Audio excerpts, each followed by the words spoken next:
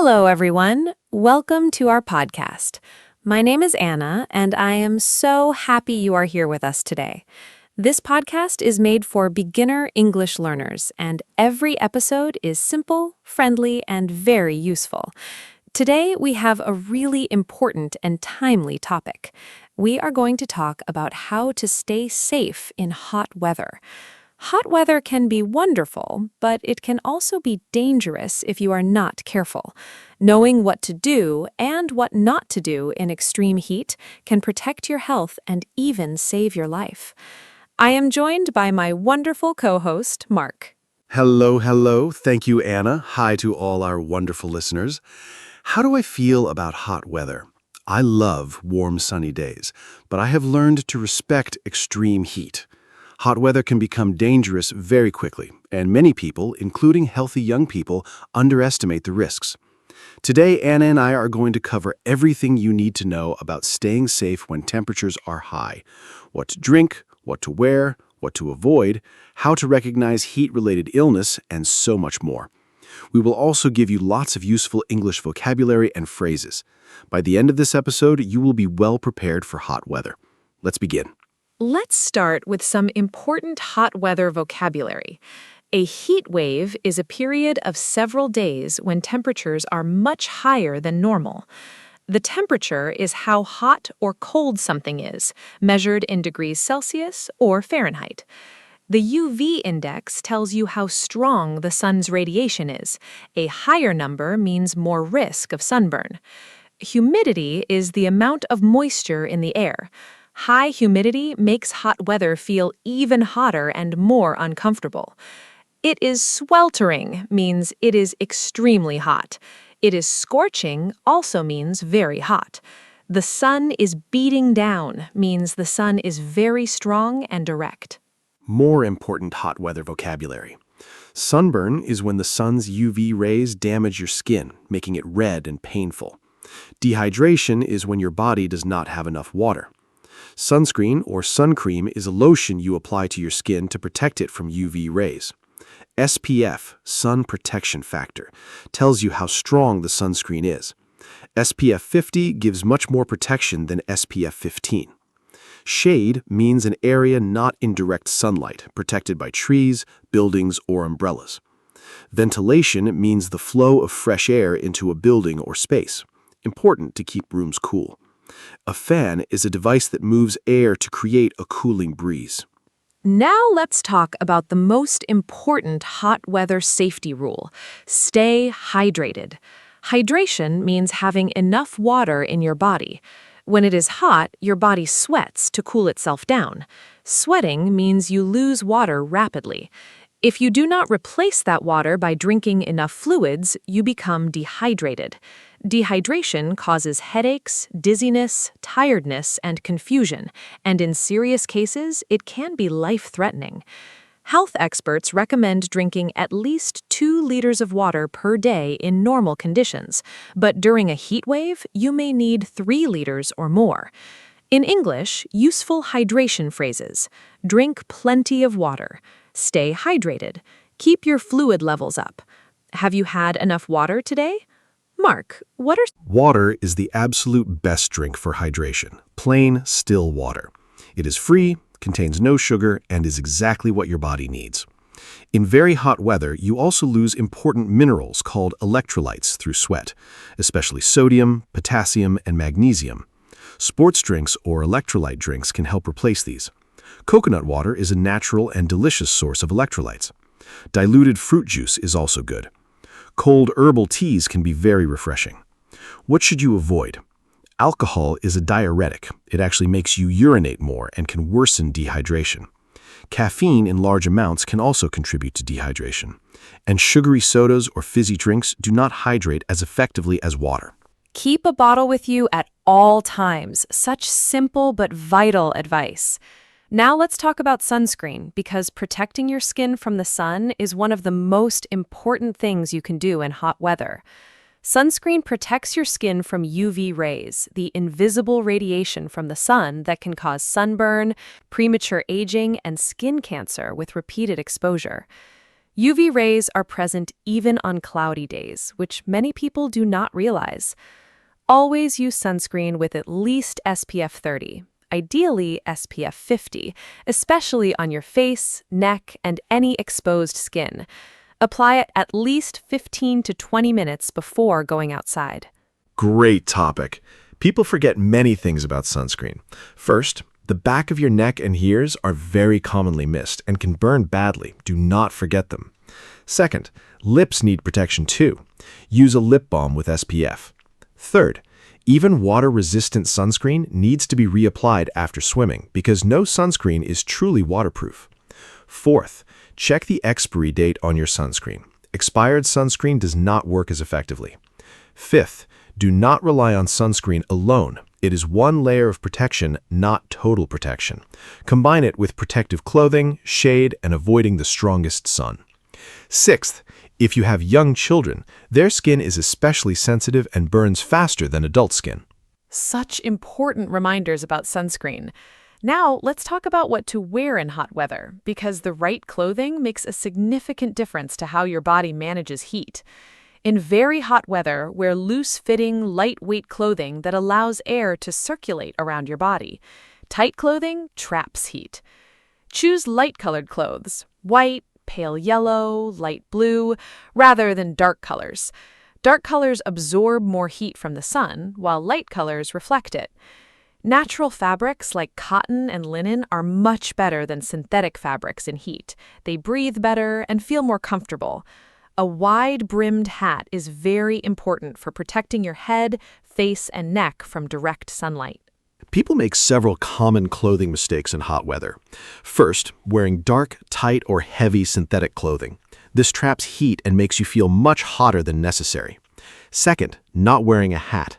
The top of your head gets very hot in direct sunshine, which raises your overall body temperature quickly. Third, not wearing sunglasses. UV rays can damage your eyes over time, causing serious conditions, including cataracts. Look for sunglasses that block 100% of UV rays. Fourth, wearing too little clothing thinking it will be cooler. Sometimes a loose, long-sleeved light cotton shirt actually keeps you cooler than no shirt at all, because it protects you from direct sun while still allowing air to circulate. A loose, long-sleeved shirt can be cooler than no shirt at all. That is such a surprising but true fact. Now let's talk about timing, when to be outside and when to stay inside. The sun is at its strongest and most dangerous between roughly 11 in the morning and 3 in the afternoon. This is called peak sun hours, or the hottest part of the day. During this time, UV rays are at their most intense. The temperature is usually at its highest, and the risk of sunburn, heat exhaustion, and heat stroke is greatest. Health experts recommend avoiding outdoor activity during these hours on very hot days. Adjusting my schedule during a heat wave is essential. I try to do any outdoor activity, exercising, shopping, gardening, before 10 in the morning or after 5 in the evening when the sun is lower and less intense. During the hottest middle part of the day, I stay inside in a cool, ventilated space. Many cultures in hot countries have traditionally practiced a midday rest, called a siesta in Spanish-speaking cultures, and this wisdom makes complete sense from a health perspective. If you need to go outside during peak hours, use as much protection as possible. Hat, sunglasses, light clothing, sunscreen, and carry cold water. The siesta tradition makes complete scientific sense. Now let's talk about keeping your home cool during hot weather, because a hot home is genuinely dangerous, especially for older people and young children. Some key strategies for cooling your home. First, close curtains, blinds, and shutters during the day. This blocks the sun's heat from entering through windows. Surprisingly, keeping windows closed during the hottest part of the day, when outside air is hotter than inside, also helps keep cool air in. Then, in the evening, when outside temperatures drop, open windows to allow the cooler night air in. This is called cross-ventilation. Mark, what other strategies help keep a home cool during a heat wave? More great home cooling strategies. Use electric fans strategically. Placing a fan near a window at night draws cooler air in. A bowl of ice in front of a fan creates a very effective and cheap air cooling effect. Avoid using your oven or hob. Cooking creates heat inside your home. Eat cold meals or cook very briefly when temperatures are lower. Turn off unnecessary electrical appliances and lights. These generate heat even when on standby. On very hot days, wet a cloth with cold water and place it on your neck, wrists, or forehead. These are pulse points where blood vessels are close to the skin, and cooling them quickly lowers your body temperature. Ice in front of a fan, such a clever and inexpensive solution. Now let's talk about heat exhaustion, because this is a real medical condition that many people experience during hot weather.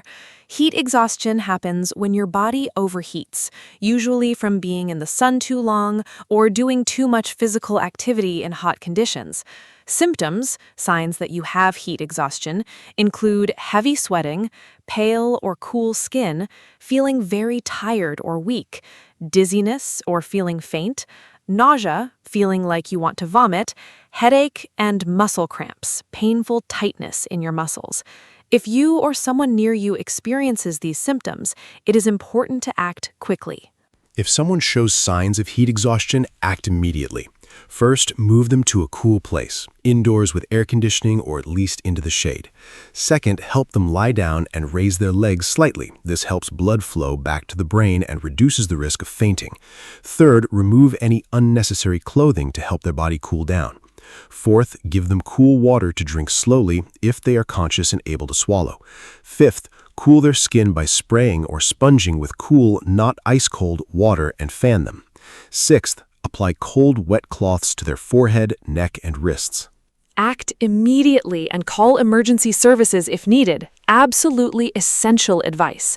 Now let's talk about heat stroke, which is much more serious than heat exhaustion and is a genuine medical emergency. Heat stroke happens when the body temperature rises to a very dangerous level, above 40 degrees Celsius, and the body can no longer cool itself down. Without immediate treatment, heat stroke can cause permanent damage to the brain, kidneys, and other organs, and can be fatal, which means it can cause death. Signs of heat stroke include very high body temperature, confusion or strange behavior, not sweating despite the heat, red and hot skin, rapid heartbeat, and loss of consciousness. Heat stroke is a life-threatening emergency. Call the emergency number immediately and do not wait. While waiting for help to arrive, here is what to do. Move the person to the coolest available place, indoors or shade. Remove outer clothing. Cool them as rapidly as possible. Apply ice packs to their neck, armpits, and groin area where large blood vessels are close to the surface. If ice packs are not available, wrap them in wet sheets and fan them. Do not give them water to drink if they are confused or unconscious. They could choke. Put them in the recovery position if they are unconscious but breathing on their side to prevent choking. Never leave someone alone who you suspect has heat stroke. So important. Now let's talk about groups of people who need extra care in hot weather, because some people are at much higher risk than others. Elderly people are at higher risk because the body's ability to regulate temperature naturally decreases with age. Babies and very young children are at high risk because their bodies heat up much faster than adults, and they cannot tell you they are too hot. Pregnant women have higher body temperatures and need extra care.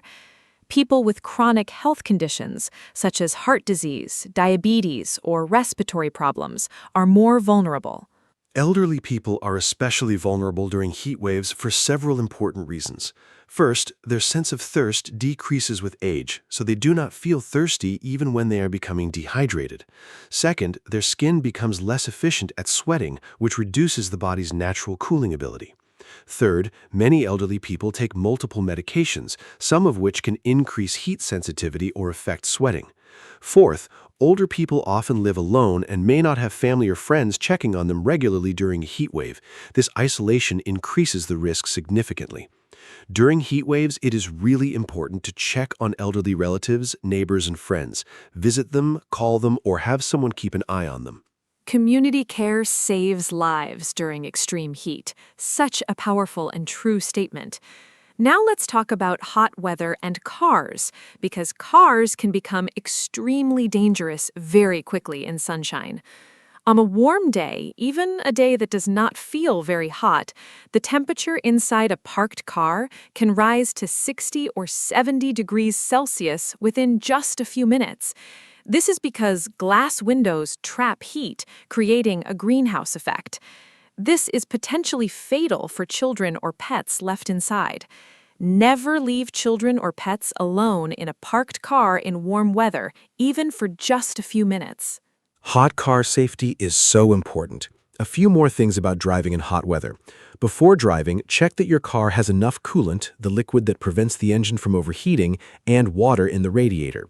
Overheating engines are very common during heat waves. If your engine overheats while driving, indicated by the temperature gauge rising, pull over safely. Turn off the engine and wait for it to cool before opening the bonnet. Never open the bonnet of an overheating car immediately. The pressure can cause serious burns. Carry a bottle of water in your car for both yourself and the vehicle. Wear sunglasses while driving to reduce glare and eye strain. Such important car safety information. Now let's talk about swimming and water safety in hot weather, because hot days send many people to swimming pools, lakes, rivers, and the sea. Water activities are a wonderful way to cool down, but they also carry risks that increase in hot weather. First, always swim in supervised areas where there is a lifeguard if possible. Second, never swim alone. Third, check conditions before swimming in open water. Currents, tides, and water depth can be very different from what they appear. Fourth, children must be supervised very closely near water at all times. Drowning can happen very quickly and silently. Water safety in hot weather is so important to talk about. Here are more key points. Know your own swimming ability and stay within your limits. Open water swimming is very different from pool swimming. The cold water in some lakes and rivers can cause cold water shock, even on a hot day, which can cause sudden difficulty breathing and loss of muscle control. Always enter open water slowly rather than jumping in. Wear appropriate water shoes on rocks or uneven surfaces to prevent injury. If you get into difficulty in the water, stay calm and try to float on your back. Use your energy wisely rather than panicking. Float on your back if you get into difficulty. I want everyone to remember that. Now let's talk about how to help your pets and animals stay safe in hot weather, because animals feel the heat too and can suffer from heat stroke just like humans. Dogs especially struggle in heat. Never leave a pet in a parked car. Make sure pets always have access to fresh, cool water. On very hot days, limit your dog's walks to early morning or late evening when it is cooler. Hot pavements can burn a dog's paws. If you cannot hold your hand on the pavement for 5 seconds comfortably, it is too hot for your dog to walk on. Pet heat stroke is a genuine emergency. If your pet is showing signs of overheating, act very quickly. Move them immediately to a cool, shaded area. Wet their coat with cool, not ice-cold water. Place cool, damp towels on their neck, armpits, and between their hind legs. Allow them to drink small amounts of cool water if they are conscious and able to swallow. Do not cover them with wet towels. This can trap heat. And take them to a veterinarian, a vet, as quickly as possible, even if they seem to be recovering. Heat stroke in animals can cause internal organ damage that is not immediately visible. Our animals depend on us for their safety. Such an important responsibility. Now let's do a quiz for our listeners. I will describe a situation, and Mark will say whether the person is being safe or not and explain why. Ready? Situation 1. Sarah is outside gardening at 2 in the afternoon on a very hot and sunny day. She is wearing a black t-shirt and dark jeans. She has not applied sunscreen. She has a small glass of water next to her and has been outside for 3 hours. Listeners, think about all the hot weather safety rules we have discussed today. Is Sarah being safe in this situation? Sarah is definitely not being safe. Let me count the problems. First, gardening at 2 in the afternoon is exactly during peak sun hours, the most dangerous time. She should be inside or in the shade. Second, wearing a black t-shirt and dark jeans is the worst possible clothing choice in hot sun. Dark colors absorb heat and will make her feel much hotter. Third, no sunscreen. She is exposing her skin to strong UV radiation and will likely get sunburned. Fourth, a small glass of water after 3 hours outdoors is nowhere near enough hydration. She is almost certainly becoming dehydrated. Perfect assessment of Sarah's situation. Now, situation 2. Michael is going on a summer picnic at 10 in the morning.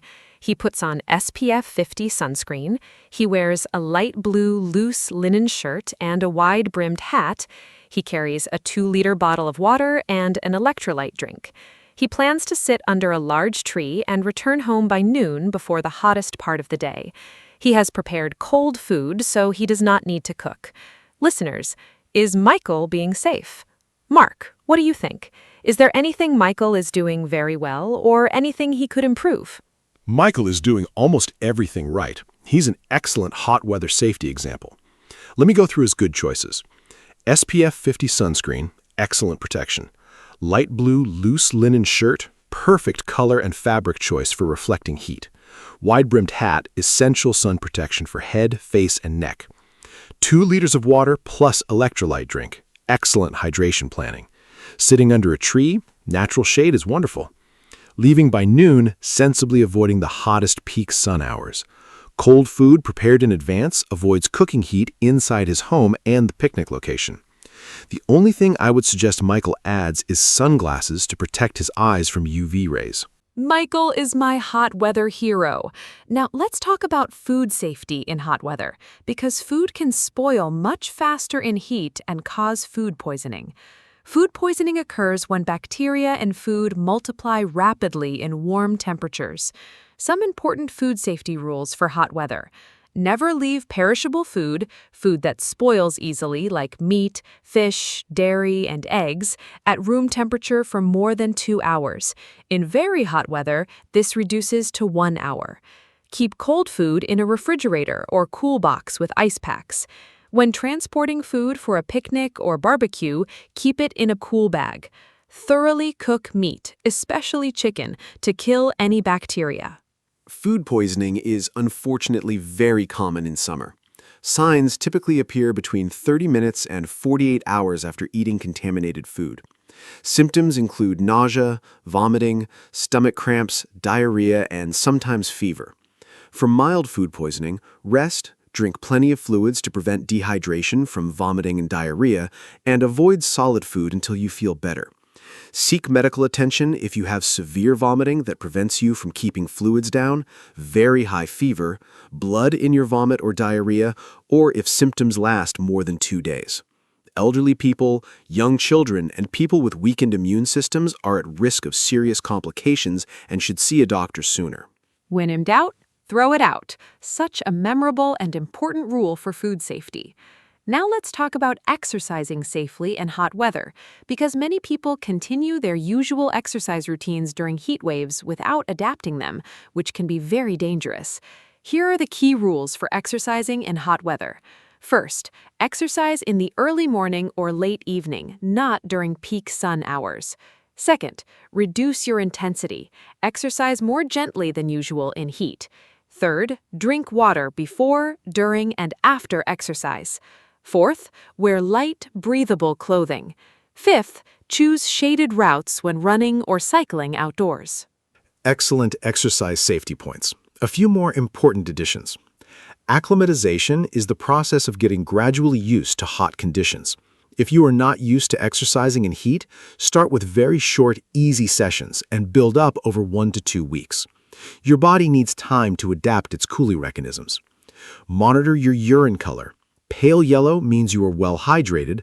Dark yellow or orange means you need to drink more water urgently. Athletes call this the urine color test, and it is genuinely useful. If you normally run 5 kilometers, consider walking it instead during extreme heat. The urine color test. So practical and so easy to use. Now let's give our listeners a complete hot weather safety checklist, a list of all the most important things to remember. Before going outside in hot weather, apply SPF 30 or higher sunscreen. Wear a wide-brimmed hat and sunglasses. Put on light-colored, loose, breathable clothing. Fill a large water bottle and carry it with you. Check the weather forecast and UV index. Plan to be outside during cooler hours, morning or late afternoon. Tell someone where you are going if you will be alone, and prepare for emergencies. Know the signs of heat exhaustion and heat stroke. Continuing the checklist, while you are outside, drink water regularly before you feel thirsty. Stay in shade whenever possible. Avoid intense physical activity during peak sun hours. Reapply sunscreen every 2 hours. Check on anyone you with, especially children, elderly people, and pets. Take regular cool-down breaks indoors or in shade. Watch yourself and others for signs of heat illness. At home, keep curtains and blinds closed during the day. Open windows at night for ventilation. Use cool, wet cloths to lower body temperature. Avoid using the oven during the hottest part of the day. Keep cold water and cool drinks available at all times. Check on elderly or vulnerable neighbors. What a comprehensive and practical checklist.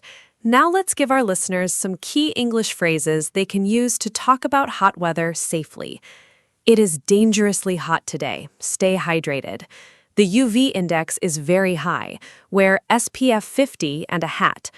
Drink plenty of water throughout the day. Stay in the shade between 11 and 3. I feel dizzy. I need some water and shade. She looks unwell. Let's move her to somewhere cool. Never leave children or pets in a hot car. The forecast says it will be over 40 degrees. Be careful. I am checking on my elderly neighbor during this heat wave. When in doubt about your health in hot, A few final and important tips. First, never underestimate heat. It is one of the world's deadliest weather phenomena, more dangerous than most people realize.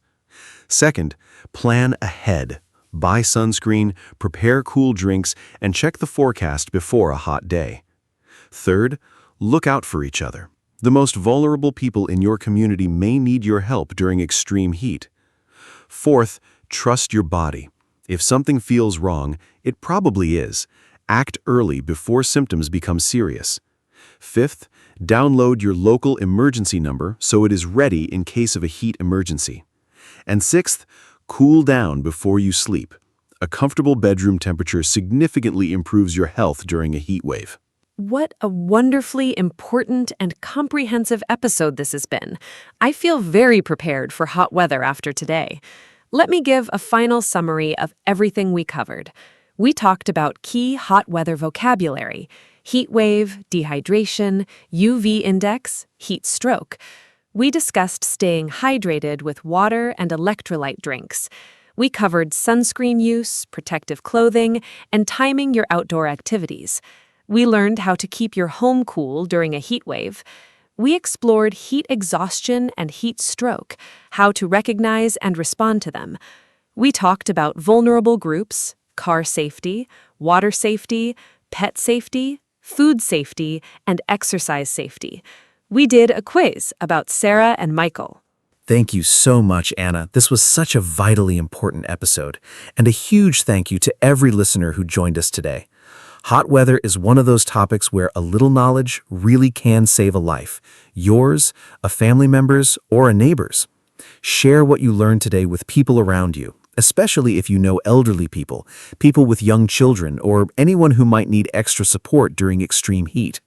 Use today's English vocabulary in real conversations about weather and safety. Ask friends, are you staying hydrated? Do you have enough sunscreen? How are you keeping cool? These small conversations matter. Hello, everyone. Welcome to our podcast. My name is Anna, and I am so happy you are here with us today. This podcast is made for beginner English learners, and every episode is simple, friendly, and very useful. Today, we have a really exciting and practical topic. We are going to talk about how to study smart, not hard. Many people spend hours and hours studying, but do not see good results. The problem is often not how much they study, but how they study. I am joined by my wonderful co-host, Mark. Mark, say hello and tell us, were you a smart studier when you were at school? Hello, hello. Thank you, Anna. Hi to all our wonderful listeners. Was I a smart studier at school? Honestly, no, not at first. I used to sit at my desk for many hours, rereading the same pages over and over, and wondering why I could not remember anything. It was frustrating and exhausting. But over time, I discovered that there are much smarter and more effective ways to study. Today, Anna and I are going to share the best techniques, strategies, and habits that science has proven actually work. By the end of this episode, you will know exactly how to get better results in less time. Let's get started. Let's start with some important vocabulary for today's topic. To study smart means to use effective, efficient methods that produce the best results in the least amount of time. To study hard simply means to spend a lot of time and effort studying, often without a clear strategy. These are very different things. Other important words: technique, a specific method or way of doing something; strategy, a plan for achieving a goal; retention, the ability to remember and keep information in your memory; and active learning, engaging deeply with material rather than passively reading it; and to cram, to try to learn a large amount of information very quickly just before an exam. Studying hard without smart strategies is ineffective for one main reason. The human brain does not store information simply because you look at it for a long time. The brain stores information that is meaningful, repeated in smart ways, connected to what it already knows, and retrieved actively. Simply rereading your notes or textbook is one of the least effective study methods science has identified, but it is what most students naturally do. The phrase, "the illusion of knowing," describes this perfectly. When you reread something, it feels familiar, so you think you know it. But familiarity is not the same as real learning. Real learning means you can recall and use information without looking at it. The illusion of knowing. What a powerful and important concept. Now, let's talk about the first smart study strategy: active recall. Active recall means testing yourself on material instead of just reading it. Instead of looking at your notes and thinking, "Yes, I know this," you close your notes and try to remember the information from memory. You ask yourself questions. What are the main points of this topic? What did I just read? Can I explain this in my own words without looking? This forces your brain to work hard to retrieve the information, which strengthens the memory much more than passive rereading. A simple tool for active recall is flashcards. Active recall is one of the most powerful study techniques ever researched. Here's why it works so well. Every time you try to retrieve a piece of information from memory, even if you struggle and cannot remember it perfectly, your brain strengthens the connection to that information. The struggle to remember is not a sign that you are failing. It is actually the learning happening. Psychologists call this the testing effect, or retrieval practice effect. The simple act of testing yourself on material dramatically improves how well you remember it long-term, compared to rereading the same material. Practical ways to use active recall: close your book and write everything you remember. Teaching the material to an imaginary student. I love that idea. Now, let's talk about the second powerful strategy: spaced repetition. Spaced repetition means reviewing information at gradually increasing intervals over time, rather than studying everything on the same day. For example, you learn something new today, you review it tomorrow, then 3 days later, then a week later, then a month later. Each time you review, the memory gets stronger and lasts longer. This matches the natural way human memory works. Our memories fade over time. Scientists call this the forgetting curve. But each time you review information just before you're about to forget it, the forgetting curve resets and becomes flatter. Spaced repetition is beautifully simple once you understand it. Imagine you're building a wall with bricks. If you lay all the bricks in one day and never come back, the wall might collapse. But if you add bricks regularly over many days, checking that each layer is solid before adding the next, the wall becomes strong and permanent. Memory works the same way. Trying to learn everything about a topic in one long session, called massed practice or cramming, creates weak temporary memories. Reviewing the same material spread over multiple sessions creates strong, lasting memories. The brilliant thing is, spaced repetition actually requires less total study time than cramming to achieve better long-term results. What a perfect analogy, building a wall of knowledge brick by brick. Now let's talk about the third strategy, the Pomodoro technique, because this one is specifically about how to manage your study time. The Pomodoro technique was created by Francesco Cirillo in the 1980s. It is very simple. You work with complete focus for 25 minutes. This is called one pomodoro, the Italian word for tomato, because Cirillo used a tomato-shaped kitchen timer. After 25 minutes, you take a 5-minute break. After completing 4 pomodoros, you take a longer break of 15 to 30 minutes. This method works because it creates focused work blocks, prevents mental fatigue, and makes large tasks feel manageable. Yes, the Pomodoro technique has been genuinely transformative for my productivity. Before I discovered it, I would sit at my desk for 2 or 3 hours feeling increasingly tired, distracted, and unproductive. Now I work in focused 25-minute blocks, and the difference is remarkable. The fixed time limit creates a sense of urgency. You know you only have 25 minutes, so you focus immediately without procrastinating. The regular breaks prevent mental fatigue and keep your concentration fresh across a longer period. And seeing a completed list of Pomodoros at the end of a study session gives a satisfying sense of accomplishment. Even a struggling student can manage 25 minutes, and that is exactly how to start. Now let's talk about the fourth SMART strategy, interleaving. Interleaving means mixing different subjects or types of problems within a single study session, rather than studying one subject completely before moving to the next. For example, instead of spending 1 hour only on mathematics, you might do 20 minutes of mathematics, then 20 minutes of history, then 20 minutes of biology. This feels less comfortable than studying one subject at a time, but research shows it actually produces much better long-term learning. The slight difficulty and confusion you feel when switching between topics forces your brain to work harder and make connections. Interleaving works better because of something called desirable difficulty. When studying feels slightly hard and uncomfortable, your brain is actually working more deeply with the material. Studying one subject in one big block feels comfortable and efficient, but it creates an illusion of mastery. You were just warming up to the material.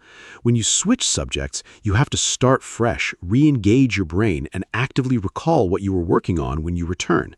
This active re-engagement is the real learning happening.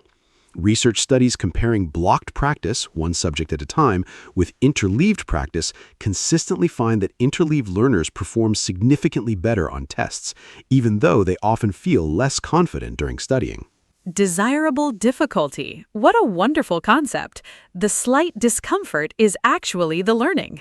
Now let's talk about the environment, because where and how you study has a significant impact on the quality and effectiveness of your studying. A good study environment has several key features. It is free from distractions, especially your phone and social media. It is comfortable, but not too comfortable. Studying in bed, for example, makes many people sleepy. It has good lighting. Natural light is best. It is quiet or has only non-distracting background sound, and it is associated in your mind with studying. If you always study at the same desk, your brain begins to automatically shift into. My ideal study environment has a few non-negotiables. First, my phone is in another room or on airplane mode, completely out of sight. Notifications are the #1 enemy of focused study. Research shows that even having your phone visible on your desk, even face down, reduces your cognitive capacity. Just seeing it makes you think about it. Second, I sit at a proper desk with good lighting, not on a sofa or in bed. Third, I use noise-canceling headphones, either with silence or instrumental music without lyrics. Lyrics are very distracting when reading or thinking. Fourth, I keep my desk clear of unnecessary objects. Clutter creates mental noise. A prepared environment is a productive environment. I love that. Now let's talk about something many students do wrong: highlighting and underlining. Many students use colored highlighters on their textbooks and feel very productive while doing it. The page looks neat and colorful, and it feels like studying. But research consistently shows that highlighting and underlining are among the least effective study techniques available. Why? Because they are passive. You are just marking text, not deeply engaging with it. And because students tend to highlight too much, which does not help them identify the most important information.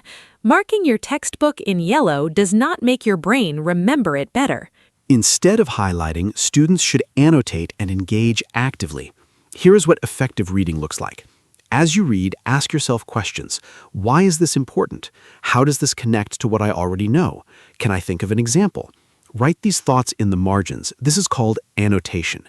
Summarize each section in your own words in the margin or in a separate notebook. This forces active processing. Create a simple outline of the main points without looking at the text. And after finishing a section, close the book and try to write everything you remember. Then check what you missed. These active reading strategies produce dramatically better retention than any amount of highlighting. Annotation and summarizing in your own words, so much more powerful than highlighting. Now let's talk about the importance of sleep for learning, because many students make the serious mistake of staying up very late to study more, but this is counterproductive.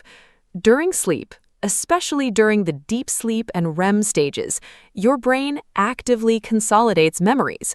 It sorts, organizes, and strengthens everything you learned during the day, moving information from short-term to long-term memory.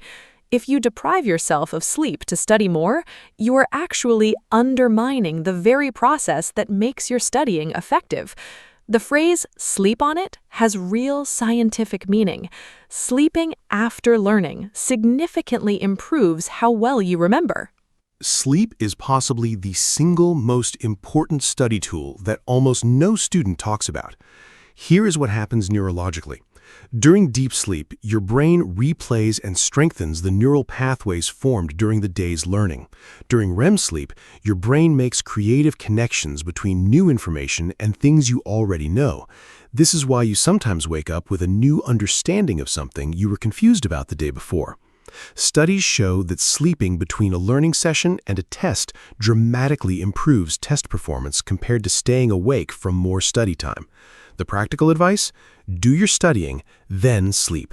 Do not cram at the expense of sleep. Sleep is studying. Every student needs to hear that.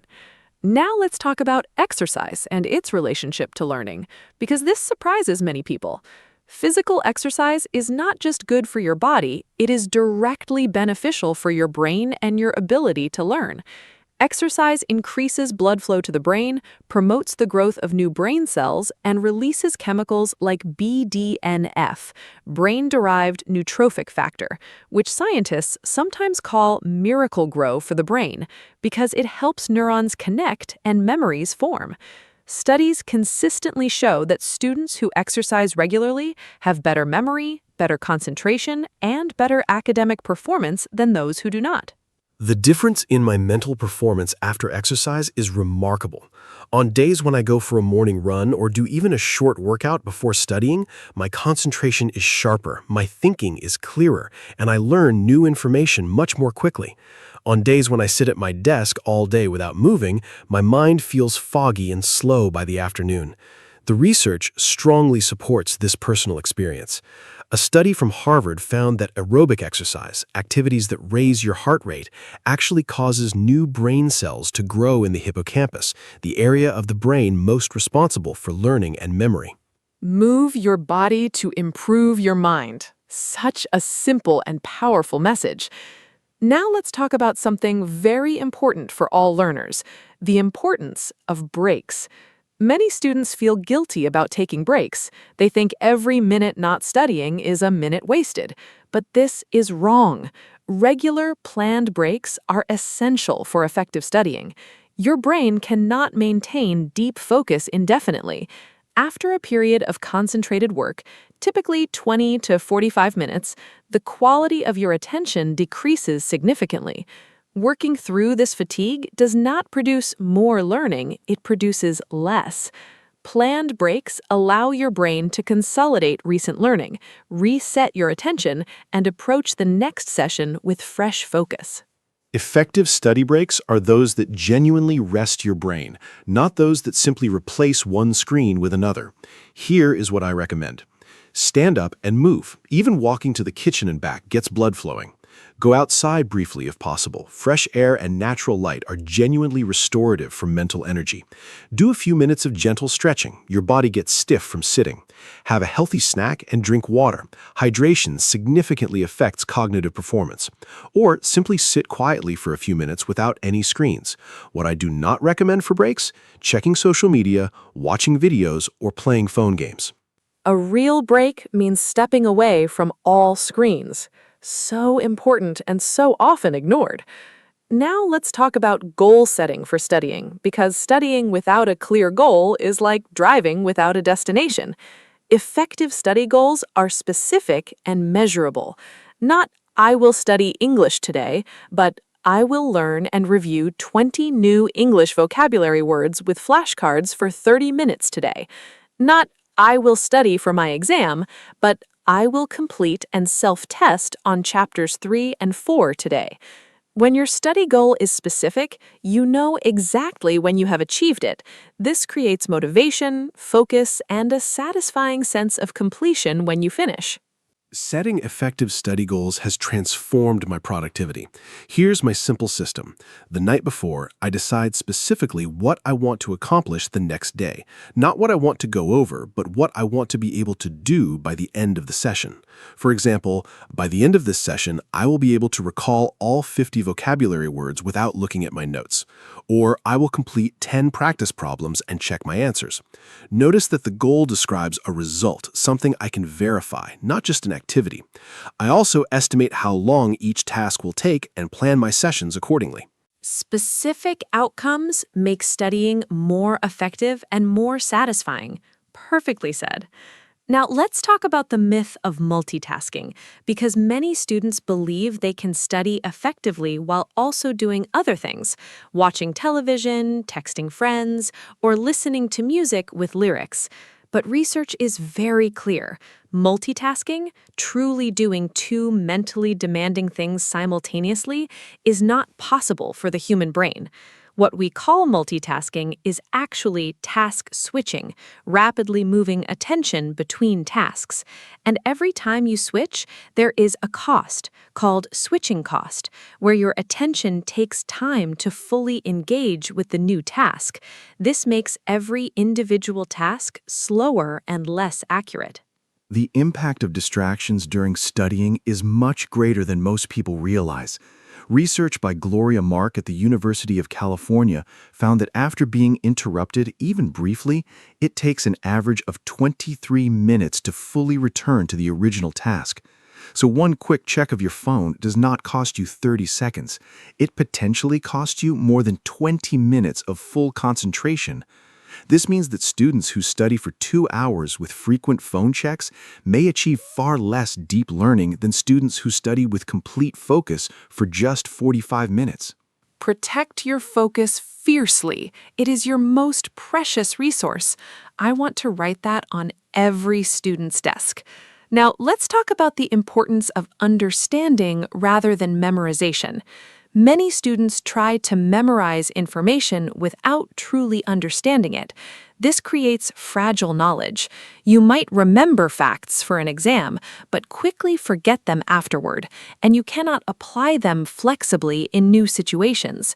True learning means understanding the underlying concepts, principles, and connections. When you understand something deeply, you can remember it more easily, apply it in different contexts, and transfer it to new situations. In English, I understand why this works, not just that it works.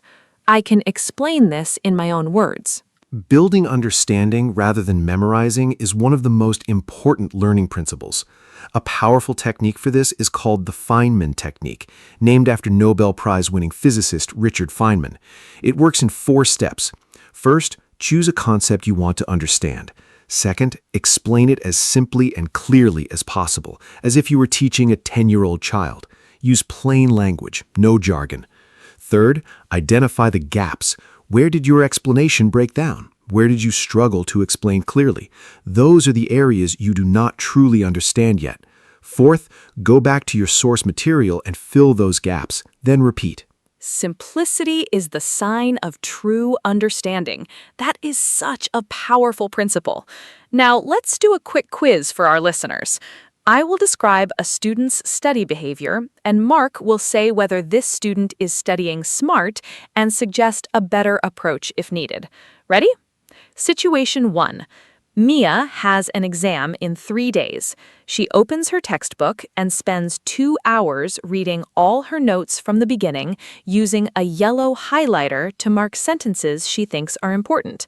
She reads everything twice and feels confident she knows it well. Listeners, is Mia studying smart? Think about what we have discussed today. Mark, what is your verdict, and what should Mia do instead? Mia is unfortunately not studying smart. She is using two of the least effective study techniques, passive rereading and highlighting. Rereading creates the illusion of knowing. Because the material looks familiar, she feels confident, but this familiarity is not the same as real memory or understanding. And highlighting is passive. It does not make her brain work hard to remember anything. Here's what Mia should do instead. After one reading, she should close the book and write down everything she can remember. Active recall. She should use flashcards to test herself on key facts. She should spread her review over 3 days, one solid session today, a review tomorrow, and a final review. Perfect advice for Mia. Now let's look at situation 2. Daniel studies for 30 minutes with complete focus. No phone, no music, at his desk. He uses flashcards to test himself on vocabulary. After 30 minutes, he takes a 10-minute walk outside, then he returns and studies a different subject for 25 minutes using the Pomodoro technique. In the evening, he reviews his earlier flashcards briefly and goes to bed at 10:30 to ensure 8 hours of sleep. Listeners, is Daniel studying smart? What is he doing well? I am very curious to hear Mark's analysis of Daniel's study session. Daniel is studying brilliantly. Let me go through everything he's doing right.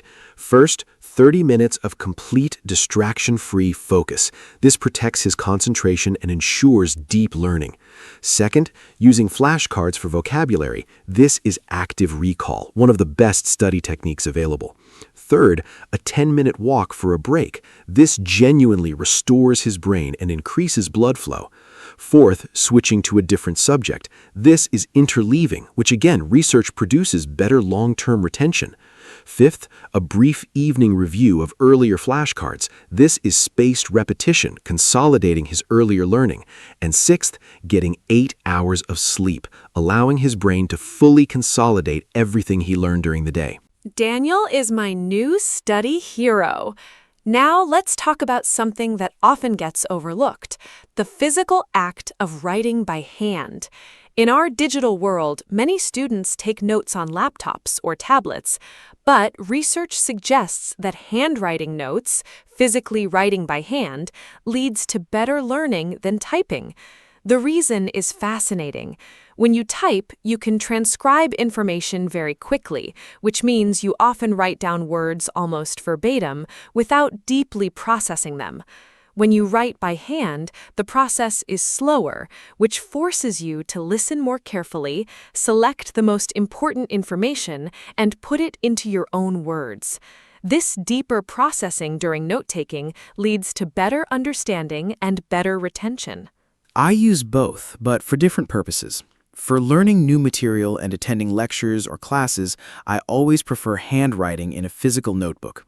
The slower pace forces me to process and summarize rather than transcribe. My handwritten notes are messier and shorter than typed notes, but they represent what I actually understood, not just what I heard. For organizing and reviewing information later, I sometimes transfer key points to a digital format, which is easier to search and reorganize. If you use a laptop for notes, a simple rule helps. Do not write full sentences. Force yourself to summarize in 4 or 5 words per point. This mimics the processing benefit of handwriting. Engage your brain, not just your fingers. Such a clear and practical principle. Now let's talk about learning in different ways, what is called multimodal learning. Our brains process and remember information much better when we encounter it in multiple different formats. Reading about a topic is one way, watching a video explanation is another, drawing a diagram is another, explaining it aloud to someone is another, creating a mind map is another. Each different format activates different parts of your brain and creates more connections to the new information, making it easier to remember and apply. For language learners especially, combining reading, listening, speaking, and writing creates much stronger learning than any single method alone. Multimodal learning is something I practice naturally now, though I did not always do it deliberately. When I'm learning something new, I try to encounter it in at least 3 different ways. First, I read about it from a textbook or article. Second, I find a video explanation. Watching and listening adds a visual and auditory dimension. Third, I write a summary in my own words. This activates writing and deepens processing. And sometimes I also draw a simple diagram or mind map connecting the key ideas visually. For language learning specifically, which is what many of our listeners are doing right now, this means reading English, listening to English, speaking English, and Every episode of this podcast is already multimodal learning. I love that. You are already studying smart by listening to us. Now let's give our listeners a complete summary of all the smart study strategies we have covered today. Strategy 1. Use active recall. Test yourself instead of rereading. Strategy 2. Use spaced repetition. Review at increasing intervals over time. Strategy 3. Use the Pomodoro technique. 25 minutes focused, 5 minutes break. Strategy 4. Try interleaving. Mix different subjects in one session. Strategy 5. Create a distraction-free study environment. Strategy 6. Annotate and summarize instead of highlighting. Strategy 7. Protect your sleep. It is essential for memory consolidation. Continuing the strategy list, Strategy 9 sets specific, measurable study goals for each session. Strategy 10, eliminate all distractions, protect your focus fiercely. Strategy 11, build understanding, not just memorization. Use the Feynman technique. Strategy 12, use multimodal learning. Read, watch, write, speak. Strategy 13, take handwritten notes to deepen processing. Strategy 14, never cram. Distributed practice always beats massed practice. Strategy 15, do practice tests and questions, the best exam preparation available. And Strategy 16, teach what you have learned to someone else, or to yourself out loud. If you can explain it clearly and simply, you truly know it. 16 smart study strategies. What an incredible toolkit. I feel like going back to school just listening to this episode. Let me give a final summary of today. We talked about the difference between studying smart and studying hard. We covered active recall, spaced repetition, the Pomodoro technique, and interleaving. We discussed creating a good study environment, the failure of highlighting, and the power of annotation. We talked about sleep, exercise, breaks, goal setting, and the dangers of multitasking. We explored understanding over memorization using the Feynman technique, multimodal learning, and handwritten notes. We did a quiz about Mia and Daniel, and we gave 16 complete study strategies. Thank you so much, Anna. This was one of the most practically useful episodes we have ever made. And a huge thank you to every listener who joined us today. Remember, studying smart means using your time and energy in the most effective way possible so that you learn more, remember more, and enjoy the process more. Every single one of the strategies we shared today is backed by real scientific research. They work. Start with one small change. Maybe try active recall for just 15 minutes today instead of rereading your notes. Notice the difference. Then add another strategy next week. Small, consistent improvements compound into extraordinary results over time. Hello, everyone. Welcome to our podcast. My name is Anna, and I am so happy you are here with us today. This podcast is made for beginner English learners, and every episode is simple, friendly, and useful. Today, we have a very special and meaningful topic. We are going to talk about freedom. Freedom is one of the most important words in the English language. People talk about freedom every day, in politics, in daily life, in relationships, and in their personal goals and dreams. I am joined by my wonderful co-host, Mark. Mark, say hello and tell us, what does the word freedom mean to you? Hello, hello. Thank you, Anna. Hi to all our wonderful listeners. The word freedom means a great deal to me. At its most basic level, freedom means the ability to make your own choices without being controlled or stopped by others. But freedom is also much bigger than that. It is about opportunity, dignity, and the right to live your life in a way that feels true to who you are. Today, Anna and I are going to explore freedom from many different angles: personal freedom, freedom of speech, freedom of movement, and much more. We will also share lots of useful English vocabulary and phrases. Let's begin this important and inspiring conversation. Let's start with the basics. What does freedom actually mean? Freedom means the state of being free, being able to act, speak, or think without restriction. The adjective form is free. For example, she feels free to speak her mind. He is free to go wherever he wants. The opposite of freedom is restriction, control, or oppression. A person without freedom is controlled, limited, or imprisoned. In English, there are many related words. Liberty, which means almost the same as freedom, often used in formal or political contexts. Rights, the things you are legally allowed to do. Equality, when everyone has the same rights and opportunities. Great question. There are many important types of freedom that people talk about in everyday life and in society. Freedom of speech, the right to say what you think without punishment. Freedom of movement, the ability to travel and live where you choose. Freedom of religion, the right to practice any religion or no religion at all. Freedom of the press, the right of journalists to report the news without government control. Personal freedom, the right to live your private life as you choose.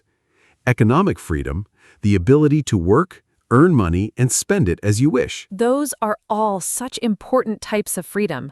Now let's talk about personal freedom in everyday life, because this is something everyone experiences directly. Personal freedom means making your own choices about how to live. For example, choosing what career to pursue, choosing who to love and spend your life with, choosing what to eat, wear, and believe, choosing how to spend your free time. When we have personal freedom, we feel in control of our own lives. When we lose it, even in small ways, we feel frustrated or unhappy. In English, we use phrases like, "I want to make my own decisions. I do not want anyone to tell me what to do. I feel..." That is a really interesting question. I feel very fortunate to have a great degree of personal freedom in my daily life. I can choose my work, my friends, my home, and how I spend my time. I can speak my opinions openly and practice whatever beliefs I hold. But I also recognize that true freedom requires responsibility. Freedom does not mean doing whatever you want without thinking about others. As the saying goes, your freedom ends where another person's freedom begins. This means that we must exercise our own freedom in a way that respects the rights and well-being of others. Your freedom ends where another person's freedom begins. What a powerful and wise saying. Now let's talk about freedom of speech, because this is one of the most discussed and debated freedoms in the modern world. Freedom of speech means you have the right to express your opinions, ideas, and beliefs in conversation, in writing, in art, and in public. In democratic countries, freedom of speech is protected by law. However, even in countries with this protection, there are limits. For example, you cannot use speech to incite violence or spread dangerous lies that harm others. In English, useful phrases related to speech and expression: I have the right to say what I think. Everyone is free. Freedom of speech is essential for so many reasons. First, it allows people to criticize their government and powerful institutions without fear. This is the foundation of a healthy democracy. Leaders who cannot be criticized tend to become corrupt and dangerous. Second, freedom of speech allows new ideas to be shared and debated. Science, art, and social progress all depend on the free exchange of ideas. Third, it allows individuals to tell their stories and have their experiences heard. When people cannot speak freely, injustice can be hidden. The phrase, "sunlight is the best disinfectant," is a famous saying meaning that transparency, bringing things into the open, helps society stay clean and fair. Sunlight is the best disinfectant. What a vivid and memorable phrase. Now, let's talk about freedom of movement, because this is something many people take for granted. Freedom of movement means the ability to travel freely within your own country and, in some cases, to other countries. In the European Union, for example, citizens of member countries can live and work in any other member country without needing special permission. This is a remarkable freedom that millions of people benefit from. However, not everyone in the world has this freedom. People in some countries face restrictions on where they can travel. I think about this topic quite deeply. I am very fortunate to hold a passport that allows me to travel to many countries with little difficulty, but I am aware that this is not the case for everyone in the world. Passport privilege is a real thing. The passport you hold largely determines how freely you can move around the world. Citizens of some countries can visit over 180 countries without a visa. Citizens of other countries can only visit a handful of places freely. This inequality is something many people do not think about. When I travel, I try to remember that the ease of my movement is a privilege, not something everyone shares. Passport privilege is such a thought-provoking term. Now, let's talk about freedom and responsibility, because these two ideas are always connected. Having freedom means you also have responsibility for your choices and for how they affect others. This is true in everyday life and in society as a whole. For example, the freedom to drive a car comes with the responsibility to follow traffic laws and drive safely. The freedom to own a business comes with the responsibility to treat your workers fairly. The freedom to speak publicly comes with the responsibility to be truthful and respectful. In English, a popular phrase is, "With great power comes great responsibility." Mark, can you give more examples of how freedom— Freedom and responsibility are truly inseparable. Here are more everyday examples. The freedom to use social media comes with the responsibility not to spread false information or bully others online. The freedom to have children comes with the enormous responsibility of caring for and raising them well. The freedom to live in a democratic country comes with the responsibility to participate by voting, staying informed, and being an active citizen. The freedom to eat whatever you choose comes with the responsibility to consider the impact on your health and on the environment. And the freedom to have a voice comes with the responsibility to listen as well as speak. Responsibility transforms freedom from selfishness into wisdom. Beautifully said. Now, let's talk about financial freedom, because this is something many people dream about. Financial freedom means having enough money saved and invested that you do not need to work just to pay your basic bills. It means you have choices about how to spend your time, rather than being forced to work long hours in a job you dislike. Some people achieve financial freedom through saving carefully, investing wisely, and spending less than they earn over many years. Others build businesses that eventually provide passive income, money that comes in without requiring constant active work. Financial freedom is something I think about a lot. To me, it does not necessarily mean being extremely wealthy. It means having enough to cover your needs comfortably, enough savings to handle unexpected problems, and enough flexibility to make choices based on what you value rather than just financial necessity. I do believe it is achievable for many people through consistent saving habits, living within your means, and making smart decisions about money over time.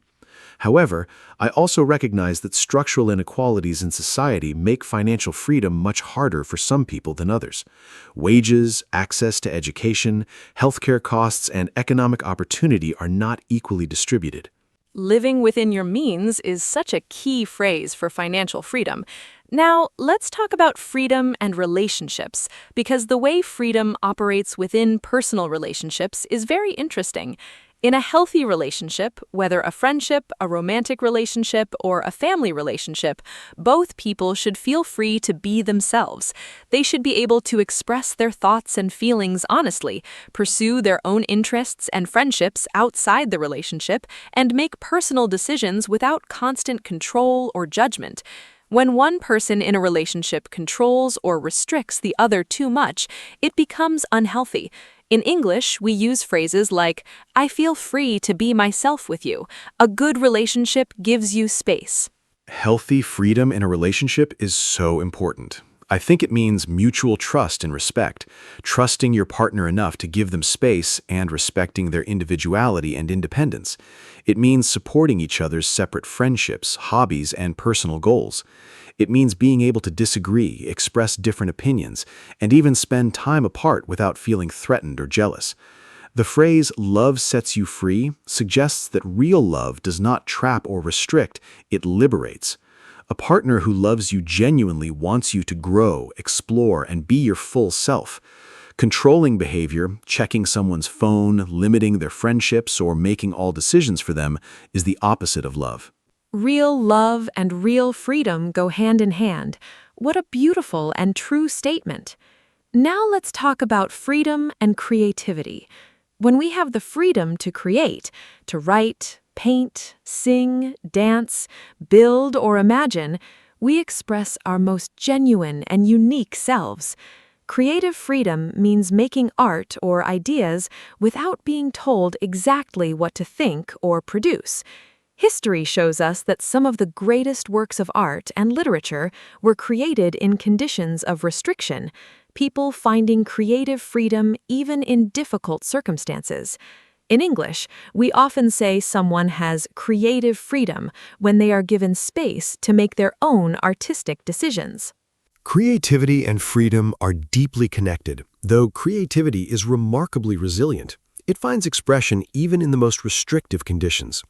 Many great artists, writers, and musicians have created extraordinary work under censorship, poverty, or oppression.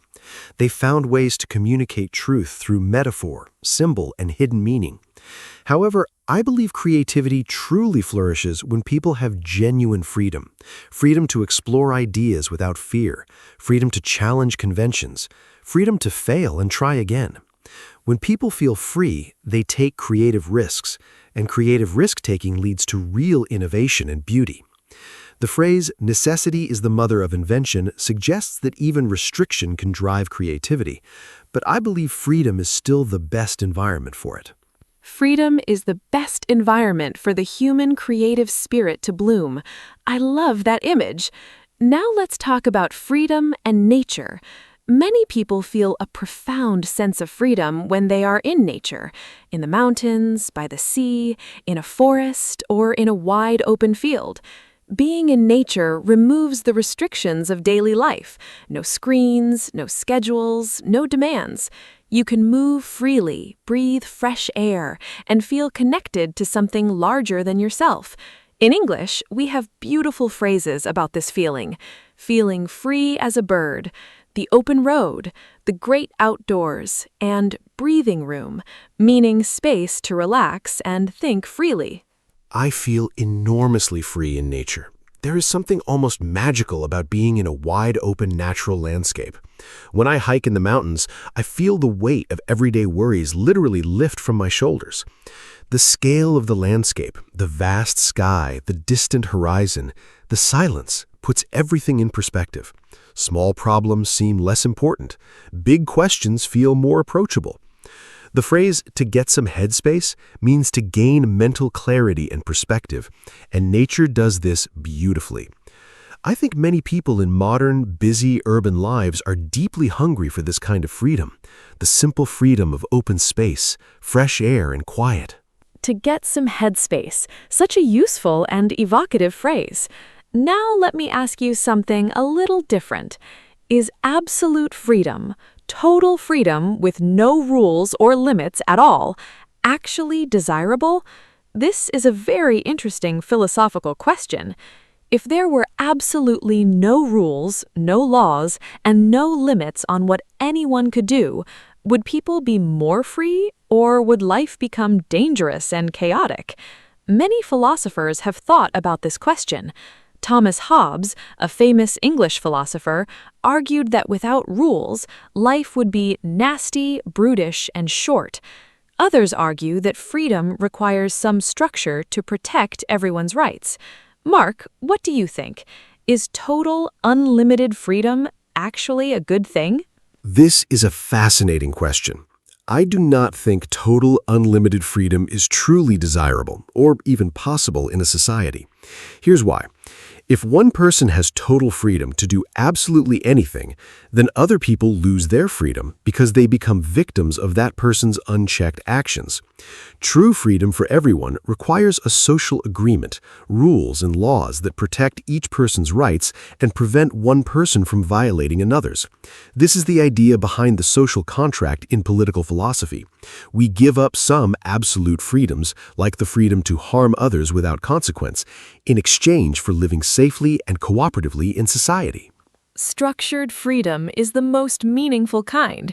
What a clear and wise conclusion. Now let's talk about freedom and education. Education is one of the most powerful tools for creating genuine freedom. When you have knowledge, when you can read, think critically, understand the world, and communicate effectively, you have more choices in life. You are less likely to be manipulated or deceived.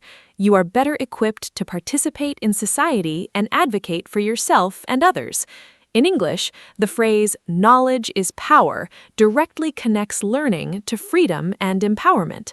Nelson Mandela, one of the world's most famous advocates for freedom, said, "Education is the most powerful weapon which you can use to change the world." Education creates freedom in so many ways. First, it opens economic doors. People with education generally have more career options, higher earning potential, and greater financial security. Second, it develops critical thinking, the ability to analyze information, question assumptions, and form your own opinions rather than simply accepting what others tell you. This is essential for personal and political freedom.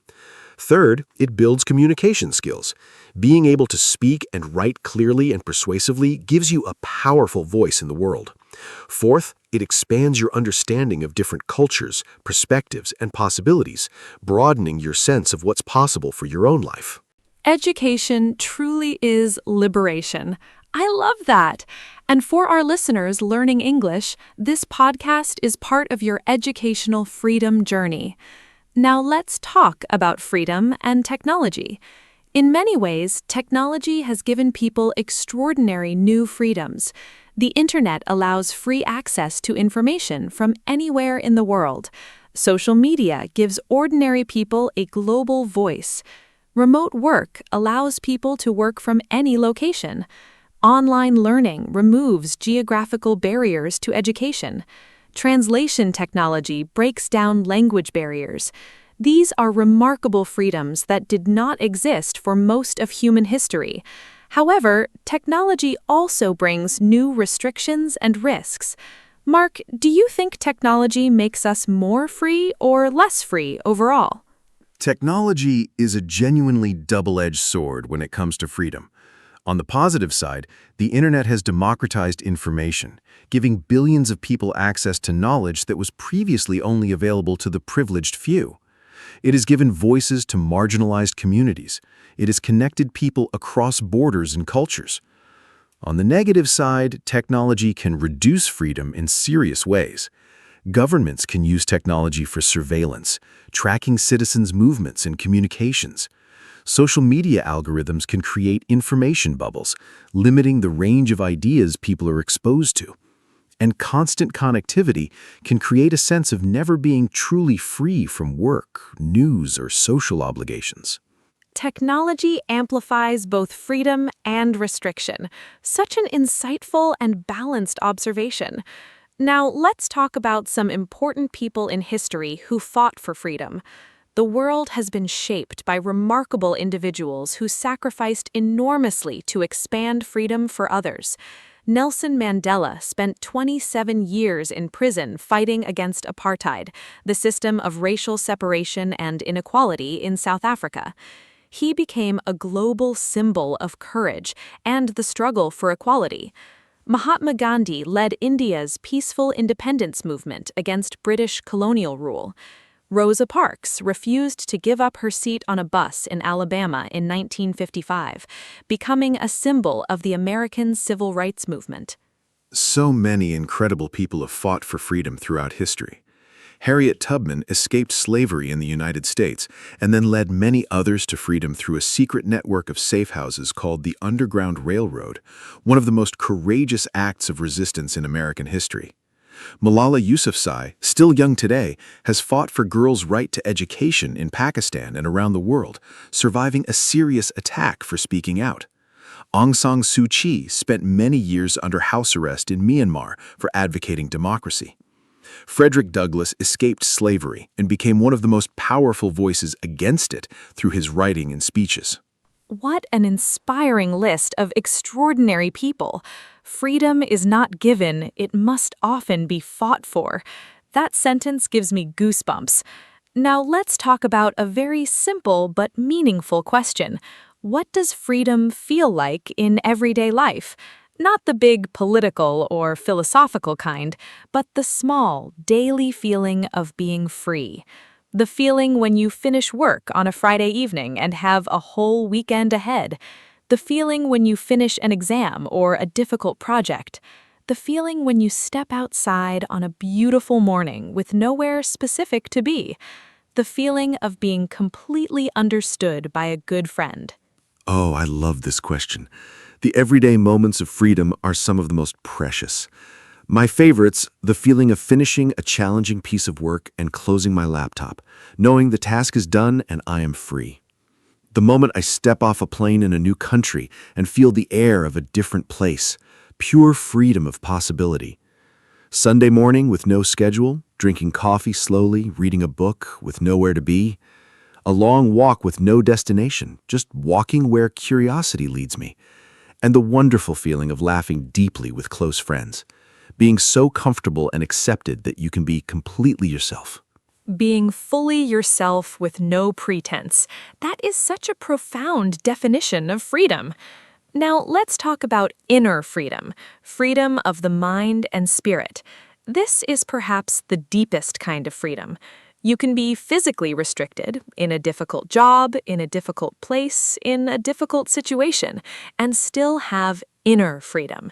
Inner freedom is the freedom to choose how you think, what you value, and how you respond to your circumstances. Viktor Frankl, an Austrian psychiatrist who survived Nazi concentration camps, wrote about this beautifully in his book, Man's Search for Meaning. He said that even in the most terrible circumstances, the last human freedom is the freedom to choose. Viktor Frankl's idea of inner freedom is one of the most powerful and moving concepts I have ever encountered. He demonstrated that even in conditions of extreme suffering and total physical restriction, a person can maintain their dignity and their inner life. They can choose to find meaning, to maintain hope, to act with love and courage. This is an extraordinary and inspiring insight. Stoic philosophy, an ancient Greek and Roman tradition, also emphasizes inner freedom. The Stoics taught that we cannot always control external events, but we can always control our response to them. The phrase, respond, do not react, captures this idea. Respond, do not react. Such a powerful phrase for daily life. Now let's give our listeners some useful English expressions and idioms related to freedom. Free as a bird, completely free with no restrictions. Break free, to escape from something that was holding you back. Set someone free, to release someone from restriction. Give someone free rein, to allow them to do whatever they choose. Footloose and fancy-free, having no responsibilities or commitments, completely free.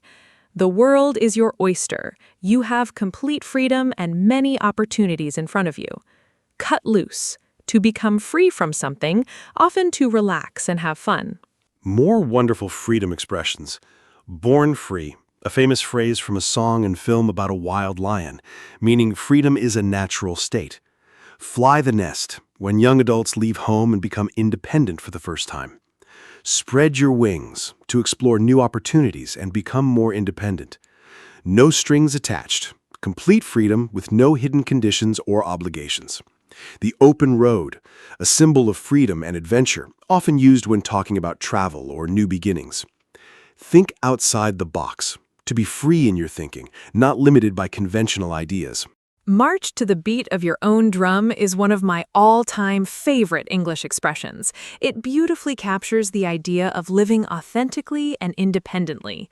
Now let's talk about the relationship between freedom and happiness. Research in psychology suggests that having choices, having freedom, does make people happier. To a point, but too many choices can actually cause anxiety and dissatisfaction. This is called the paradox of choice. Psychologist Barry Schwartz found that when people have too many options, they often feel less satisfied with their final choice because they wonder if a different choice would have been better. So freedom and happiness are connected, but the relationship is more complex than it first appears. The paradox of choice is a fascinating idea. I think freedom is essential for happiness, but you are right that unlimited choices do not automatically mean more happiness. The research suggests that a moderate amount of meaningful choice is most conducive to well-being, enough to feel autonomous and self-determining, but not so many options that you feel overwhelmed and paralyzed. I also think the kind of freedom matters enormously. Freedom to pursue meaningful relationships, creative work, and personal values tends to produce lasting happiness. Freedom to simply consume endlessly, choosing between hundreds of products or entertainment options, tends to produce only temporary satisfaction. Simple, bounded freedom exercised with intention. I am going to write that down. Now let's do a quick and fun quiz for our listeners. I will give a definition, and Mark will tell us the correct word or phrase. Listeners, try to answer before Mark speaks. First, this is the freedom to say what you think without punishment. What is the correct term in English? Think about it. We talked about this earlier in today's episode. It's one of the most fundamental freedoms in a democratic society, and it's protected by law in many countries around the world. Can you remember the term? The answer is freedom of speech. The complete phrase is freedom of speech, the right to express your opinions, ideas, and beliefs without fear of punishment. Well done to all our listeners who got it right. Let me give the next quiz question. This is the phrase we use to describe a person who has no commitments or responsibilities and is completely free. Think about it carefully. It's a fun, informal English idiom. We mentioned it earlier in the episode when we talked about freedom expressions and idioms. It has 4 words. The phrase describes someone who is free to go anywhere and do whatever they choose. It sounds a little old-fashioned, but is still used today. The answer is footloose and fancy-free. A person who is footloose and fancy-free has no ties, no responsibilities, and is completely free to do whatever they wish. A truly free spirit. Now here is my final quiz question for our listeners. This is the name for the type of freedom that Viktor Frankl wrote about, the freedom that exists even in very difficult circumstances, inside a person's own heart and mind. It's a 2-word phrase, and we discussed it in today's episode. Even when people are physically restricted or in a very hard situation, they can still have this type of freedom. Think about your answer. The answer is inner freedom. Viktor Frankl wrote about inner freedom, the freedom to choose your attitude, your values, and your response to any situation, no matter how difficult. Even when external circumstances are beyond our control, inner freedom remains available to everyone. This idea is profoundly hopeful and empowering. It means that true freedom is never completely taken from a person. Something essential always remains.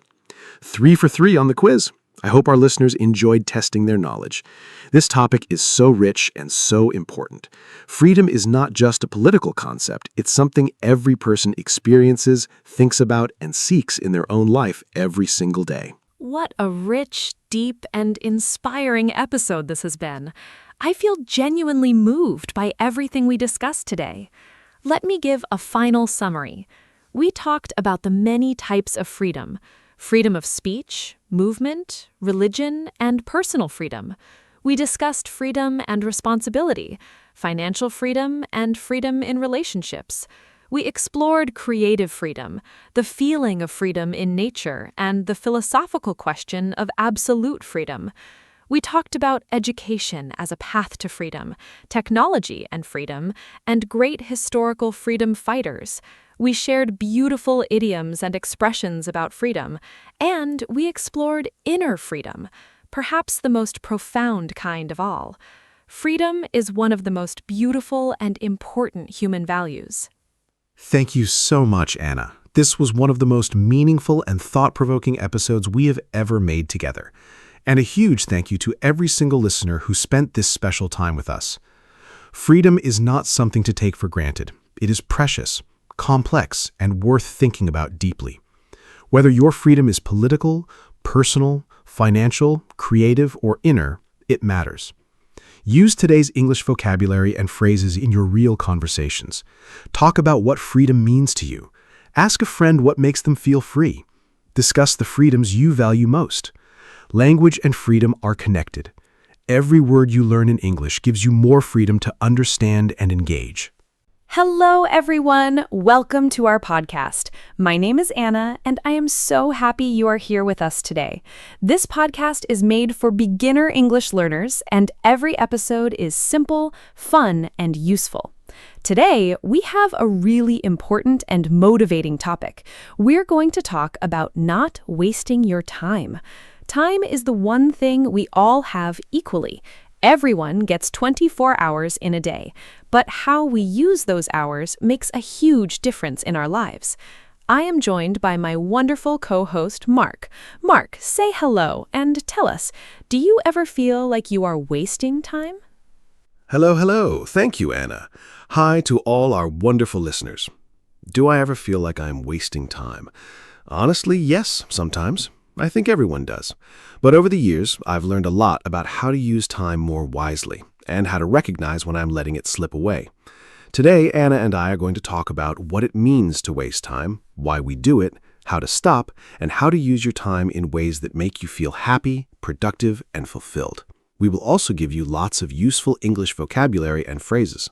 Let's start with the basics. What does it mean to waste time? To waste time means to spend time on things that are not useful, important, or meaningful, things that do not help you grow, achieve your goals, or make you happy. The opposite of wasting time is using time well, or spending time productively. Some useful English vocabulary for this topic: productive, doing something useful and getting good results; efficient, completing tasks with the least amount of time or effort wasted; priority, something that is more important than other things; procrastinate, to delay doing something, especially something you should do. Great vocabulary to start with. The most common ways people waste time are quite relatable. Scrolling endlessly through social media, watching videos and reading posts without any clear purpose, sometimes for hours. Watching TV programs you do not even really enjoy just because the TV is on. Doing small, easy tasks to avoid a bigger, more difficult one. This is called procrastination. Saying yes to things you do not want to do and spending time on other people's priorities instead of your own. Overthinking, spending so much time worrying about decisions that you never actually make them. And waiting for the perfect moment, the perfect plan, or the perfect conditions before starting something important. Waiting for the perfect moment. I definitely recognize that one. Now let's talk about why we waste time, because understanding the reason is the first step to changing the habit. There are several common reasons. First, fear. When we are afraid of failure or of not doing something perfectly, we avoid starting. Second, lack of clear goals. If you do not know what you want to achieve, it is very easy to fill your time with unimportant activities. Third, low energy. When we are tired, we tend to choose easy, passive activities rather than meaningful ones. Fourth, distractions. Our phones, notifications, and the internet are designed to grab and hold our attention. The psychology of wasting time is very interesting. One important reason is what psychologists call instant gratification, choosing something that feels good right now even if it doesn't help you long term. Watching a funny video feels good instantly. Working on a difficult project feels hard now but rewarding later. Our brains are naturally attracted to the easy, immediate reward. Another reason is mental fatigue. When your brain is tired from working hard, it seeks rest through distraction rather than productive rest. Also, lack of structure means without a plan or routine, time easily disappears. And finally, some people waste time because they are simply not aware of how much time they are losing. Tracking your time? That sounds both scary and extremely useful. Now let's talk about the phrase, "don't waste your time," more directly. This phrase can be used in different ways in English. Sometimes we say it as encouragement. Don't waste your time worrying about things you cannot change. Sometimes we say it as advice. Don't waste your time with people who do not appreciate you. And sometimes we say it to warn someone, don't waste your time on that project, it will never work. The phrase is very flexible and comes up in many different conversations. Mark, can you give our listeners more examples of how we use this phrase naturally in everyday English conversations? Sure, here are many natural examples of don't waste your time in everyday use. Don't waste your time watching that show, it is really not good. Don't waste your time explaining it to him. He has already made up his mind. I realized I was wasting my time at that job. He was going nowhere. Stop wasting time on social media and do your homework. She doesn't waste any time. She always gets straight to the point. This is actually a compliment, meaning she's very efficient. I wasted 2 hours trying to fix it, and it wasn't even necessary. Every minute you waste worrying is a minute you could spend doing. Those examples are perfect. I especially love "she gets straight to the point." What a great compliment for an efficient person. Now, let's talk about time management, because this is one of the most important skills for not wasting time. Time management means planning and controlling how you spend your hours to make sure you achieve your goals and priorities. Some key time management strategies: making a to-do list, writing down everything you need to do, setting priorities, deciding which tasks are most important and doing those first, using a schedule or planner, assigning specific times to specific tasks, breaking large tasks into small steps so they feel less overwhelming. Yes, time management is something I think about every day. My personal system is quite simple. Every evening, I write a short list of the 3 most important things I want to achieve the next day. Just 3, not 20. Keeping the list short forces me to think carefully about what really matters. In the morning, I do the most difficult or most important task first, before I check emails or social media.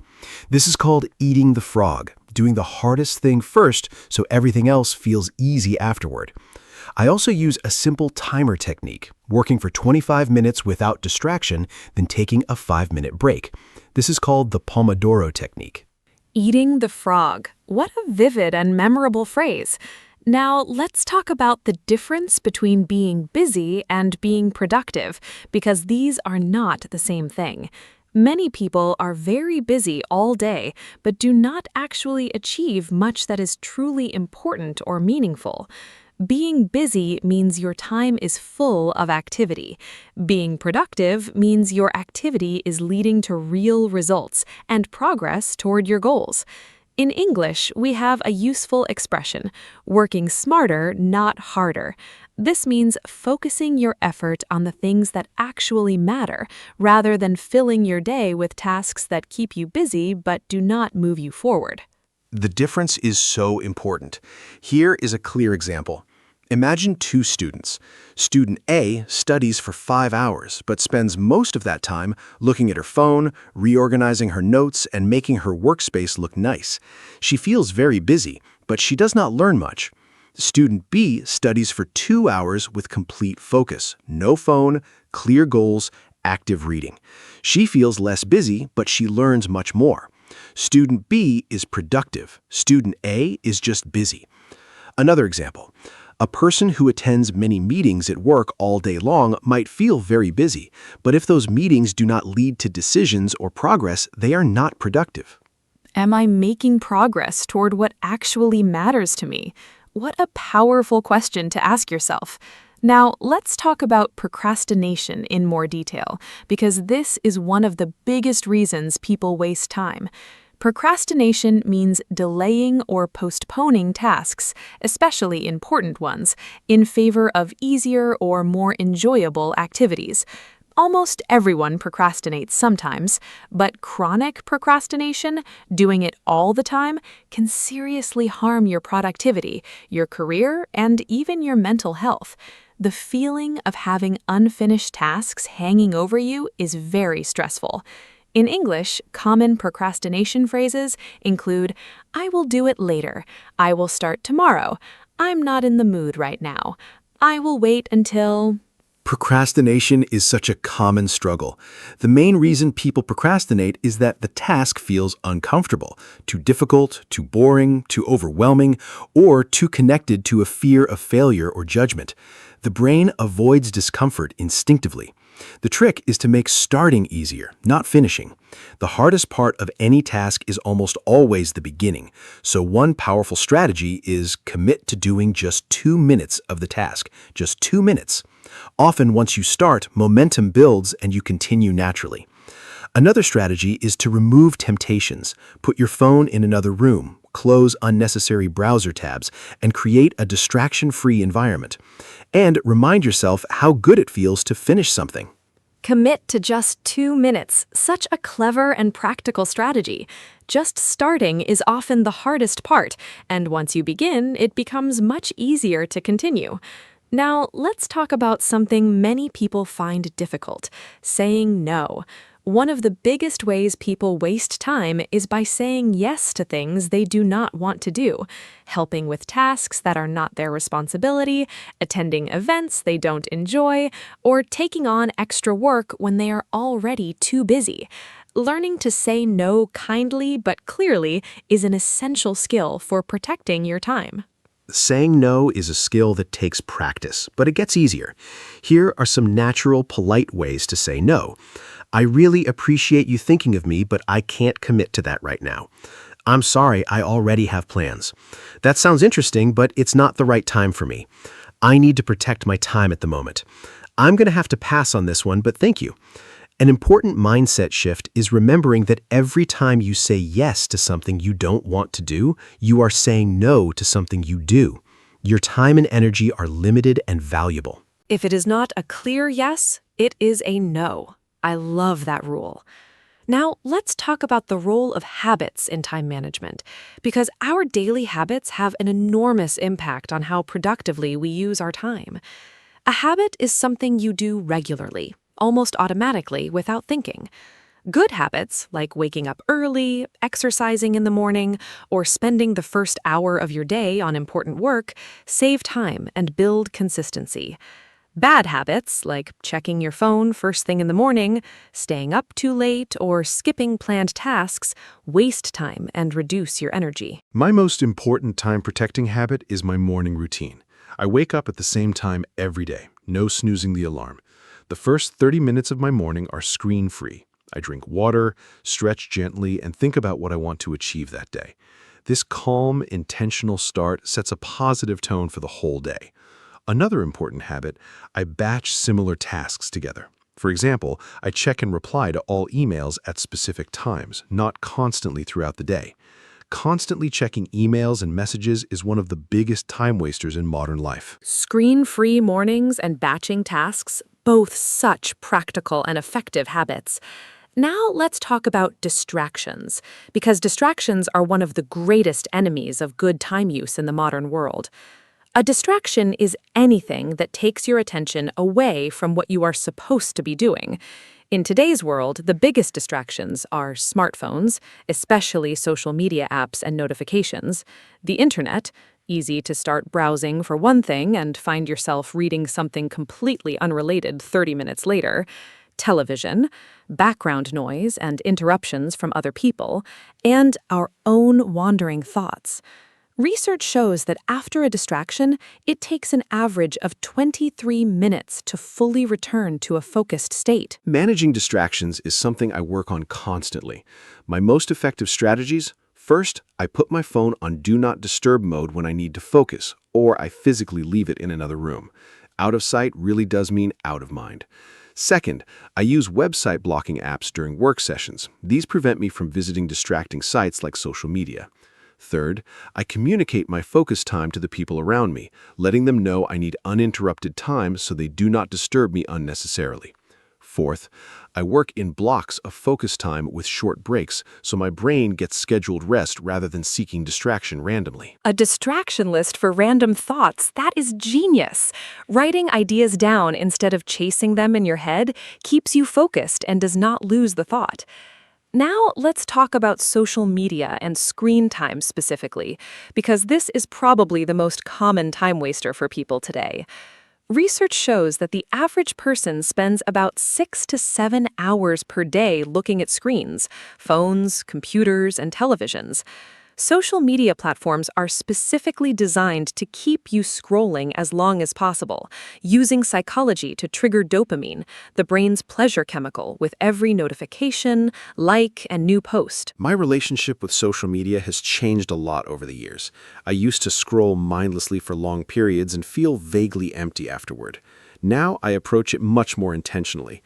I deleted most social media apps from my phone and only access them on my computer at specific limited times. I set a daily 30-minute limit for social media, enough to stay connected without losing hours. I also regularly ask myself, is this adding value to my life or am I just passing time? If the honest answer is the second one, I put the phone down. The feeling without the substance. That is such a powerful and honest description of mindless scrolling. Now let's talk about the value of rest and leisure, because not all non-productive time is wasted time. This is a really important distinction. Rest is necessary and healthy. Your brain and body need recovery time to function well. Leisure activities that bring you joy, reading, cooking, spending time with loved ones, walking in nature, are not wasted time at all. They restore your energy, nurture your creativity, and contribute to your overall well-being and happiness. The key difference is intentionality. Choosing to relax and enjoy yourself is very different from mindlessly drifting from one distraction to another. Restorative rest is so important and so different from passive time wasting. Here's the distinction I use. Genuine rest leaves you feeling refreshed, energized, and ready to engage with life again. True leisure activities are ones you actively choose because they bring you real joy or restoration. For me, restorative activities include sleeping 8 hours and taking short walks, reading books that genuinely interest me, cooking a new recipe, having meaningful conversations with friends, spending time in nature, and doing absolutely nothing, sitting quietly, thinking, watching the world. What does not restore me? Scrolling social media, watching TV I'm not truly enjoying, or staying in bed beyond what my body actually needs. After this activity, do I feel better or worse? The perfect test for genuine rest versus time wasting. Now let's talk about goals and time, because having clear goals is one of the most powerful motivators for using time well. When you know exactly what you want to achieve, it is much easier to make decisions about how to spend your time. A useful framework for setting goals is the SMART system. SMART stands for specific, clearly defined, not vague; measurable, you can track your progress; achievable, realistic, not impossible; relevant, connected to what truly matters to you; and time-bound, with a deadline. Clear goals are transformative for time management. When you have a specific goal with a deadline, every day becomes clearer. You can look at any activity and ask, does this bring me closer to my goal or does it not? If the answer is no, you can choose to spend less time on it. Goals also create motivation and momentum. Progress toward a meaningful goal feels very different from just being busy. Even small daily progress builds confidence and energy.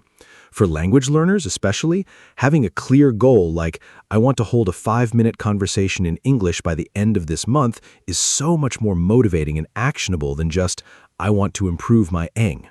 time as a tool for building the life you want. What a beautiful way to think about it. Now, let's do a fun quiz for our listeners. I will describe a situation, and Mark will say whether this person is wasting time or using their time well, and why. Ready? Situation 1. Maria has a big exam in 3 days. She sits down to study, but first spends 20 minutes tidying her desk, sharpening all her pencils, organizing her notes by color, and making a cup of tea. Then she checks her phone briefly. Then she thinks about what to study first. After an hour, she has not actually studied anything. Listeners, what do you think?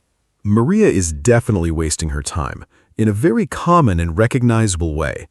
What Maria is doing is called productive procrastination, doing tasks that feel useful and organized, but are actually just ways of avoiding the real task, which is studying. Tidying her desk and color-coding her notes feel productive, but they are not the priority right now. The exam is the priority. This pattern is very common because our brains like to do easy, satisfying tasks to avoid the more difficult but more important one.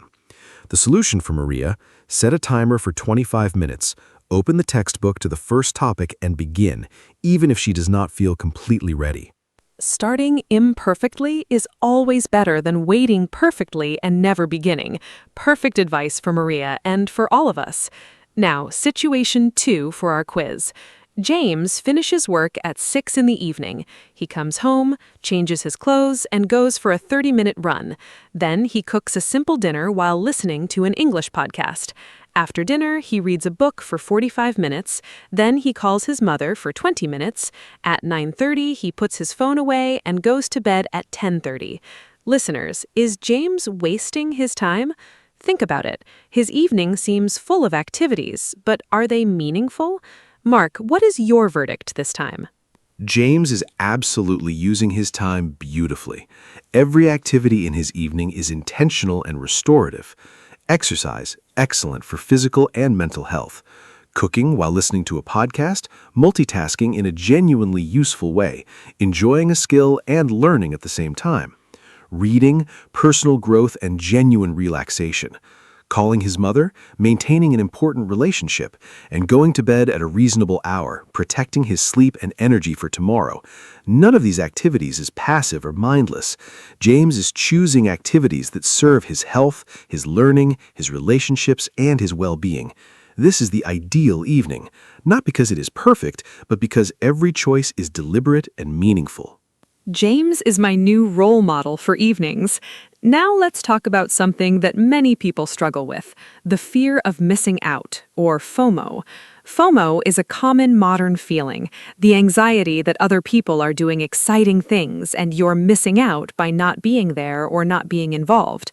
FOMO often drives people to waste enormous amounts of time on social media, checking what others are doing, attending events they do not truly want to attend, or constantly looking at their phone. The solution to FOMO is sometimes called JOMO, the joy of missing out. This means finding genuine contentment and peace in your own choices, even when others are doing something different. FOMO is very real, and I have definitely experienced it.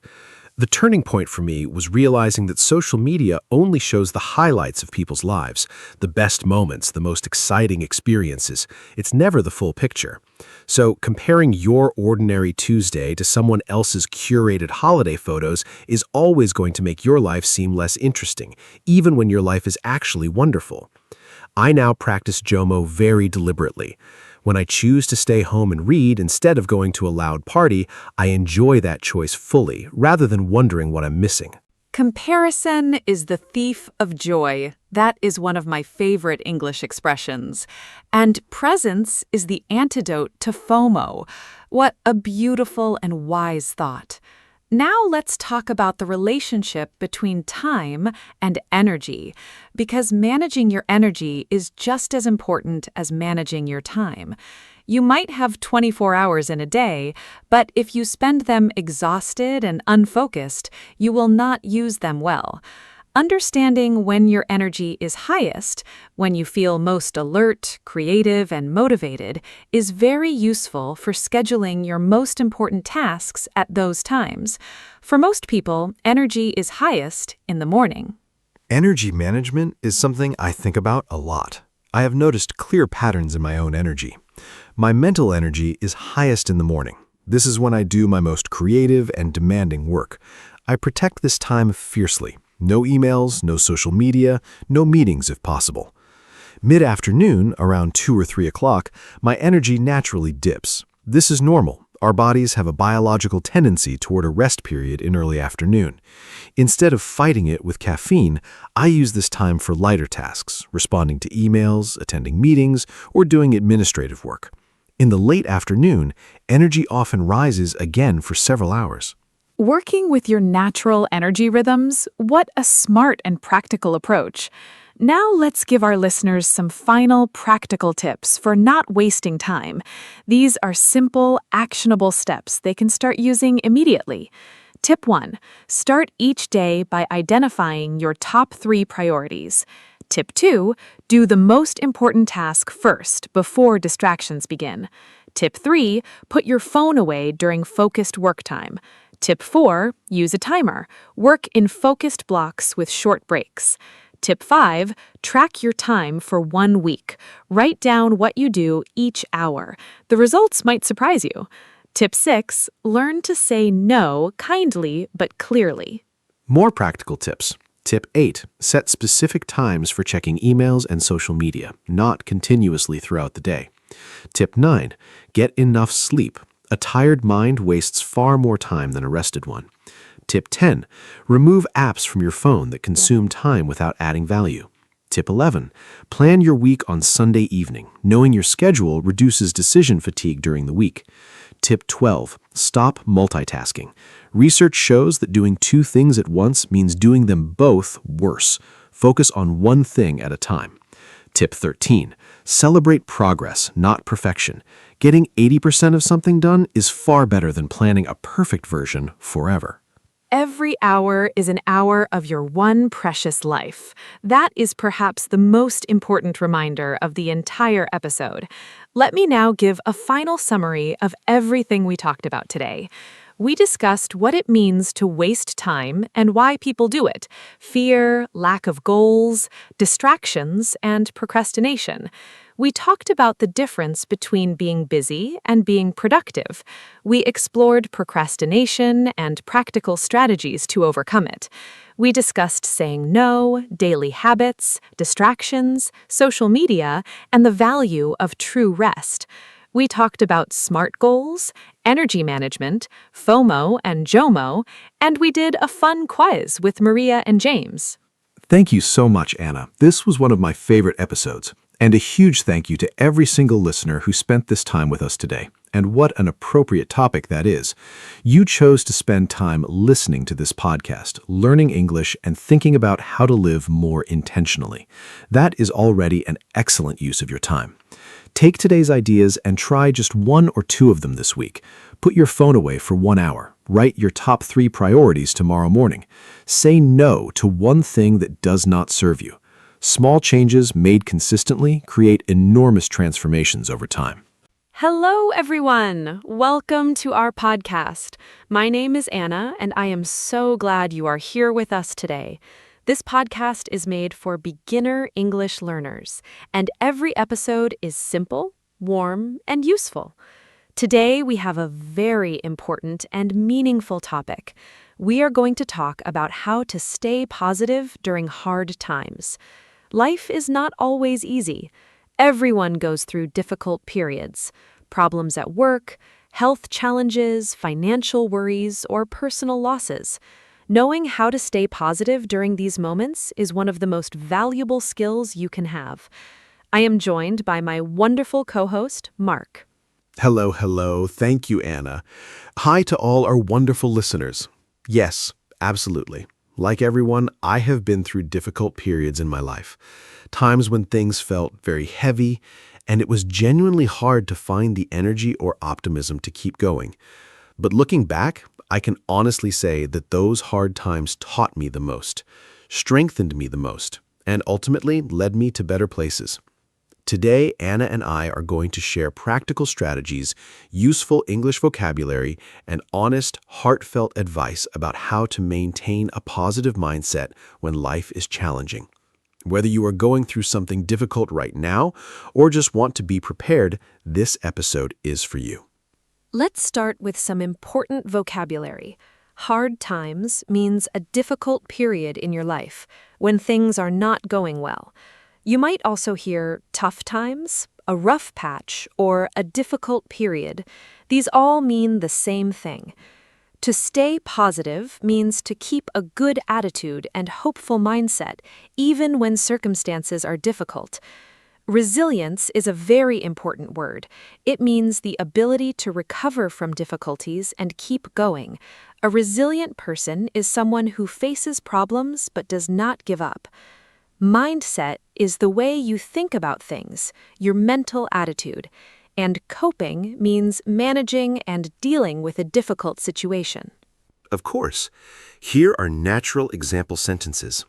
She has been going through a really tough time since she lost her job, but she's handling it with incredible strength. He's one of the most resilient people I know. Nothing seems to keep him down for long. Having a positive mindset does not mean pretending everything is perfect. It means choosing to focus on what you can control. Coping with grief takes time. There is no right or wrong way to do it. It's okay to have bad days. What matters is how you cope with them. After a rough patch, things always get better. She changed her mindset and everything started to feel more. Those example sentences are so natural and so useful. Now let's talk about why positivity matters during hard times. When life is difficult, it is very easy to fall into negative thinking, focusing only on what is wrong, worrying about the future, and feeling helpless or hopeless. This is completely natural and human. However, research in psychology shows that people who maintain a generally positive outlook during difficult times recover faster, experience less stress, make better decisions, and have stronger immune systems and better physical health. Positivity does not mean ignoring problems or pretending to be happy when you are not. It means choosing to also notice what is good, what is possible, and what you can learn. Positivity during hard times is important for so many reasons. First, your mindset directly affects your actions. When you feel hopeless, you stop trying. When you maintain even a small sense of hope, you keep looking for solutions. Second, positivity affects the people around you. A positive attitude is contagious and supportive to everyone in your life. Third, hard times are temporary. Every difficult period eventually ends, and maintaining positivity helps you survive until it does. The phrase, "this too shall pass," is one of the most comforting things you can say to yourself during a hard time. It means whatever you are going through right now will not last forever. This too shall pass, one of the most comforting phrases in the English language. Now let's talk about the first and most important strategy for staying positive during hard times: accepting your feelings. Many people think that staying positive means not feeling sad, angry, afraid, or upset, but this is wrong. Trying to push away or ignore negative emotions actually makes them stronger and more persistent. Real positivity begins with acceptance, honestly acknowledging that you feel sad, angry, scared, or overwhelmed. In English, it's okay to feel this way. I'm allowed to feel sad right now. I'm going through something hard, and that's valid. Accepting how you feel without judgment is the foundation. Accepting feelings is absolutely the foundation. Psychologists call the unhealthy practice of pushing away emotions emotional suppression, and research shows it causes more stress, not less.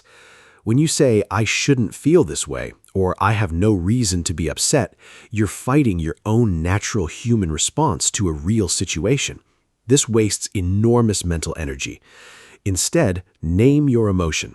I feel anxious. I feel sad. I feel overwhelmed. Just naming it accurately brings immediate relief. This is called name it to tame it in psychology. Accepting a feeling doesn't mean staying in it forever. It means acknowledging it honestly so you can process it and move forward. Name it to tame it. What a wonderful and memorable phrase. Now, let's talk about the power of connection, reaching out to other people during hard times. One of the most powerful things you can do when life is difficult is to talk to someone you trust. Sharing your struggles with a good friend, family member, or counselor does not make you weak. It makes you wise and brave. In English, I needed to talk to someone. Talking about it really helped me feel better. She was there for me when I needed her most. I reached out to a friend, and it made a huge difference. Sharing the problem made it feel smaller. Connection has been absolutely essential during every difficult period of my life. When things feel dark and overwhelming, isolating yourself, pulling away from people, makes everything harder and heavier.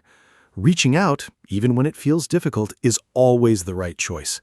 Here are some natural phrases for asking for support. I am going through a hard time and could really use some company. Can we talk? I need to process some things. I just need someone to listen. I am not looking for advice, just support. Would you be free to chat this week? And phrases for offering support. I am here for you no matter what. You do not have to go through this alone. Human connection is medicine for the soul. Beautifully said. Now, let's talk about gratitude, because practicing gratitude during hard times is one of the most researched and most effective positivity strategies available. It might sound strange. How can you feel grateful when things are going badly? But gratitude during hard times does not mean being glad that bad things are happening. It means intentionally noticing what is still good, still present, and still working in your life, even when something else is very difficult. Research shows that writing down 3 things you are grateful for every day, even very small things, significantly increases happiness and reduces stress over time. Gratitude practice during hard times is something I return to again and again. When things are difficult, I force myself to notice even the tiniest good things. The warmth of a cup of tea, a kind text from a friend, sunlight through a window, the fact that I am breathing and alive.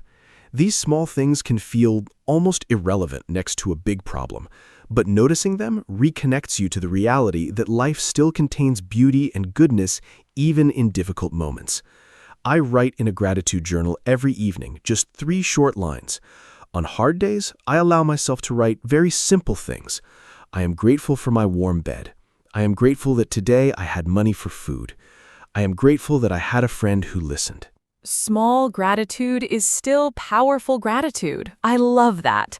Now, let's talk about the importance of routine during hard times, because when life feels out of control, having a simple daily routine creates a sense of structure, stability, and predictability that is genuinely comforting. When everything around you feels uncertain or painful, the small, familiar rituals of daily life become anchors. Making your bed in the morning, having your usual cup of coffee, going for a short walk at the same time each day, preparing a simple meal. These small acts of routine remind you that you still have agency, the power to act and choose, even when the bigger circumstances are out of your hands. Routine has saved me during hard times. When I went through a particularly difficult period a few years ago, everything felt chaotic and uncertain. The one thing that helped me most was maintaining my daily routine, even a very simple one. Waking up at the same time, making breakfast, going outside for 20 minutes. These small acts felt almost too simple to matter, but they mattered enormously. They told me that I was still here, still capable, still moving. A useful phrase for this is just keep putting one foot in front of the other. It means keep doing the next small thing even when the big picture feels overwhelming. You do not need to solve everything today. One foot in front of the other and one day at a time, 2 of the most comforting English phrases for hard times. Now let's talk about the importance of physical health and positivity, because how you treat your body during hard times directly affects how you feel mentally and emotionally. When life is difficult, many people either stop eating well, stop sleeping properly, or stop exercising, sometimes doing all three at once. But this is exactly the wrong response. Your body and your mind are deeply connected. When you are physically depleted, your emotional resilience drops significantly. Simple physical self-care acts become especially important during difficult times. Drinking enough water, eating regular nutritious meals, sleeping as much as possible. Physical habits were genuinely life-saving during hard times. Here's what I held on to. Sleep first. Even when my mind was racing and anxious, I prioritized lying down, resting, and giving my body recovery time.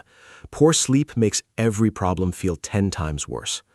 Walking outside, second. Even a 15-minute walk changed my emotional state significantly. Something about movement, fresh air, and natural light is incredibly healing for the anxious or sad mind. Eating something nourishing. Even when appetite is low, eating simple, real food keeps your energy and mood more stable. And reducing alcohol. People often drink more during hard times, but alcohol is a depressant and makes emotional lows much lower. Looking after yourself is radical during hard times. That is so true. Now let's talk about the power of perspective. Perspective means how you see and interpret a situation. The same event can look very different depending on how you look at it.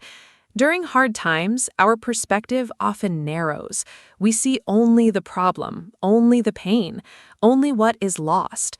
But consciously shifting perspective, choosing to look at the situation from a different angle, can be genuinely transformative. Some useful questions for shifting perspective: will this matter in 5 years? What can I learn from this experience? How have I grown from difficult things in the past? Is there any positive that could... Perspective is one of the most powerful tools we have, and it genuinely takes practice. A technique I use is called zooming out, stepping back mentally from the immediate difficulty and seeing it in a bigger context. For example, if I lose a job, the immediate feeling is panic and failure. But zoomed out, many people have lost jobs and found better ones. This could open a new door. My worth is not my job. This is one chapter, not the whole story. Another technique is what psychologists call post-traumatic growth, the real phenomenon where people often discover new strengths, deeper relationships, and clearer values as a result of going through hard experiences. What does not kill you makes you stronger is such a famous English expression. Now let's talk about limiting the news and negative information during hard times. When you are already struggling emotionally, consuming large amounts of negative news, social media, or toxic conversations can make your mental state significantly worse. In English, we have the phrase garbage in, garbage out, meaning that the information you put into your mind affects what comes out. If you fill your mind with fear and negativity, you will feel fearful and negative. During hard times especially, it is important to be mindful of what information you allow into your mental space. Managing information input is so important during hard times. Here's what I do. First, I check the news once a day, not constantly throughout the day. Constant news creates constant anxiety without adding much extra knowledge. Second, I limit or pause social media during difficult periods. Seeing other people's highlight reels when you are struggling is genuinely harmful to your mental state. Third, I'm selective about what conversations I have and with whom. During hard times, I prioritize conversations with supportive, kind, and constructive people, and limit time with those who are negative or draining. Curating your information environment? What a smart and modern concept. Now let's talk about something very powerful: helping others. It might seem counterintuitive. When you are struggling yourself, why would you help others? But research consistently shows that acts of kindness and helping others during your own hard times is one of the most effective ways to boost your own well-being. When you focus on someone else's needs, even briefly, it shifts your perspective away from your own pain. It reminds you that you still have something to give. It creates a feeling of purpose and connection. In English, helping someone else helped me feel better too. Being useful to someone gave me a reason to get. Yes, very powerfully. During one of the most challenging periods of my life, I started volunteering at a local charity once a week. My own problems felt overwhelming, but for a few hours each week, I focused entirely on helping others in different but equally real situations. The effect was remarkable. When I left each week, my own problems felt slightly lighter, not because they had changed, but because my perspective had.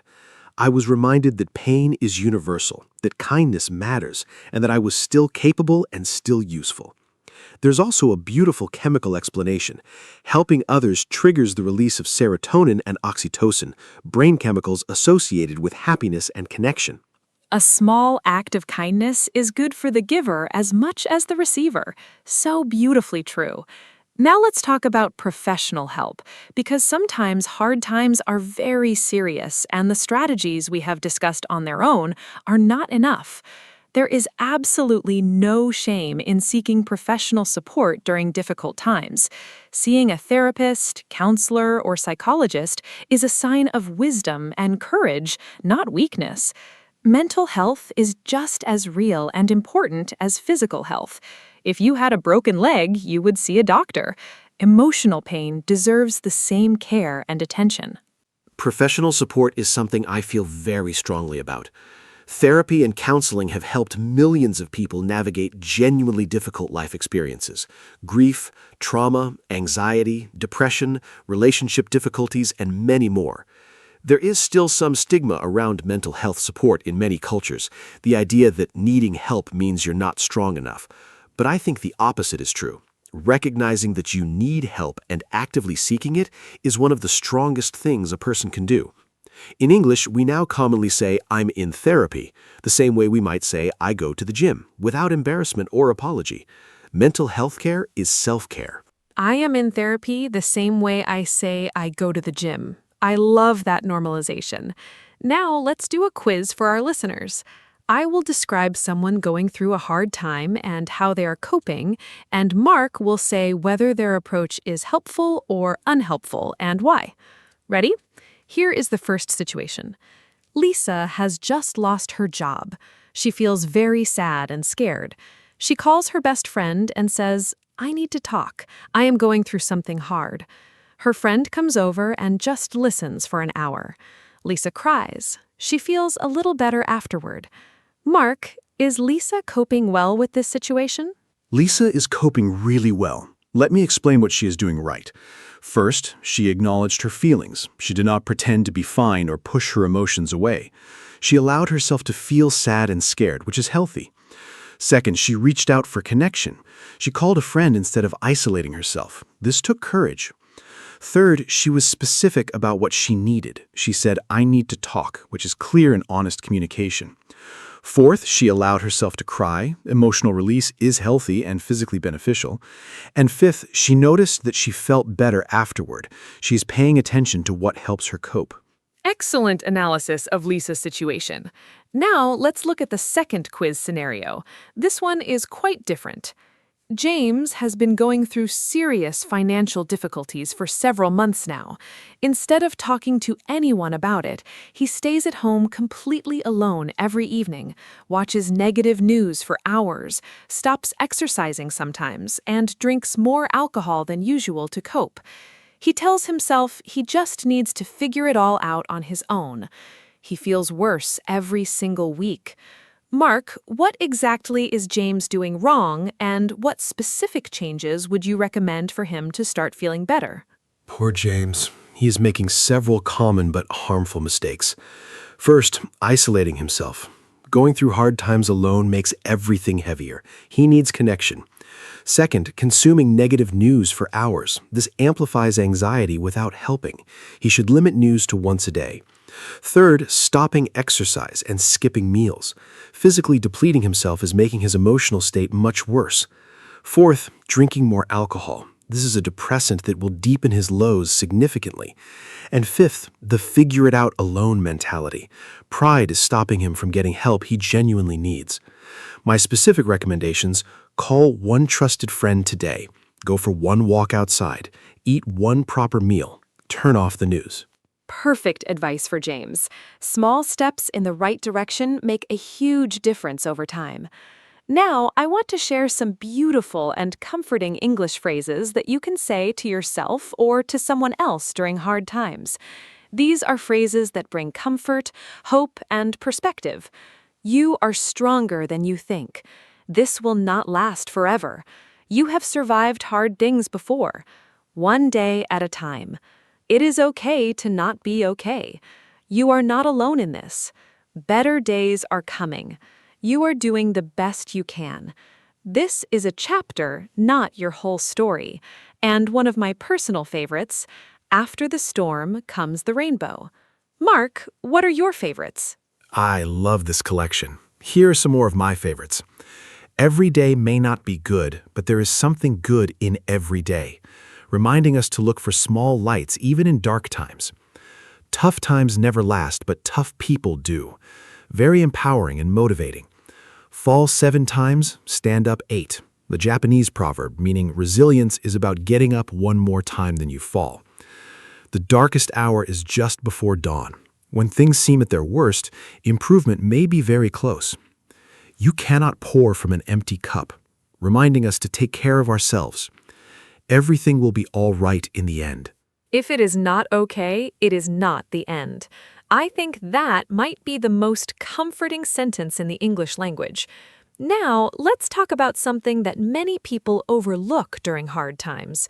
Rest. Real rest. When life is difficult, many people feel guilty about resting. They feel they should be doing something, fixing something, or working harder to solve the problem. But rest is not laziness during hard times. Rest is medicine. Rest is recovery. When you are carrying emotional or physical weight, your body and mind need extra recovery time, not less. In English, I need to rest and recover. Give yourself permission to rest. Rest is productive.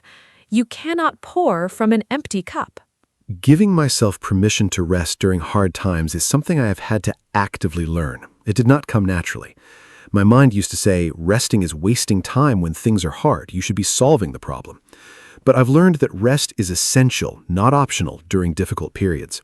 Here's how I give myself genuine permission. First, I remind myself that a rested mind thinks more clearly and solves problems better than an exhausted one. Second, I reframe rest as an active choice, not a passive failure. I'm choosing to rest so I can face tomorrow better. Feels very different from I'm giving up for today. And third, I make rest intentional. Rest with intention is genuinely restorative. I love how you reframe it as an active, positive choice. Now let's talk about creativity and expression as tools for staying positive. Many people find that engaging in creative activities during hard times is incredibly helpful, not to produce perfect work, but to express what is inside and process difficult emotions. Writing in a journal, drawing or painting, playing music, dancing, cooking a new recipe, gardening. These activities get you out of your head and into your hands. They create something, even when life feels like it is taking things away. Creativity has been a significant source of healing for me during difficult periods. Writing, especially, keeping a journal during hard times, allows me to externalize the thoughts that would otherwise circle endlessly in my mind. Getting thoughts onto paper makes them more manageable and more clearly visible. I can see patterns, question them, and release them more easily when they are written down rather than trapped in my head. I also play the guitar sometimes, not professionally, just for myself. Playing music is one of the few activities that fully absorbs my attention and gives my worried mind a complete rest. Lose yourself in something. Such a perfect expression for creative immersion. Now let's talk about hope, because hope is perhaps the most essential ingredient for staying positive during hard times. Hope is the belief that things can and will get better, that the current situation is not permanent, and that good things are still possible in the future. In English, hope-related phrases include, I have not given up hope. There is still reason to hope. I believe things will get better. Hold on, better days are coming. Never lose hope. Hope does not mean being naive or ignoring reality. It means maintaining a genuine belief in the possibility of positive change. Holding on to hope during dark times is something I do very deliberately. Several things help me. First, evidence from the past. I remind myself of previous hard times I survived and eventually moved through. If I did it before, I can do it again. Second, small improvements. Even on the darkest days, there are usually tiny signs of progress or small good moments. I look for these actively. Third, other people's stories.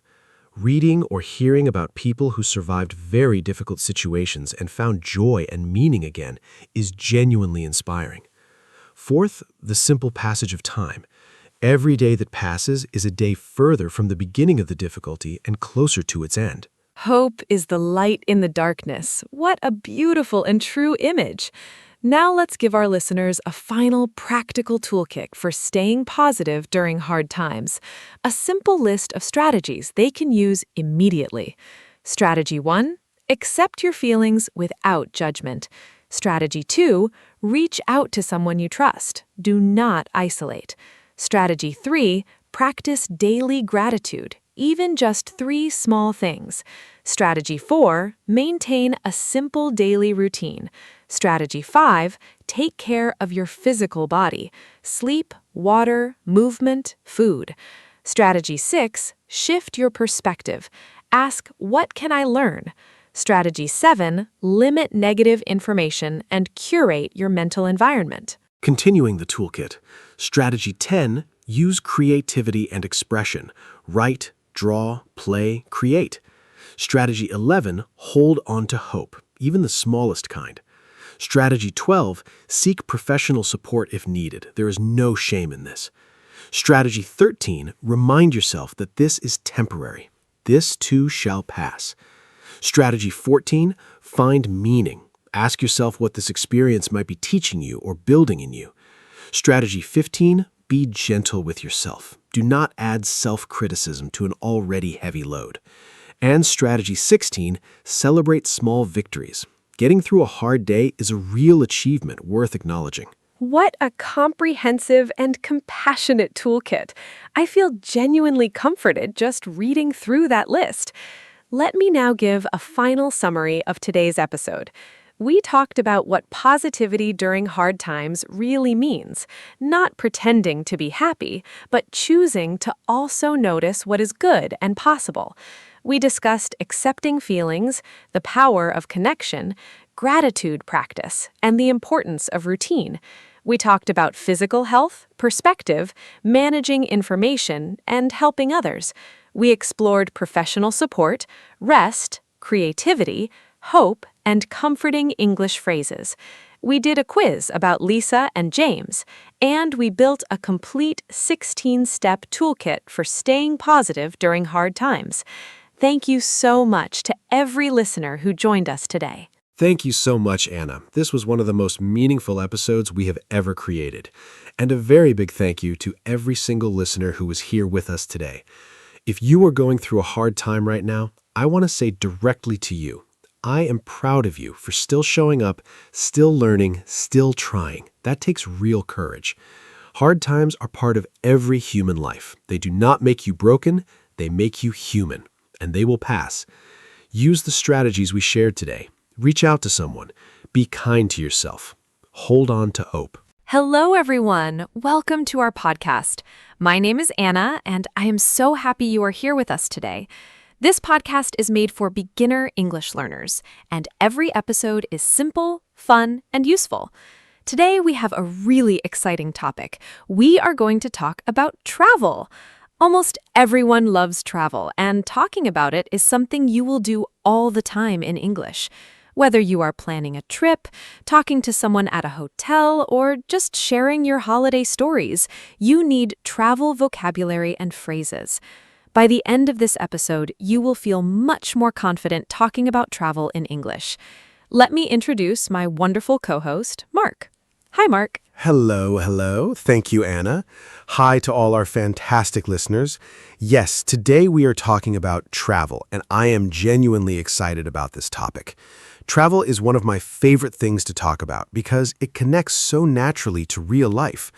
You can use Travel English right away when you book a flight, check into a hotel, ask for directions, or order food in a restaurant in another country. For beginners, travel is also a great topic to practice because the vocabulary is very practical. Today, Anna and I will cover lots of useful words, phrases, and example conversations. So get comfortable, relax, and let's explore the world of Travel English together. Let's start. Okay, so let's begin with the very basics. When we talk about travel, the first question is usually, where do you want to go? In English, we can ask this in simple ways. Where do you want to travel? Or where are you going on holiday? Or what is your dream destination? A destination is the place where you want to go. For example, my destination is Paris, or I want to travel to Japan. Other important basic words are a trip, a journey you make to another place, a holiday, time off when you travel or rest, a suitcase, the bag you pack your clothes in. Mark, can you give some more basic travel vocabulary? Sure. Here are more important basic travel words. A passport, the official document you need to travel to another country. A visa, permission from a country to enter and stay there. A ticket, the document that lets you travel by plane, train, or bus. A flight, a journey by plane. A hotel, a building where you pay to sleep and stay. A map, a drawing that shows streets and places to help you find your way. A tourist, a person who visits a place on holiday. A souvenir, a small gift you buy to remember a place. These are all very common words you will hear when you travel. Learn them. Those are great words. Passport, visa, ticket, flight, hotel, map, tourist, souvenir. All so useful. Now let's talk about how to plan a trip. When you plan a travel, the first step is usually to choose your destination. Then you need to book your transport. This means you buy your tickets in advance. I want to book a flight to Rome. Next, you book your accommodation, a place to stay. I need to book a hotel room for 3 nights. Then you pack your suitcase. You put your things inside. Finally, you go to the airport or train station. Mark, can you give some useful phrases for booking a trip? Of course. Here are some very useful phrases for planning a trip. I want to book a flight to London for next Friday. Can I get a return ticket, please? A return ticket means you go and come back. I need a single ticket to Madrid. A single ticket is one way only. I would like to book a hotel room for 2 nights. Do you have any rooms available? What time does the flight depart? Depart means leave. What time does the flight arrive? Is breakfast included in the price? Is breakfast part of the hotel cost? These are all phrases you can use when you plan a real trip. Practice them at home. Is breakfast included? I love that phrase. It is so useful when you stay in a hotel. Now let's talk about the airport, because for many travelers, the airport is the first big experience.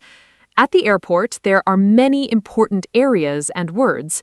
Check-in. This is where you show your ticket and passport and give your big suitcase to the airline. Security. This is where they check your bags for safety. Gate. This is the door where you board, get onto, the plane. Boarding. When passengers get on the plane. Arrivals. Where passengers come in from flights. Departures. Where passengers leave for flights. Mark, give us some airport example sentences. Great airport vocabulary, Anna. Here are some useful airport sentences. Where is the check-in desk for flight BA204? Please put your bags on the belt at security. Your gate is number 14. Boarding starts at 2:30. Please have your boarding pass ready. A boarding pass is the document that lets you get on the plane. Is this the gate for the flight to Tokyo? The flight has been delayed by 1 hour. Delayed means it starts later than planned. The flight has been canceled, means it doesn't happen at all.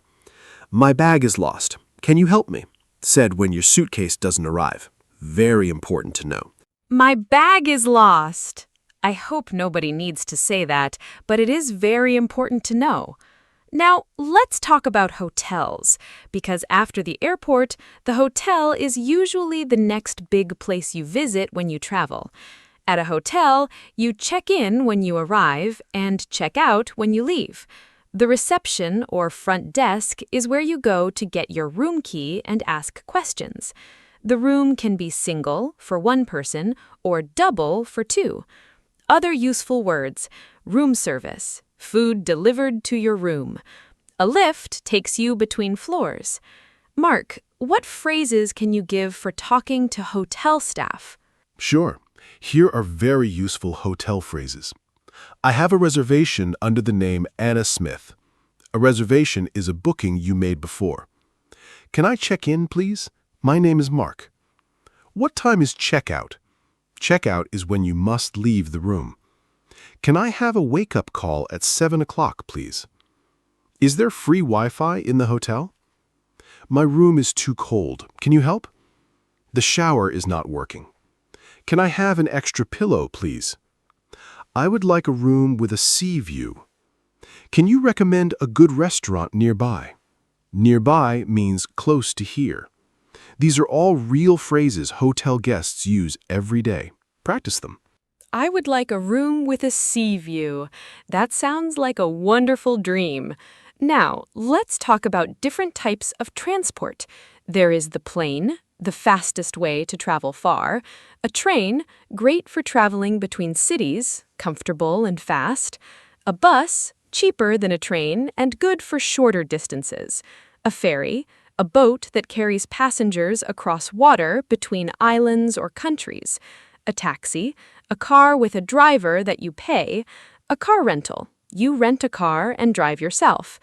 Mark, what type of transport do you prefer when you travel? Great question. Personally, I love traveling by train because I can relax, look out of the window, and enjoy the scenery. Scenery means the view of nature and landscapes around you. But I also love road trips, traveling by car to different places, making stops along the way. Here are some useful transport phrases.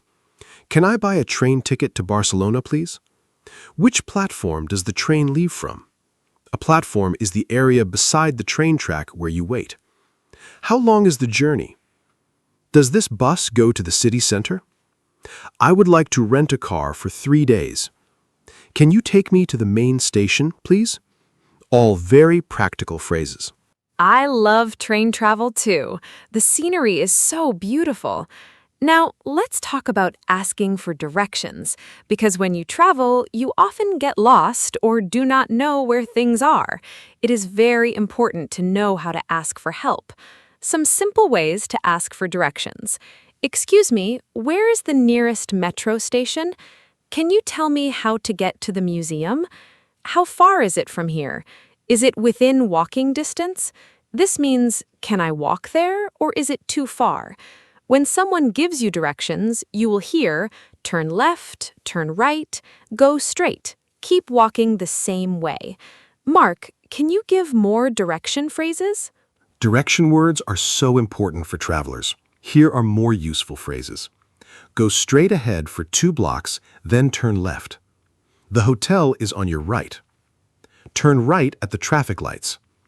Go past the supermarket and turn left. It is just around the corner. This means it is very close. Take the second street on the left. The museum is opposite the park. Opposite means directly across from something. You can walk there in about 10 minutes. Take the underground or subway to the next station. I'm sorry, I'm not from here. I do not know. A polite way to say you cannot help. Very useful. It is just around the corner. It means something is very close. Now, let's talk about food and restaurants when traveling, because eating is one of the best parts of any trip. When you're in a new country, try the local food, the traditional dishes from that place. In a restaurant, you'll need key phrases. A table for 2, please. Can I see the menu? What do you recommend? I'm vegetarian. Do you have vegetarian options? Can I have the bill, please? The bill shows how much you must pay. Mark, any more restaurant phrases? Yes, here are more useful restaurant phrases for travelers. I would like to order the pasta, please. What is today's special? The daily special is a dish the chef makes fresh that day. Is this dish spicy? Can I have some water, please? This is delicious, a great compliment for the chef or waiter. Could I have this without onions, please? Useful if you don't like something. Can I pay by card? Do you have a children's menu? We would like separate bills, please. Each person pays for their own food. A very important phrase. What is this dish made of? To find out the ingredients. Always ask if you have food allergies. What is this dish made of? A smart question if you have food allergies. Now let's talk about sightseeing, one of the most fun parts of travel. Sightseeing means visiting famous and interesting places. A sightseeing spot is called an attraction or a landmark. Famous landmarks include the Eiffel Tower in Paris, Big Ben in London, and the Colosseum in Rome. When you visit, you need phrases like, how much does it cost to enter? What time does it open? Is there a guided tour? A guide walks you around and explains everything. Mark, what are your favorite sightseeing activities? I love exploring local markets and walking around old city centers. They always feel so alive and interesting. When sightseeing, here are some very useful phrases. 2 tickets to the museum, please. Is photography allowed inside? Some museums do not allow photos. Where is the entrance? How long does the tour take? Do you have an audio guide? An audio guide is a device or phone app that tells you about the place as you walk. Is there a discount for students? Can I buy tickets online?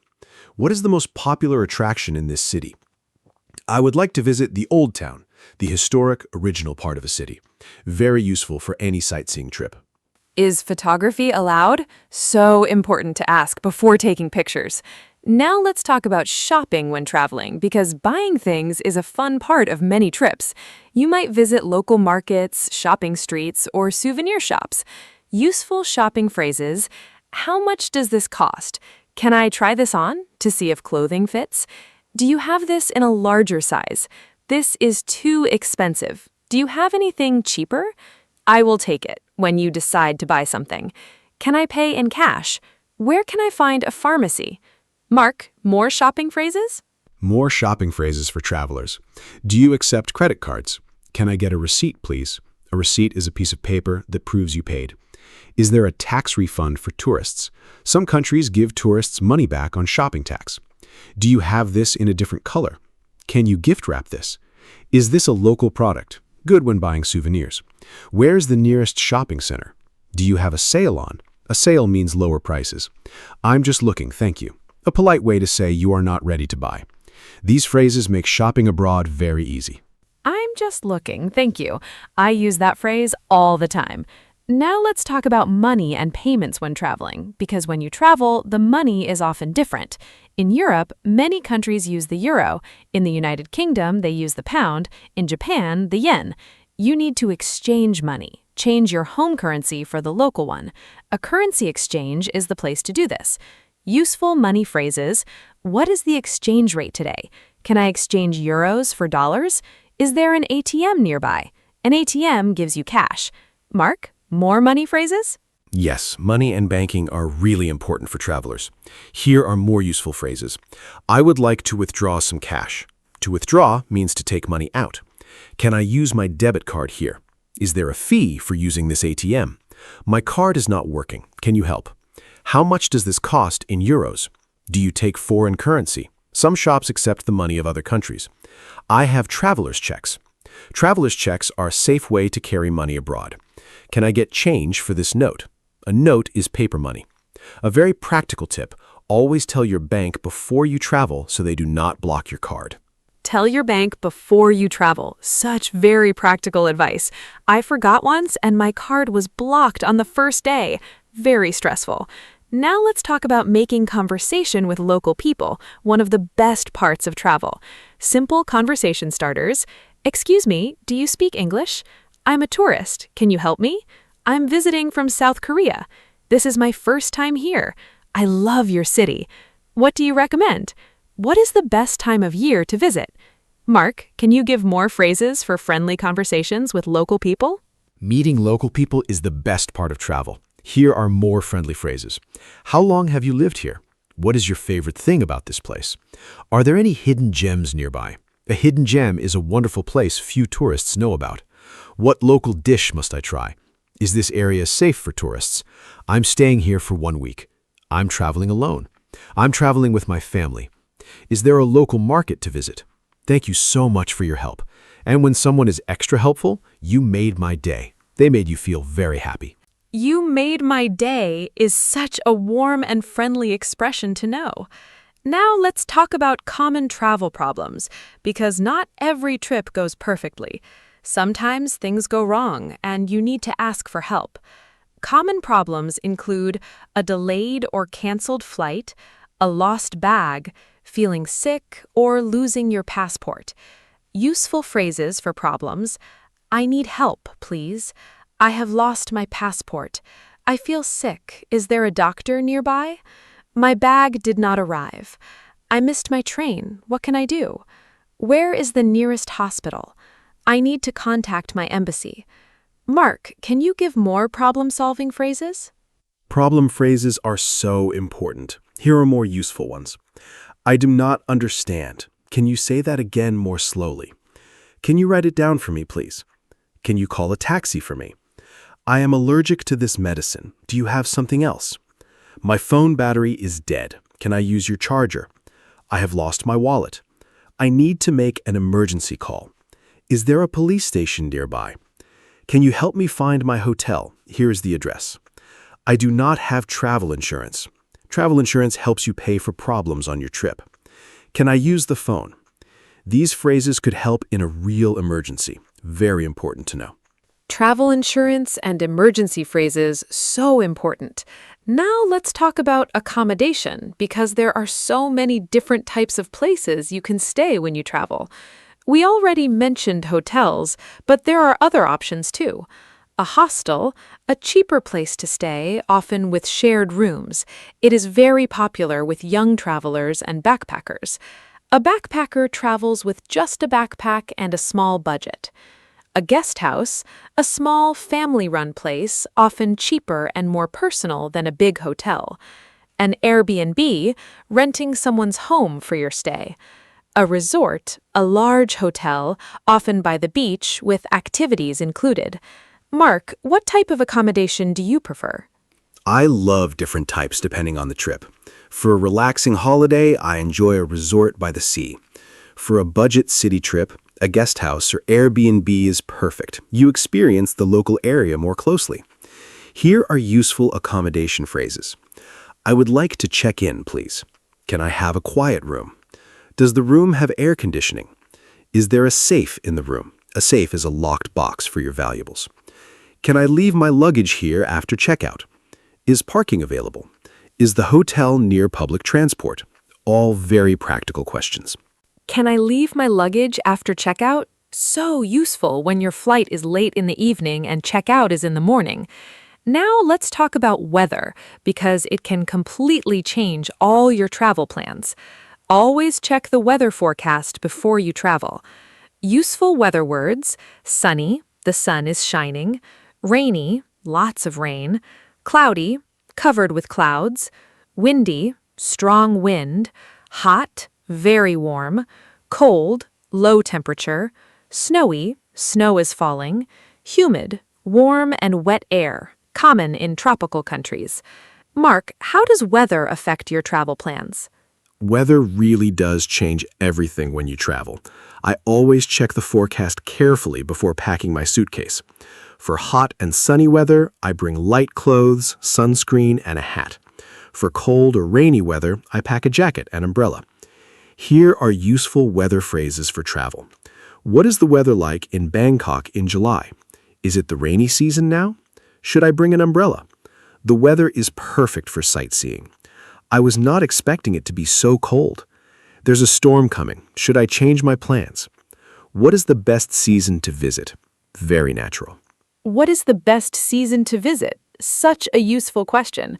Different places are beautiful at different times of year. Now let's do a fun activity. Let's imagine we are planning a trip together. Mark, let's pretend we are two friends planning a holiday. I will start. So, Mark, where should we go for our next holiday? I really want somewhere sunny and warm. Maybe the beach? This kind of role-play conversation is great practice for our listeners. Try to do this with a friend at home.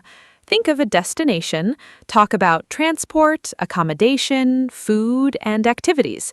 Real conversations like this will help you remember vocabulary much better than just reading from a list. Ready, Mark? I love this idea. Let me play along. Great idea, Anna. How about Thailand? It's sunny, warm, and the beaches are beautiful. We can fly there directly from our city. The flights are usually about 11 hours. Let's book a small hotel near the beach. I prefer somewhere quiet and not too expensive. What activities do you want to do there? We can snorkel, swim underwater with a mask, visit temples, try Thai food, and explore local markets. That sounds amazing. I will check the visa requirements. Do we need a visa to go there? This kind of conversation is perfect practice. Listeners, try making your own travel planning conversation with a friend. That Thailand conversation was so much fun. I really want to go now. Now, let's talk about describing a place when you come back from a trip. People always ask, "How was your holiday?" or "What was it like?" You need to describe places in English. Useful adjectives: beautiful, very nice to look at; crowded, full of many people; peaceful, quiet and calm; exciting, full of interesting things to do; expensive, costs a lot; affordable, good value; amazing, incredible, wonderful; disappointing, not as good as you expected. Mark, can you give some example sentences? Describing places is so much fun. Here's some natural example sentences. The old town was absolutely beautiful. The streets were narrow and full of history. The beach was very crowded in summer, but still lovely. The mountains were peaceful and perfect for walking. The mood market was exciting. There were so many different smells and colors. The hotel was clean, comfortable, and very affordable. Unfortunately, the weather was disappointing. It rained every day. The city was amazing. I want to go back. The local people were incredibly friendly and welcoming. Notice the adjectives. They paint a picture for the listener. Describing places with feeling and detail makes your stories much more interesting to listen to. Those descriptions are absolutely wonderful. The streets were narrow and full of history. I can picture it perfectly. Now, let's learn some very useful travel expressions that English speakers use all the time. Hit the road. This means to start a journey. Live out of a suitcase. To travel so much you never stay in one place long. Off the beaten track. Going to places not popular with most tourists. Explore the world. To travel and discover new places. Jet lag. Feeling very tired after changing time zones. Mark, can you give examples using these travel expressions? I love those travel expressions. Here's some natural example sentences using them. We hit the road early in the morning to beat the traffic. She basically lives out of a suitcase because she travels so much. I prefer off-the-beaten-track destinations away from big crowds. My dream is to explore the world and visit every continent. I had terrible jet lag after flying from New York to Seoul. More great travel expressions. Go sightseeing, to visit tourist attractions. Pack light, bring very few things in your bag. All-inclusive, your holiday price includes food, drinks, and activities. These are all very natural phrases. Pack light. That is great advice for any traveler. I always bring too many things. Now, let's talk about traveling for different reasons. People travel for many different purposes, not just for holidays. Business travel is when you travel for work, for meetings, conferences, or visiting clients. A conference is a large meeting where many professionals come together.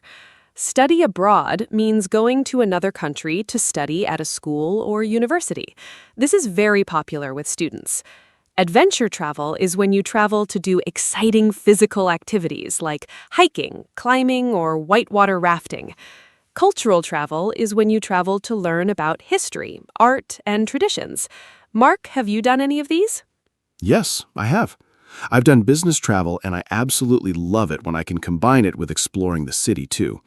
I also went hiking in Nepal once. It was one of the most incredible experiences of my life. The mountains were breathtaking, so beautiful. Here are useful phrases for different types of travel. I am here on a business trip. I'm attending a conference. I'm studying here for 1 semester. I'm backpacking through Southeast Asia. I went on a hiking trip in the Alps. I'm on a cultural tour of Italy. All natural phrases for explaining why you are traveling. Breathtaking. What a great word. It means so beautiful, it takes your breath away. Now, I want to talk about a very modern topic, traveling with technology.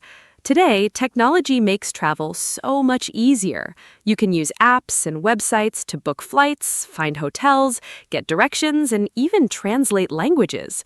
Some very useful travel apps include Google Maps for directions and finding places, Google Translate to translate words and signs in other languages, Booking.com or Airbnb for finding accommodation, TripAdvisor to read reviews of hotels and restaurants, a weather app to check the forecast, and your bank's app to check your balance. Mark, how do you use technology when you travel? Technology has completely changed how I travel. I use Google Maps constantly. I almost never get lost anymore. I also use translation apps a lot, especially in countries where I do not speak the language. They are amazing for reading menus, signs, and asking for help.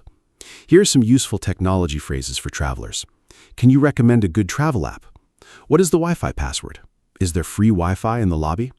My phone has died. Where can I charge it? I need to buy a local SIM card. A SIM card gives local phone service. Does the hotel have a charging station? Can I connect to the Wi-Fi here? Technology really makes every trip smoother and safer. What is the Wi-Fi password? Honestly, one of the most important modern travel phrases. Now, let's do a short practice quiz for our listeners. I will ask a question, and Mark will answer using today's travel vocabulary. Listeners, please try to think of your own answer before Mark speaks. First question. You arrive at a hotel. What do you say to the receptionist? Think about the phrases we learned. I have a reservation, I would like to check in, and your name. Then ask about Wi-Fi and checkout time. Imagining real situations is one of the very best ways to improve your English. Great quiz, Anna. Okay, here's my answer. At the hotel reception, I would say, "Hello, I have a reservation under the name Mark Johnson." Then the receptionist asks for my passport and gives me my key. I then ask, "What time is checkout? Is breakfast included in the price? Is there free Wi-Fi in the room? Can you recommend a good restaurant for dinner nearby?" And when I go to my room, if there is a problem, I would say, "Excuse me, the air conditioning is not working." Or, "Can I have an extra towel, please?" These are all completely natural hotel conversations. Try saying these phrases out loud at home. Speaking practice builds confidence. Excellent hotel conversation, Mark. Now, let's do one more practice scenario. You are at a restaurant in Italy. You do not speak Italian. What do you say? Think about the phrases, do you speak English? Can I see the menu? What do you recommend? I am allergic to. This is a very real situation that many travelers face every day. English is the common language of international travel, not just the language of England or America, but the whole world. When people from different countries meet, they communicate in English. This is one of the most important reasons to learn English. Such a great point. English really is the international language of travel. Here's my restaurant answer. I walk in and say, "Hello, do you have a table for two?" The waiter shows us a table. "Thank you. Can we see the menu?" Then, "What do you recommend? What is the specialty here, the best dish?" If I do not know a word, "What is bruschetta? What is it made of?" When we are ready, I will have the pasta, please. At the end, "Can we have the bill? Can I pay by card?" These phrases work in any restaurant anywhere in the world. Those phrases work anywhere. So true. Now, I want to give our listeners some final tips for traveling and using English when abroad. Tip 1. Do not be afraid to speak English even if you make mistakes. People appreciate when you try, and most people are kind and helpful. Tip 2. Learn a few words of the local language. Hello, thank you, and please go a very long way. People love it. Tip 3. Carry a notebook and write down useful phrases. Tip 4. Use apps like Google Translate when you are stuck. Tip 5. Smile. A smile is understood everywhere. Mark, do you have any final travel tips? Great tips, Anna. Here are a few more from me. Tip 6. Always make a copy of your passport and keep it separate from the original, just in case. Tip 7. Buy travel insurance before every trip. It can save a lot of money if things go wrong. Tip 8. Tell someone at home your travel plans, your hotel name, and return date. Tip 9. Be respectful of local customs and cultures. Always be curious and open-minded. Tip 10. Enjoy every single moment. Travel is one of life's greatest gifts. Every trip teaches you something new. Happy travels to everyone. What a wonderful and rich episode this has been. I am genuinely so happy we covered so many travel topics today. Let me give a final summary of what we talked about. We covered basic travel vocabulary, passport, ticket, hotel, destination. We talked about the airport, different types of transport, hotels, asking for directions, food and restaurants, sightseeing, shopping, money, weather, accommodation, travel problems, technology, and describing places. We also practiced real travel conversations and learned some great travel expressions. There is so much travel English to explore, but today you have a really strong and practical foundation. Remember, the best way to practice is to use the language in real situations. Thank you so much for listening. Thank you so much, Anna, and a very big thank you to every listener today. I hope this episode made you feel excited about traveling and using English when you travel. Remember, English is your travel superpower. With English, you can go anywhere and communicate with anyone.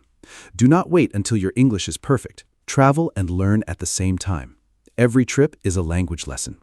Review today's vocabulary, practice the phrases with a friend, and you will feel ready for any travel situation. Take great care, and we'll see you in the next episode. Goodbye. Hello, everyone, and welcome back to our podcast.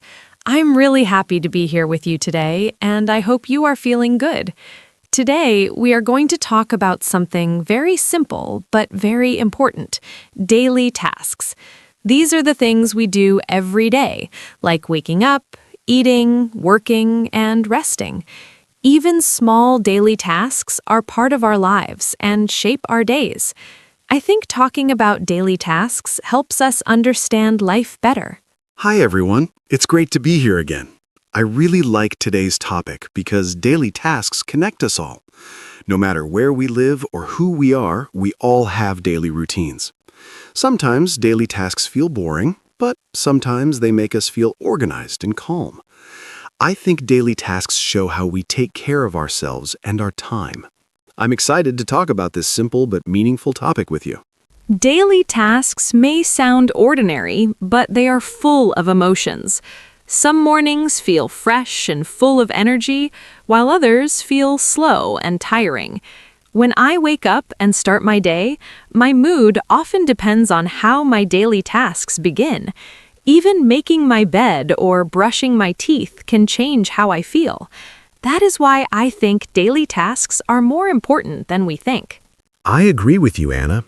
Daily tasks create rhythm in our lives, like a soft schedule that guides us through the day. When I follow my routine, I feel more balanced and less stressed. But when my routine breaks, I feel confused or rushed. Daily tasks help me stay focused and calm. They give structure to my day. I also think daily tasks help us learn responsibility. When we do small things every day, we slowly build good habits. For example, cooking meals, cleaning the house, or planning the day teaches us discipline. These tasks may not be exciting, but they help our lives run smoothly.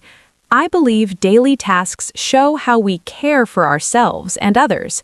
They are like small acts of love. That's a beautiful way to say it. Daily tasks are not just work, they are part of living well. When we complete our tasks, we feel a small sense of achievement. Even finishing simple things can make us feel proud. I think daily tasks give us confidence step by step. They remind us that progress comes from small actions. Today, we will talk about different kinds of daily tasks. We will talk about morning routines, work and study tasks, home duties, and evening habits. We will also share how daily tasks make us feel happy, tired, calm, or stressed. I hope our listeners can listen, relax, and learn new English words. This episode is for you and your everyday life.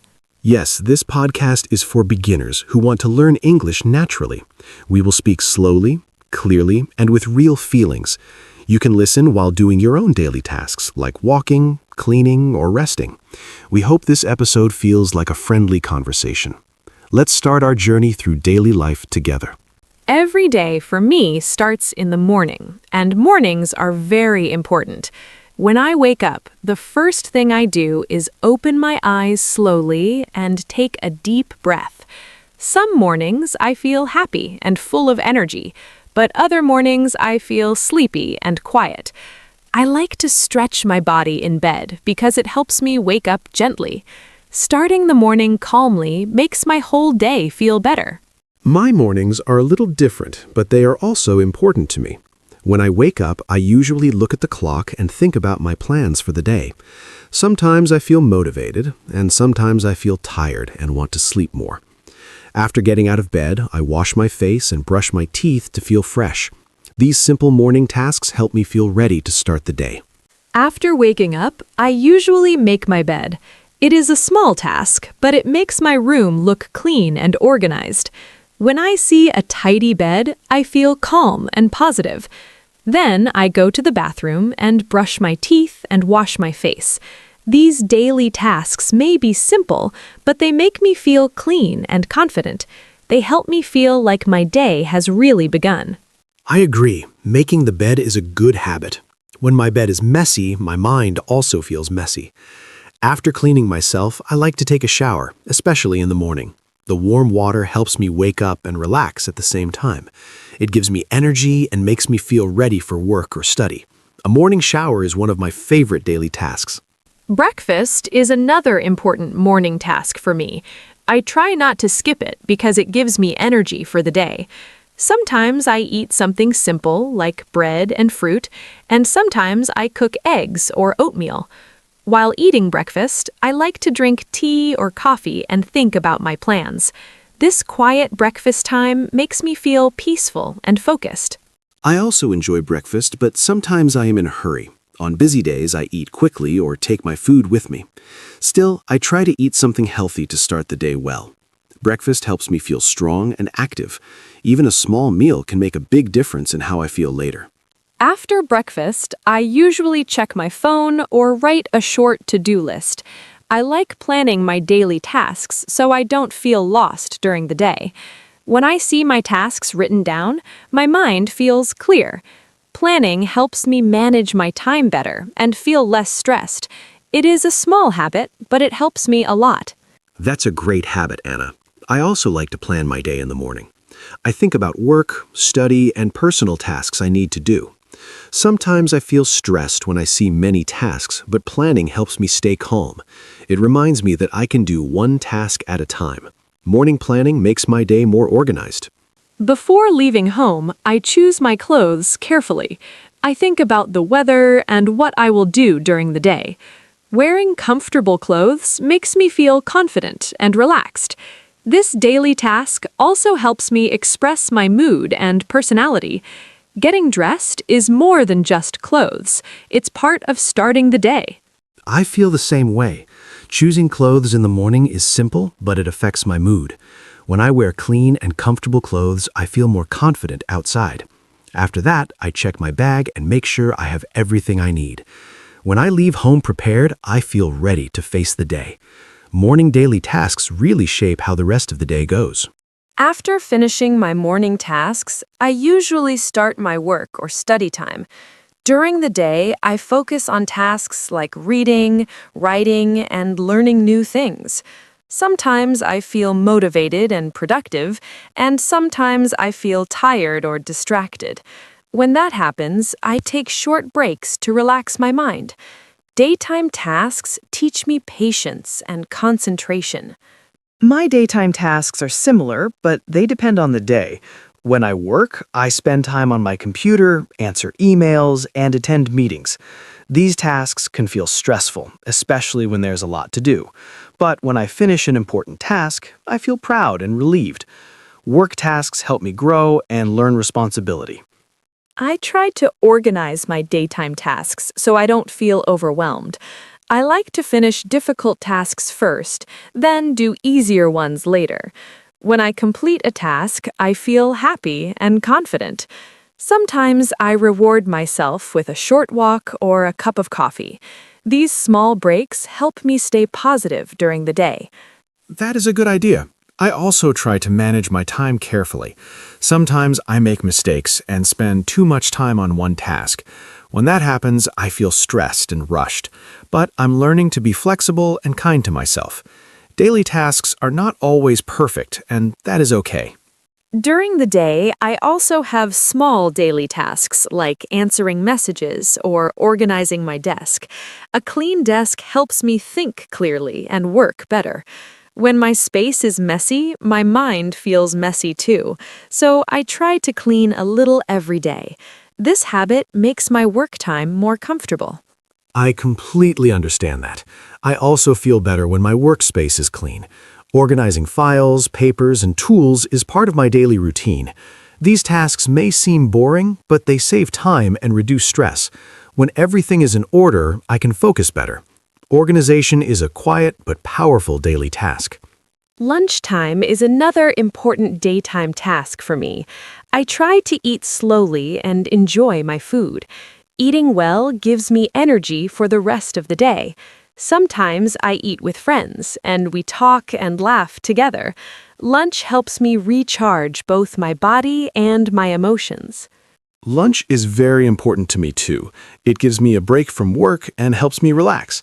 I like to eat something warm and healthy if I can. During lunch, I try not to think about tasks or problems. That short rest helps me work better in the afternoon. In the afternoon, my energy sometimes goes down. When that happens, I feel sleepy or unfocused. I try to stand up, stretch, or drink water. These small actions help me feel better. Afternoon tasks can be challenging, but I try to stay positive. Afternoons are difficult for me too sometimes. I feel tired, especially after a long morning, but I remind myself that every task I finish brings me closer to the end of the day. I try to stay patient and keep going. Daily tasks teach us discipline and strength. Another important daytime task for me is communication. I send emails, answer messages, and talk to people during the day. Sometimes this makes me feel connected and happy, but sometimes it feels tiring. When there are many messages, I feel a little stressed. Still, I know communication is part of daily life and work. I try to stay polite and calm in every conversation. I feel the same way about communication tasks. Talking to coworkers or classmates is necessary, but it can take a lot of energy. Some days I enjoy conversations, and other days I feel quiet and tired. I try to listen carefully and speak clearly. Good communication makes daily tasks easier. It helps avoid problems and confusion. During the day, I also try to drink water regularly. This is a small daily task, but it is very important for my health. When I forget to drink water, I feel tired and unfocused. I keep a bottle near me to remind myself. Taking care of my body helps me do my tasks better. Daily tasks are not only about work, but also about health. That is a great point. I also try to take care of my body during the day. Sometimes I stretch my arms and legs, especially if I sit for a long time. These small movements help me feel relaxed. They prevent pain and tiredness. Taking care of the body is an important daily task. Sometimes unexpected tasks appear during the day. A new problem comes up, or someone asks for help. At first, I may feel surprised or stressed, but I try to stay calm and deal with one task at a time. These moments teach me flexibility. Daily tasks are not always planned, and that is part of life. Yes, unexpected tasks happen to me too. They can change my schedule and my mood. At first, I feel frustrated, but then I remind myself to stay patient. Solving problems is also a daily task. It helps us grow and learn new skills. These challenges make us stronger. When I finish an important task, I feel a sense of relief. I sometimes smile to myself and feel proud. Even small success gives me confidence. I tell myself, "Good job," and move on to the next task. This positive feeling helps me stay motivated. Daily tasks are easier when we appreciate our effort. I really like that idea. I also feel happy when I finish something important. It makes the hard work feel worth it. I think celebrating small wins is important. Daily tasks can feel heavy, but small rewards make them lighter. This helps me stay positive during long days. As the day continues, I try to finish my main tasks before evening. I check my to-do list and see what I have completed. Seeing finished tasks makes me feel satisfied. Even if everything is not done, I remind myself that I tried my best. Daily tasks do not need to be perfect. Doing our best is enough. I agree completely. At the end of the workday, I look back at what I did. Some days are productive, and some days are slow. Both are okay. Daily tasks teach us balance and understanding. Every day is a learning experience. After finishing my daytime tasks, I usually return home and start my evening routine. The evening feels different from the morning because my body and mind are tired. One of my first tasks at home is changing into comfortable clothes. This small action helps me relax and feel safe. Evening time is when I slow down and breathe deeply. It feels like a soft ending to a busy day. I feel the same way about evenings. When I come home, I like to leave work behind and focus on rest. Changing clothes and washing my hands helps me feel fresh again. I also take a few minutes to sit quietly and relax. Evening daily tasks help me separate work time from personal time. This balance is very important to me. Cooking dinner is another daily task I do in the evening. Sometimes I enjoy cooking, and sometimes I feel tired and want something simple. I try to prepare healthy meals because food affects my mood and energy. When I cook slowly, it feels calming and creative. Dinner time is also a moment to enjoy the day quietly. Dinner is important for me too. I like eating warm food after a long day. Sometimes I cook and sometimes I order food if I'm very tired. Eating helps me relax and feel comfortable. I try to eat without rushing. Evening meals help my body rest and recover. After dinner, I usually clean the kitchen. Washing dishes is not my favorite task, but I know it needs to be done. When the kitchen is clean, I feel calm and organized. It helps me start the next day with a fresh space. Small cleaning tasks give me peace of mind. They make my home feel comfortable. I understand that feeling very well. Cleaning after dinner helps me relax too. When my home is clean, my thoughts feel lighter. I like putting things back in their place. These simple daily tasks make my home feel warm and welcoming. Order at home helps me feel calm inside. In the evening, I also like to do something relaxing. I might read a book, listen to music, or watch a TV show. These tasks help me forget stress from the day. I enjoy quiet moments when I don't need to rush. Evening relaxation is an important daily task for my mental health. It helps me feel balanced. Evening relaxation is important for me as well. I often listen to soft music or talk with family or friends. These moments help me feel connected and supported. I try not to check work messages too much at night. Protecting personal time is a daily task too. It helps me feel happier. Before going to bed, I usually prepare things for the next day. I choose clothes, check my bag, and think about tomorrow's plans. This task helps me feel less stressed in the morning. When everything is ready, I can sleep more peacefully. Evening preparation gives me a sense of control. It makes mornings easier. I do the same thing before bed. Preparing for the next day makes me feel calm and organized. I don't like rushing in the morning, so this habit helps me a lot. It also helps me sleep better. Evening tasks prepare both the body and the mind for rest. Another evening task I value is taking care of my emotions.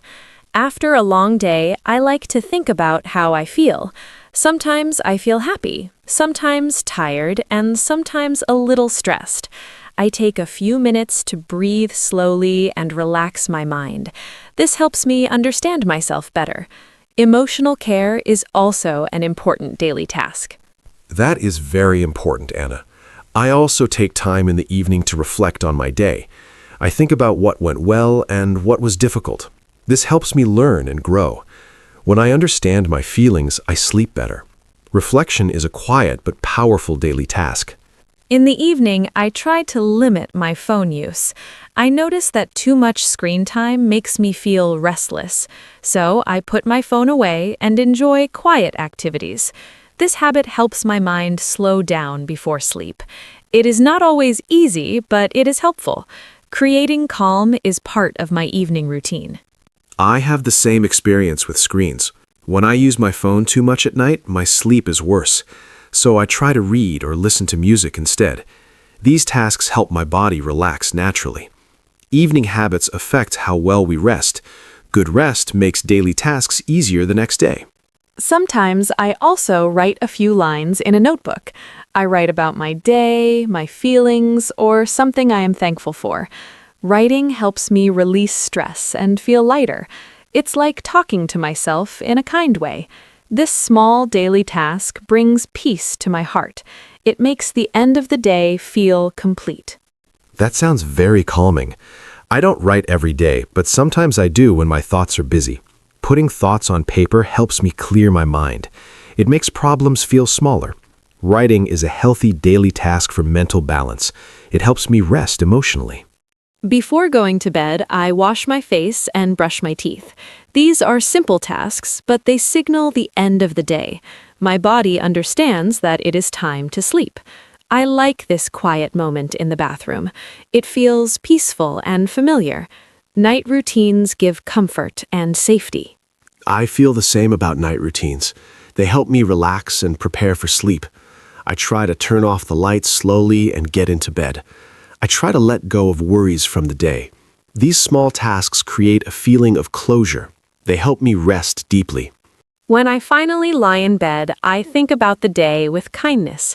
I remind myself that I did my best. Even if some tasks were not finished, I accept it. This gentle thinking helps me fall asleep calmly. Self-kindness is also a daily task. It is very important. That is a beautiful way to end the day. I also try to be kind to myself before sleeping. Daily tasks can be tiring, but we don't need to be perfect. Every day is a new chance. Ending the day with peace helps us start the next day stronger. That is the power of daily routines. In the evening, I usually prepare my clothes for the next day. This small task saves time in the morning. I feel calm when things are ready. I also check my bag and make sure I have everything. It helps me feel organized. This habit makes the next day easier. That is a smart daily task, Anna. I also prepare my things at night. When I don't do it, my morning feels rushed. Simple planning helps reduce stress. It gives me peace of mind. Preparation is a form of self-care. After dinner, I like to help clean the table. I wash dishes or put them in the dishwasher. Cleaning after eating makes the kitchen feel fresh. It also helps me relax. I feel proud when the space is clean. Small cleaning tasks give big satisfaction. I agree with you. A clean space makes me feel comfortable. I usually clean a little every evening. When I clean daily, I don't feel overwhelmed. It becomes an easy habit. Cleaning is a helpful daily task. Sometimes in the evening, I talk with my family or friends. We share stories about our day. Talking helps me release stress. I feel connected and supported. Communication is an important daily task. It keeps relationships strong. That is very true. I also enjoy talking with people I care about. Even a short conversation can change my mood. It makes me feel less alone. Sharing daily life is meaningful. Emotional connection is part of daily life.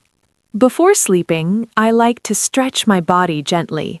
It helps my muscles relax after a long day. I feel my body slow down.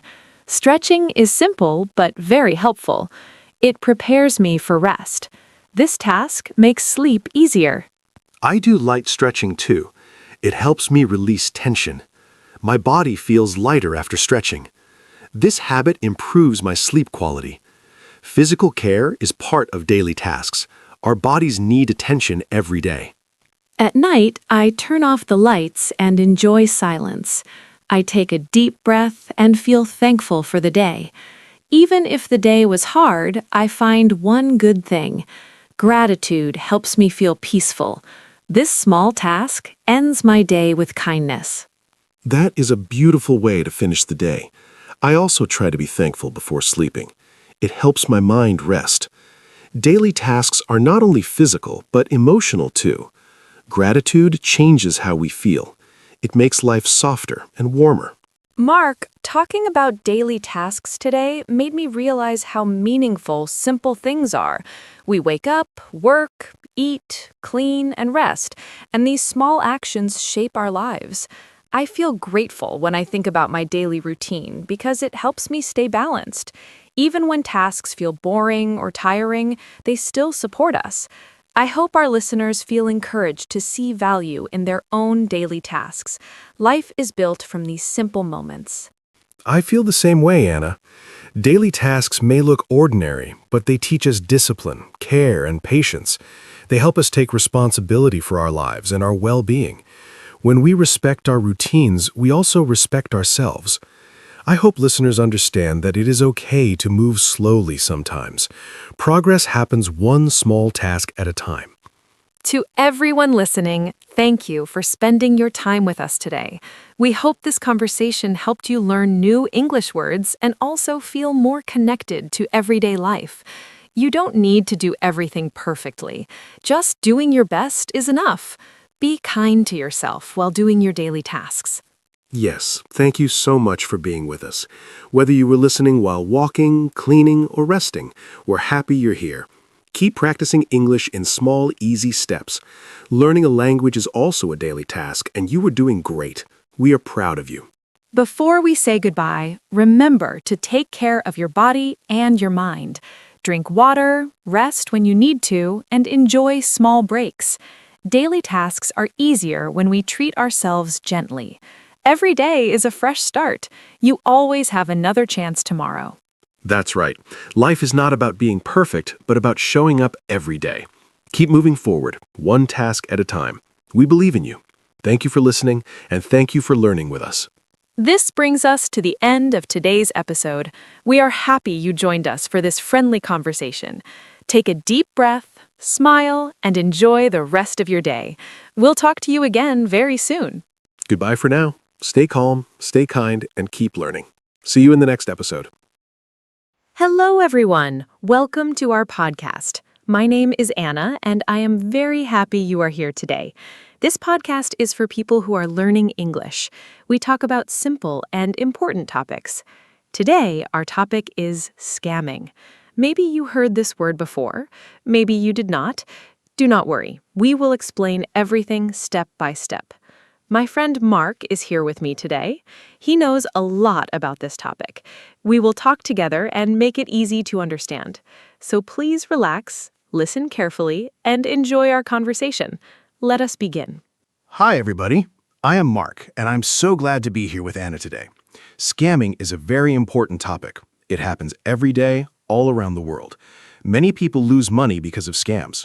Many people feel sad and embarrassed after a scam. But if you know about scams, you can protect yourself. You can protect your family, too. Anna and I will use simple words today. We want everyone to understand. If you hear a word you do not know, do not stop listening. We will explain it. Okay, let us start our conversation. So, Mark, let us start with the basics. What is a scam? Can you explain it in simple words? I think some of our listeners do not know this word yet. A scam is something bad, right? It's when someone tries to take something from you, like money or personal information. Is that correct? I want to make sure our listeners understand from the very beginning. Scams can be very confusing. Sometimes people do not even know they are in a scam. That is why it is so important to talk about this. Please explain it for us, Mark. Yes, Anna, you are right. A scam is when a person or a group of people tries to trick you. They want to take your money or your personal information. They do this by lying. They pretend to be someone they are not. For example, they might say, "I'm from the bank," but they are not from the bank. They are lying. The goal of a scammer is to get something from you without you knowing. Scams can happen on the phone, on the internet, or even in person. They happen everywhere. That is why we need to learn about them. Knowledge is the best protection. That is a great explanation. So, scammers are people who lie to get money or information. Mark, I have a question. Are scams new? Did scams happen a long time ago too? Or is this something that started because of the internet? I am curious because today we hear about scams on our phones and computers, but maybe scams are not a new thing. Maybe people were scamming even hundreds of years ago. I think it is interesting to know the history a little. Can you tell us something about that? Even a simple explanation is fine. Great question, Anna. Scams are not new at all. People have been scamming others for hundreds and hundreds of years. A very old scam is the shell game. In this trick, a person hides a ball under 3 cups. They move the cups very fast. You try to guess where the ball is, but the scammer cheats. You almost always lose money. Another old scam is selling fake medicines. People sold water and said it could cure any sickness. Of course, it did not work. So yes, scams are very old.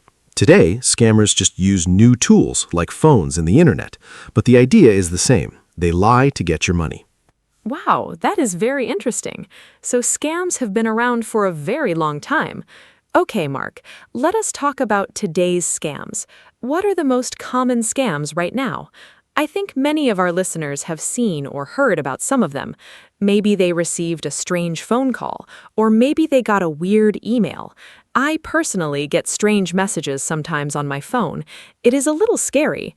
I do not always know if something is real or fake.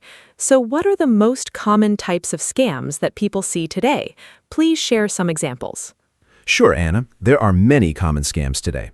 The first one is the phishing scam. In this scam, someone sends you a fake email or message. It looks like it is from a real company, like a bank or a store. The message says, "Click this link and enter your password." But if you click it, they steal your information. Another common scam is the lottery scam. You get a message that says you won a prize, but to get the prize, you must pay a fee first. Of course, there is no prize. Another one is the tech support scam. Someone calls and says your computer has a problem. They ask to access your computer. Then they steal your information. These are very common today. Oh, I have heard of phishing before. That word always sounds funny to me. Phishing. It sounds like fishing, right? Like fishing in the water. But instead of catching fish, scammers are trying to catch people. Mark, do you think this is where the word comes from? Also, I want to ask, why do so many people fall for these scams? Sometimes I see a scam message and I think, that is so obviously fake. But I know that many people believe these messages. Why is it so easy to trick people? Can you explain? Yes, Anna, you are right. Phishing does come from the word fishing. Scammers are fishing for victims, just like catching fish. It is a clever word. Now, why do people fall for scams? There are a few reasons. First, scammers are very good at lying. They practice a lot. They know what words to use. Second, they often create fear or excitement. For example, your account is in danger. Act now. When people feel scared, they do not think carefully. They just react. Third, some people are lonely or sad, and scammers pretend to be their friend. This makes it easy to trick them. Scammers understand human feelings very well. That is why it works. That makes a lot of sense. Scammers use fear and emotion to trick people. That is very clever, but in a bad way. Mark, let us talk about a specific type of scam. I want to ask about romance scams. I have heard this term before. I think it is when someone pretends to love you online, but it is all fake. Is that right? I feel very sad when I hear about romance scams. People are looking for love and friendship, and then someone uses that against them. Can you explain how romance scams work? I think this is important for our listeners to know. Yes, Anna. Romance scams are very sad and very common. Here's how they work. A person creates a fake profile on a dating app or social media. They use a beautiful photo, usually not their real photo. They start talking to you. They're very kind and sweet. They say they love you very quickly. Then, after some time, they ask for money. Maybe they say they are sick and need help, or they say they are stuck in another country and need a ticket home. But none of it is true. Everything is a lie. They never had real feelings for you. When you send money, they disappear. Romance scams break people's hearts and take their money. It is very cruel. That is so heartbreaking. People really think they found love, and then it's all fake. I feel sorry for anyone who experienced this. Mark, let us talk about something a little different now. What about scams that happen over the phone? I know many elderly people, like grandparents, get phone calls from scammers. My grandmother told me once that she got a strange call from someone who said he was from the government. She did not know what to do. What are common phone scams, and why do they target older people especially? Phone scams are very common, Anna. One of the most famous is the grandparent scam. A scammer calls an elderly person and says, "Grandma, it's me. I'm in trouble. I need money right now. Please do not tell mom or dad." The grandparent thinks it's their grandchild and sends money immediately. Another phone scam is the IRS scam.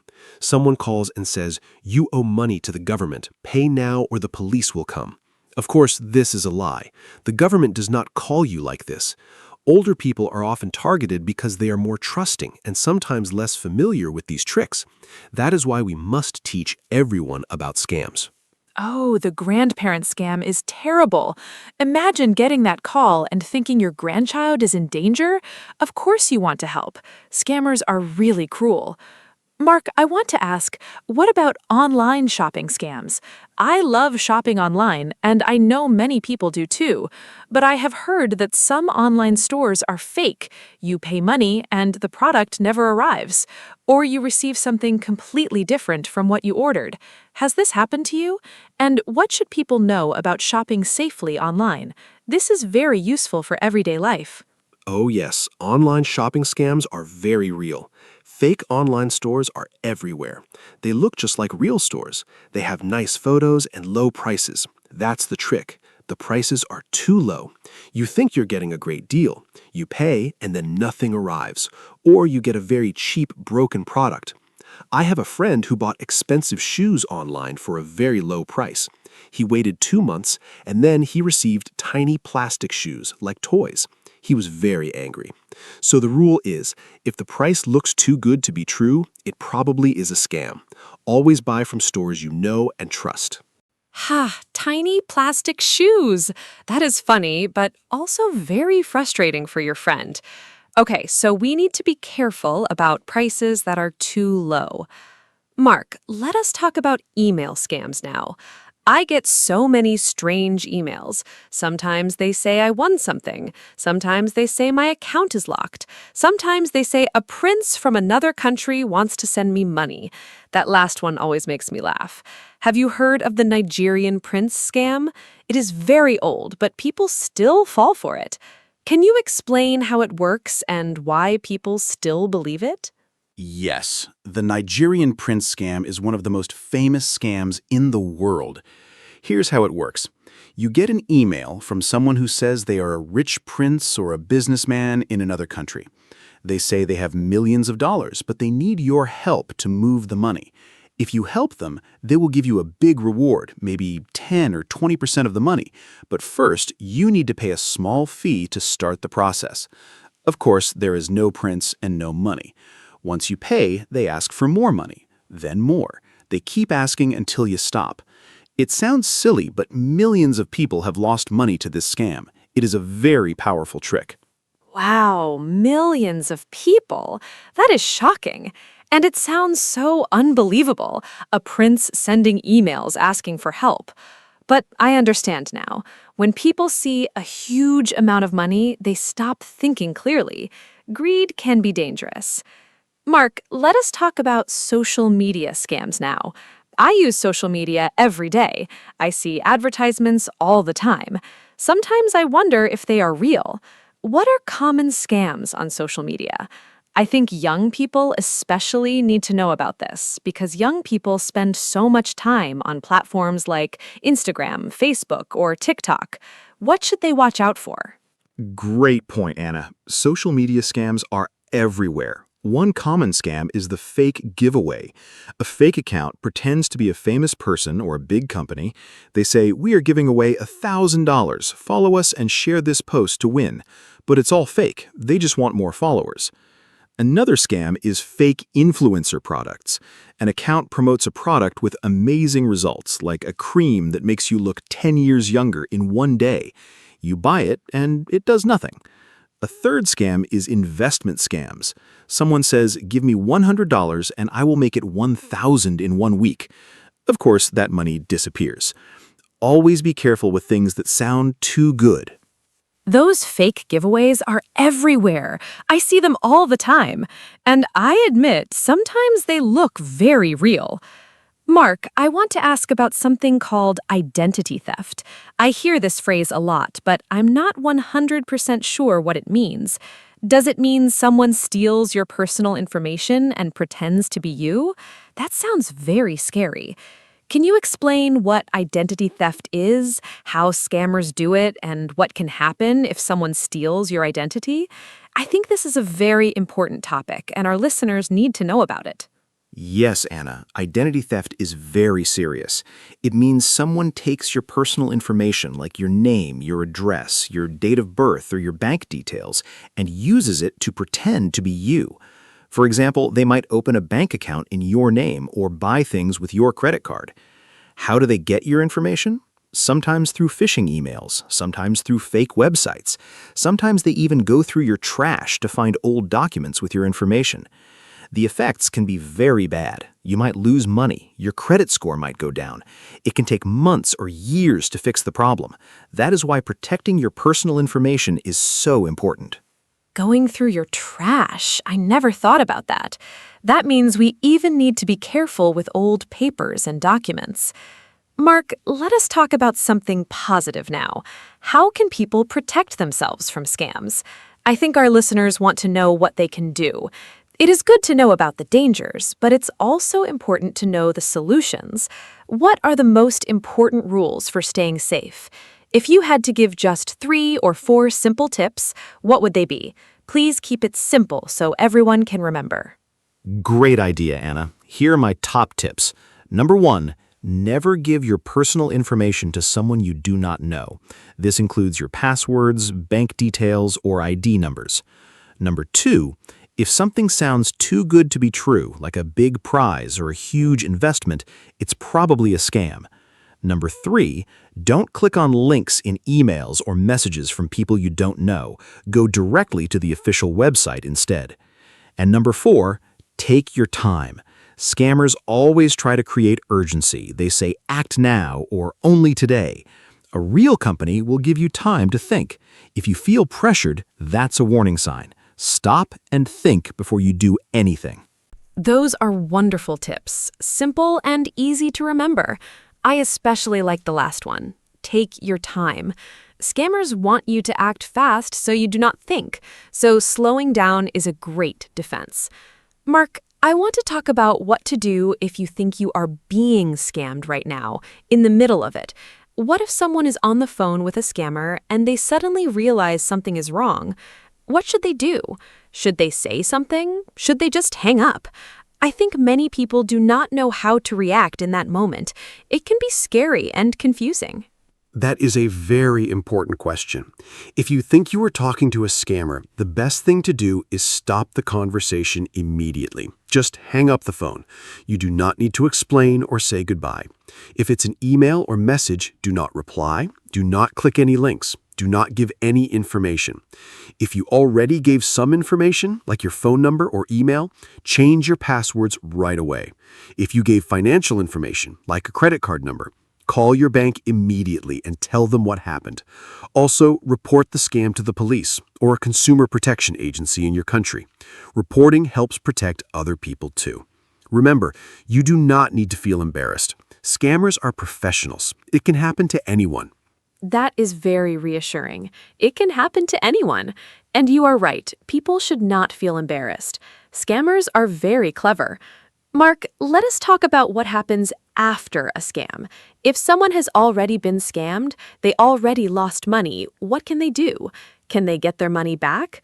I know some people feel hopeless after a scam.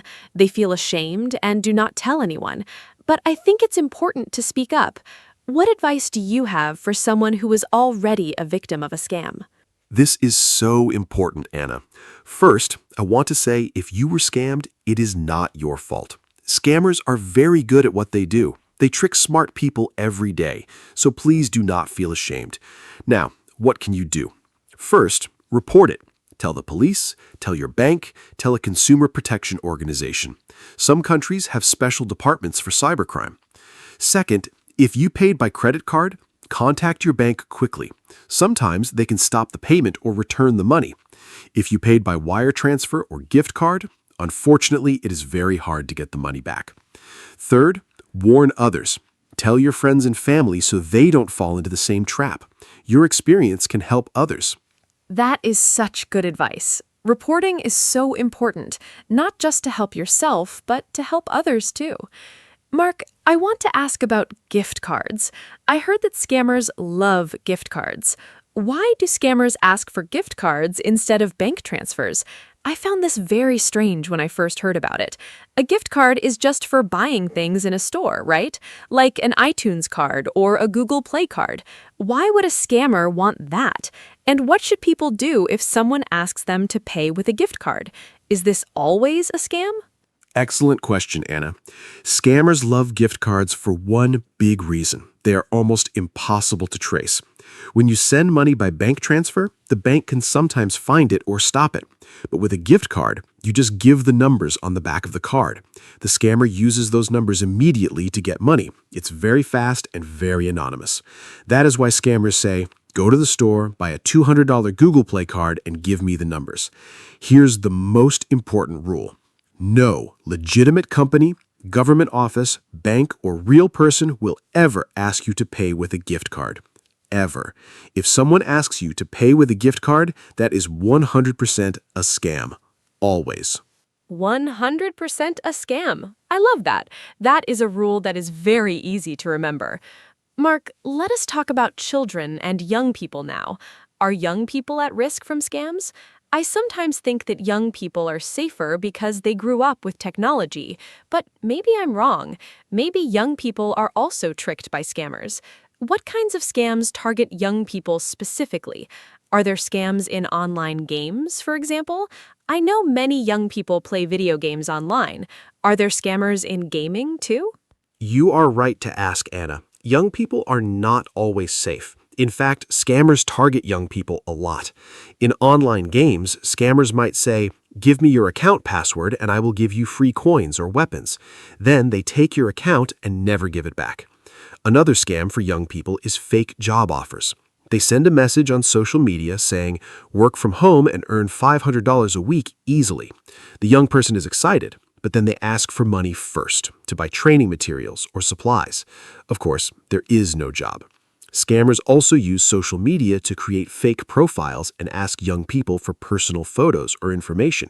Young people must be careful too. That is so important to know. Even young people who are very comfortable with technology can be tricked. Mark, I also want to ask about investment scams in more detail. I hear a lot about cryptocurrency scams these days. Many people are interested in Bitcoin and other cryptocurrencies, and scammers use this interest to steal money. How does a cryptocurrency scam work? Is it hard to recognize? I know this might be a little more complicated, but please explain it simply so our A1 and A2 listeners can understand the basic idea. Sure, Anna. Cryptocurrency scams are very common right now. Here's a simple example. Someone contacts you, maybe on social media, and says, I know a secret way to make a lot of money with Bitcoin. I already made $10,000. Let me show you how. They seem very friendly. They show you fake screenshots of their profits. They ask you to invest a small amount first, maybe $100. You see your account growing, you invest more, then one day the website disappears, the person disappears, your money is gone. This is called a pig butchering scam. They slowly fatten you up by making you trust them more and more, then they take everything. Always be very careful with investment advice from strangers. Pig butchering. What a strange and scary name. But it makes sense. They make you feel safe and then take everything. Mark, let us change the topic a little. I want to talk about scams that happen in real life, not just online or on the phone. Are there scams that happen in person, face-to-face, like on the street, for example? I know some cities have people who try to trick tourists. What kinds of in-person scams should people watch out for, especially if they are traveling to a new city or a new country? Yes. In-person scams are very real, especially in tourist areas. One classic scam is the gold ring scam. Someone walks up to you on the street and says, "Excuse me, I found this gold ring. I don't need it. You can have it." Then they ask for a small amount of money for a good luck fee. The ring, of course, is not gold. Another scam is the friendship bracelet scam. Someone puts a bracelet on your wrist and then demands money for it. Another common one is fake monks. People dressed like Buddhist monks give you a small gift and then ask for a donation. They are not real monks. In markets, some sellers use tricks with scales to make you think you are getting more than you are. Always be aware of your surroundings. Oh, I actually saw the friendship bracelet scam when I was traveling in Europe. Someone tried to put a bracelet on my wrist, and I quickly said no and walked away. Now I understand exactly what was happening. Mark, let us change the topic a little. I want to talk about one more type of scam, job scams. I know many people are looking for jobs, especially young people, and scammers know this. They create fake job advertisements. What does a fake job advertisement look like, and how can someone tell if a job offer is real or fake? This is very practical information that can really help people. Job scams are a huge problem, Anna. A fake job advertisement usually has these signs. First, the salary is unrealistically high, like earn $2,000 a week working only 2 hours a day from home. Second, they don't require any experience or skills. Real good jobs almost always need some qualifications. Third, they ask you to pay money before you start for training, uniforms, or background checks. Legitimate employers never ask workers to pay before starting. Fourth, the communication is strange, bad grammar in the emails, or they only communicate by WhatsApp or Telegram, not by official company email. Fifth, you can't find information about the company online. If you see these signs, be very careful. Research the company before you apply. Those are such helpful signs to watch out for. I love how you gave us a clear list.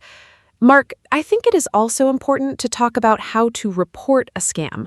We mentioned this briefly before, but let's go a little deeper.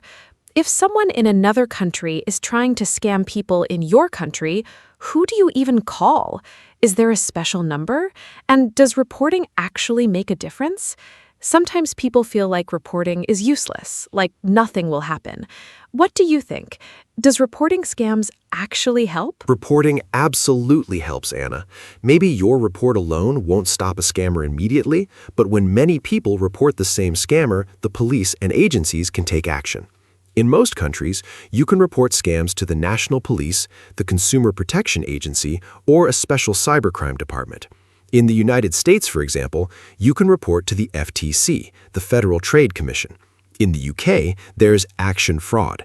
In many countries, you can also report scam phone numbers directly to your phone company. Your report adds important data.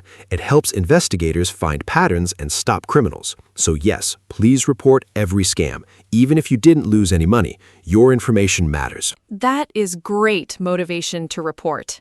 Every report matters. Mark, before we start wrapping up, I want to ask one more important question.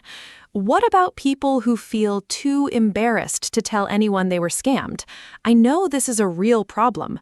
Victims often feel ashamed or stupid. They do not want to tell their family or friends. They keep it secret. But keeping it secret can be dangerous, right? How can we help people feel comfortable talking about scams? And how should friends and family react when someone tells them they were scammed? What is the right way to support them? This is so important, Anna. Shame is one of the biggest problems after a scam. People feel stupid and do not ask for help. But the truth is, if you were scammed, you are not stupid. Scammers spend years learning how to trick people. It is their full-time job. They are professionals.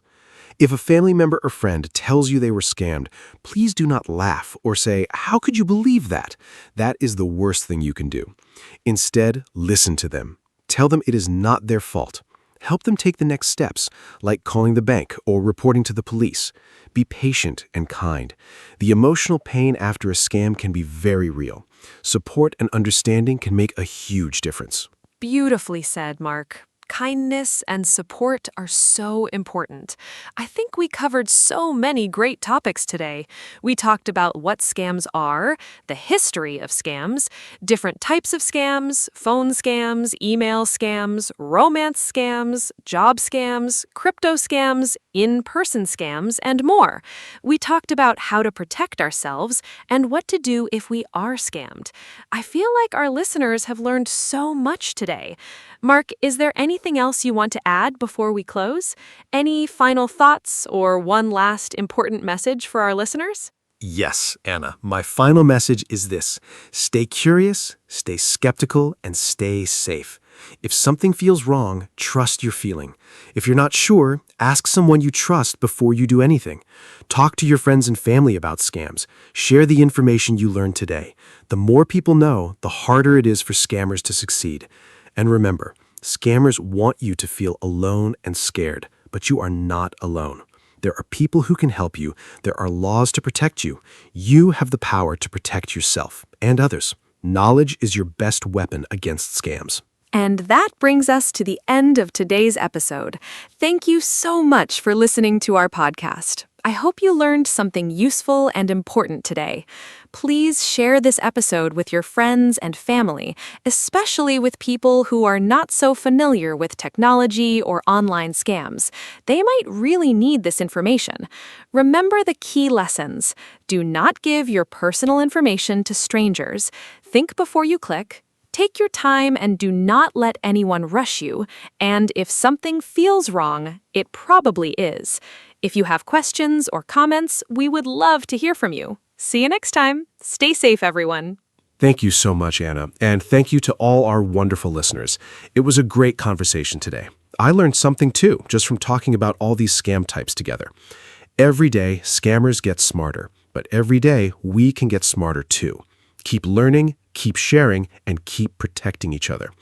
If you enjoyed this episode, please tell a friend about our podcast. That is the best way to help us grow. And as always, if you ever think someone is trying to scam you, stop, breathe, and think. You have the power to say no. Thank you, goodbye, and take good care of yourselves and the people around you. Hello, everyone, and welcome to our podcast. My name is Anna, and I am so happy you are here with us today. Today, we have a very exciting and important topic. We are going to talk about self-motivation. Self-motivation means the ability to push yourself forward, to do things, reach your goals, and keep going even when it is hard. This topic is important for everyone: students, workers, parents, dreamers. Everyone needs motivation in life. I am joined today by my wonderful co-host, Mark. We will talk about what motivation is, why we lose it, and how to find it again. We use simple English, so this podcast is perfect for beginners. Hi, Mark. How are you feeling today? And are you ready to talk about self-motivation? Hi, Anna. I am feeling great and very motivated today, which is perfect for our topic. Hello to all our wonderful listeners. Self-motivation is one of my favorite subjects. I think about it a lot because, honestly, staying motivated is something I have personally struggled with over the years. I've had periods of very high energy and ambition, and other periods of feeling completely stuck. Learning about self-motivation helped me understand why that happens and what to do about it. And the good news is, self-motivation is a skill. You can learn it and get better at it over time. That is very encouraging. So let's explore this topic together today. Anna, let's start from the beginning. What exactly is self-motivation? Great question. Self-motivation is the inner drive that makes you want to do something or achieve something without needing someone else to push you. When you are self-motivated, you start things by yourself. You keep going by yourself. You don't wait for your boss, your teacher, or your parents to tell you what to do. You just do it because you want to. There are two types of motivation. The first is external motivation. This means you do something because of an outside reward, like money, praise, or grades. The second is internal motivation. You do something because it makes you feel happy, proud, or fulfilled inside. Self-motivation is mostly about internal motivation. Mark, what do you think is the difference between the two types in everyday life? The difference is very important in everyday life. External motivation works well for a short time. For example, if your boss gives you a bonus, you feel motivated for a while. But when the bonus is gone, the motivation often disappears too. Internal motivation lasts longer because it comes from inside you. For example, when I started learning to cook, nobody asked me to do it and nobody paid me. I did it because I found it fun and creative. That internal joy kept me going for months. I practiced every weekend. Now I cook very well. External motivation can start things, but internal motivation sustains them. So if you want to stay motivated over a long time, it helps to find something that you genuinely care about and enjoy. Anna, do you think some people are naturally more motivated than others? That is a great question. I think some people seem naturally more energetic and driven, but I believe motivation is mostly a skill and a habit, not just a fixed personality trait. Some people learned good motivation habits early in life, maybe from their parents or teachers. Others had to learn later, but anyone can build stronger motivation at any age. What matters more than natural personality is your mindset, how you think about challenges, effort, and failure. People with a growth mindset believe they can improve through effort. They see failure as a lesson, not as proof that they are not good enough.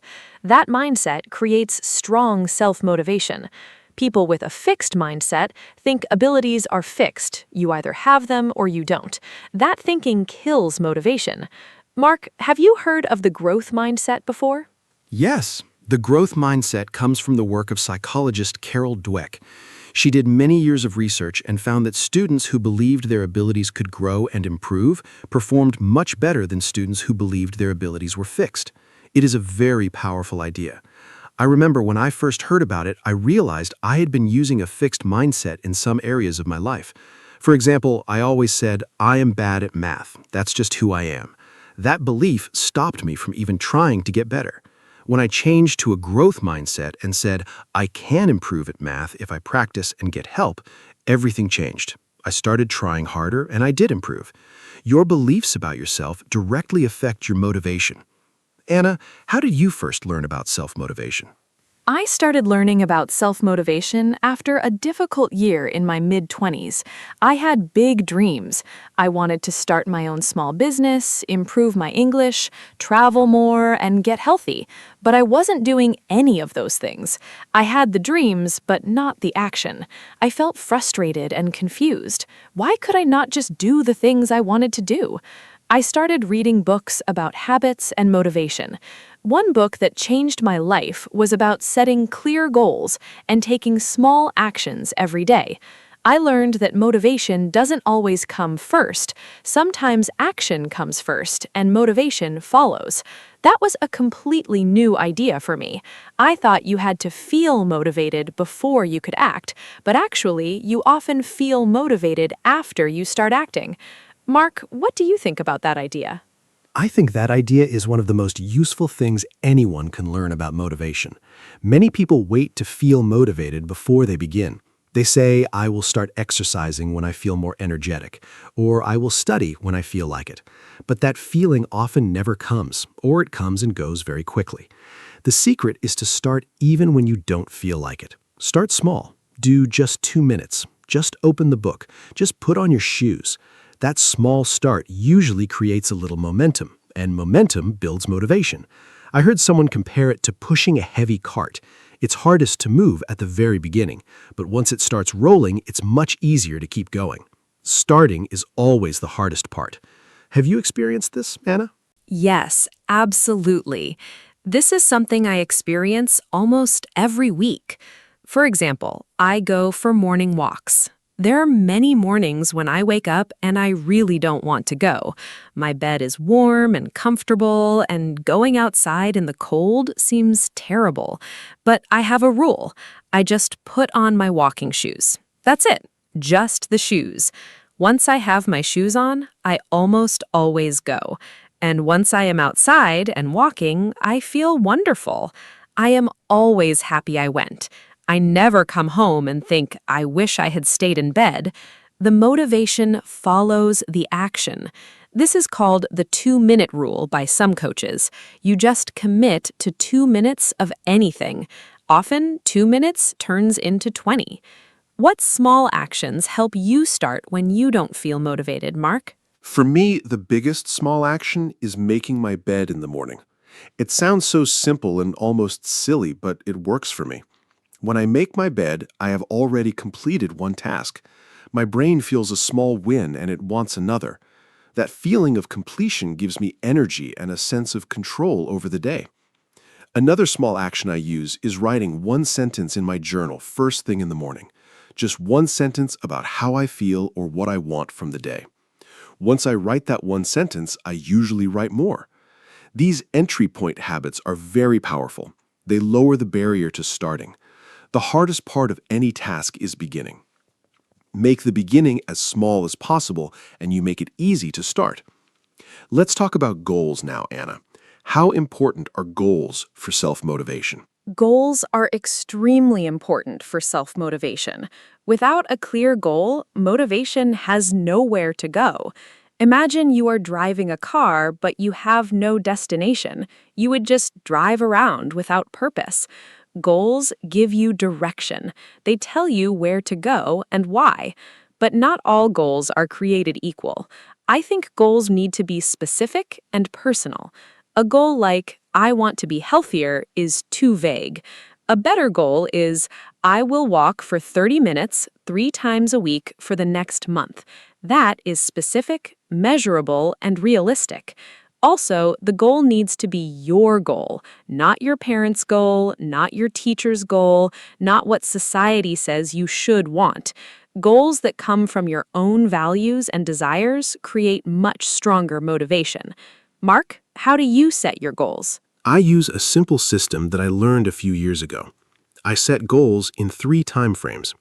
First, I have a big long-term goal, something I want in the next 1 to 3 years. For example, improving my professional skills or building a healthy lifestyle. Second, I break that big goal into smaller monthly goals. What can I do this month to move toward the big goal? Third, I break the monthly goal into weekly actions. What will I do this week, specifically? This system makes big, scary goals feel manageable. Instead of thinking, I want to write a book someday, which feels impossible, I think, I will write 200 words today. 200 words a day becomes a book over time. Small steps, big results. Do you write down your goals, Anna? Yes, writing goals down is very important to me. There's a well-known idea that people who write their goals are much more likely to achieve them. When you write a goal, it becomes more real and more serious. It moves from a vague wish in your head to a clear intention on paper. I write my goals in my journal at the beginning of every month, and I review them every week. Reviewing goals regularly is just as important as writing them. It keeps your attention focused. We are very easily distracted by social media, by other people's opinions, by daily problems. Reviewing your goals brings you back to what matters to you. I also write why next to each goal. Why do I want this? The why is very powerful. It is the fuel for motivation. Mark, let's talk about the why. How important is knowing your why? Knowing your why is perhaps the most important thing in self-motivation. The why is your reason for doing something. And the deeper and more personal the reason, the more powerful the motivation. For example, someone might say their goal is to exercise. Their why could be to lose weight, to feel more energetic, to be healthy for their children, or to feel confident. The last two reasons, being there for children, feeling confident, are emotionally strong. They connect to core human needs. When things get hard, those deep reasons keep you going. A shallow why breaks under pressure. A deep why holds. I think it is worth spending time asking yourself honestly, why do I really want this? What will it mean for my life? The answer reveals a lot. Anna, what is a why that has driven you strongly? One of my strongest whys was learning English seriously. My surface reason was I want a better job, but when I dug deeper, the real reason was I want to communicate with people from all over the world. I want to read books in their original language. I want to travel freely and not feel lost. I want to feel confident and capable. Those deeper reasons were very emotional for me. They connected to my identity and my dreams. On days when studying English was boring or hard, I remembered those reasons and kept going. Now I'm here, hosting an English podcast. The why really works. I also think it helps to picture yourself after you achieve the goal. How will you feel? What will your life look like? That visualization is a great motivator. Do you use visualization, Mark? Yes, visualization is a technique used by many athletes, performers, and successful people. You close your eyes and imagine yourself achieving your goal in detail. What do you see? What do you hear? How do you feel? The more vivid and detailed the image, the better. Your brain responds to a strong mental image in a way that is similar to actually experiencing it. It builds confidence and desire. I use visualization when I have a big presentation or a new challenge. I close my eyes and picture myself doing it confidently and well. It reduces my fear and increases my motivation. But I also think visualization should be paired with planning and action. Just imagining a goal without working toward it is just daydreaming. You need both the dream and the plan. Let's talk about planning now, Anna. How does a plan help motivation? A plan is like a map for your motivation. Without a plan, you have a goal, but you don't know how to get there. That uncertainty is very discouraging. You feel overwhelmed and don't know where to start. A clear, simple plan removes that confusion. It says, do this today, do this tomorrow, do this next week. You follow the steps, and slowly you move forward. I keep my plans very simple. I don't write complicated systems. I just write 3 things I will do today that move me toward my goal. Just 3 things. That is manageable and not overwhelming. I also plan for obstacles. I ask myself, what might stop me today? And what will I do if that happens? This kind of planning makes me feel prepared and confident. Mark, what do you do when your plan doesn't work? When my plan doesn't work, I try not to treat it as a failure. I treat it as information. Something didn't work. Okay, why? Was the plan too ambitious? Was the timing wrong? Was I missing a skill or resource? I ask those questions and I adjust. Flexibility is very important in self-motivation. Many people have an all-or-nothing mindset. If they miss one day of exercise, they say, "I failed. I give up." But that is not realistic. Life is messy. Plans change. The key is not to be perfect, it is to be persistent. Persist means you keep going even after small failures. I sometimes think of motivation like a bouncing ball. You will drop it sometimes. That is normal. The important thing is to pick it back up again. How do you handle failure and setbacks, Anna? Handling failure is one of the most important skills for self-motivation. When something goes wrong, my first step is to allow myself to feel disappointed, but only for a short time. I give myself one day to feel bad. Then I move on. I think it is important to allow negative feelings, but not to live in them forever. After that short feeling time, I look at what happened objectively. What went wrong? What can I learn? What will I do differently? I write these things down. This turns a failure into a lesson. It keeps my self-respect and my forward momentum. I also remind myself of past successes. When I doubt myself after a failure, I look at my journal and read about times I succeeded. That reminder gives me confidence to try again. Let's talk about confidence and motivation. Are they connected, Mark? Yes, confidence and motivation are deeply connected. When you feel confident, you believe you can do something, so you try. When you try and succeed, your confidence grows. And growing confidence increases your motivation. It's a positive cycle. But the opposite is also true. When you feel low confidence, you doubt yourself and avoid trying. When you avoid things, you miss the chance to succeed, and that decreases your motivation further. So how do you build confidence? Mainly through small successes. You set a small, achievable goal. You achieve it, you feel proud and capable. You set another small goal. Over time, these small wins build a strong foundation of confidence. I always say success builds success. One small win is the seed of the next. Anna, what gives you confidence when you feel low? When I feel low in confidence, a few things help me. First, I remember my past wins. I have a small list I keep in my journal, moments when I did something I was proud of. Reading that list reminds me that I am capable. Second, I do something I am already good at. If I feel insecure about a new challenge, I first do a task I know I can complete well. That small success warms up my confidence, like stretching before exercise. Third, I talk to someone who believes in me. Sometimes we need a friend to remind us of our strengths. We can be very blind to our own abilities. Having one or two people who genuinely support you is incredibly valuable for motivation. Mark, how does the people around us affect our self-motivation? The people around us have a huge effect on our motivation, probably more than we realize.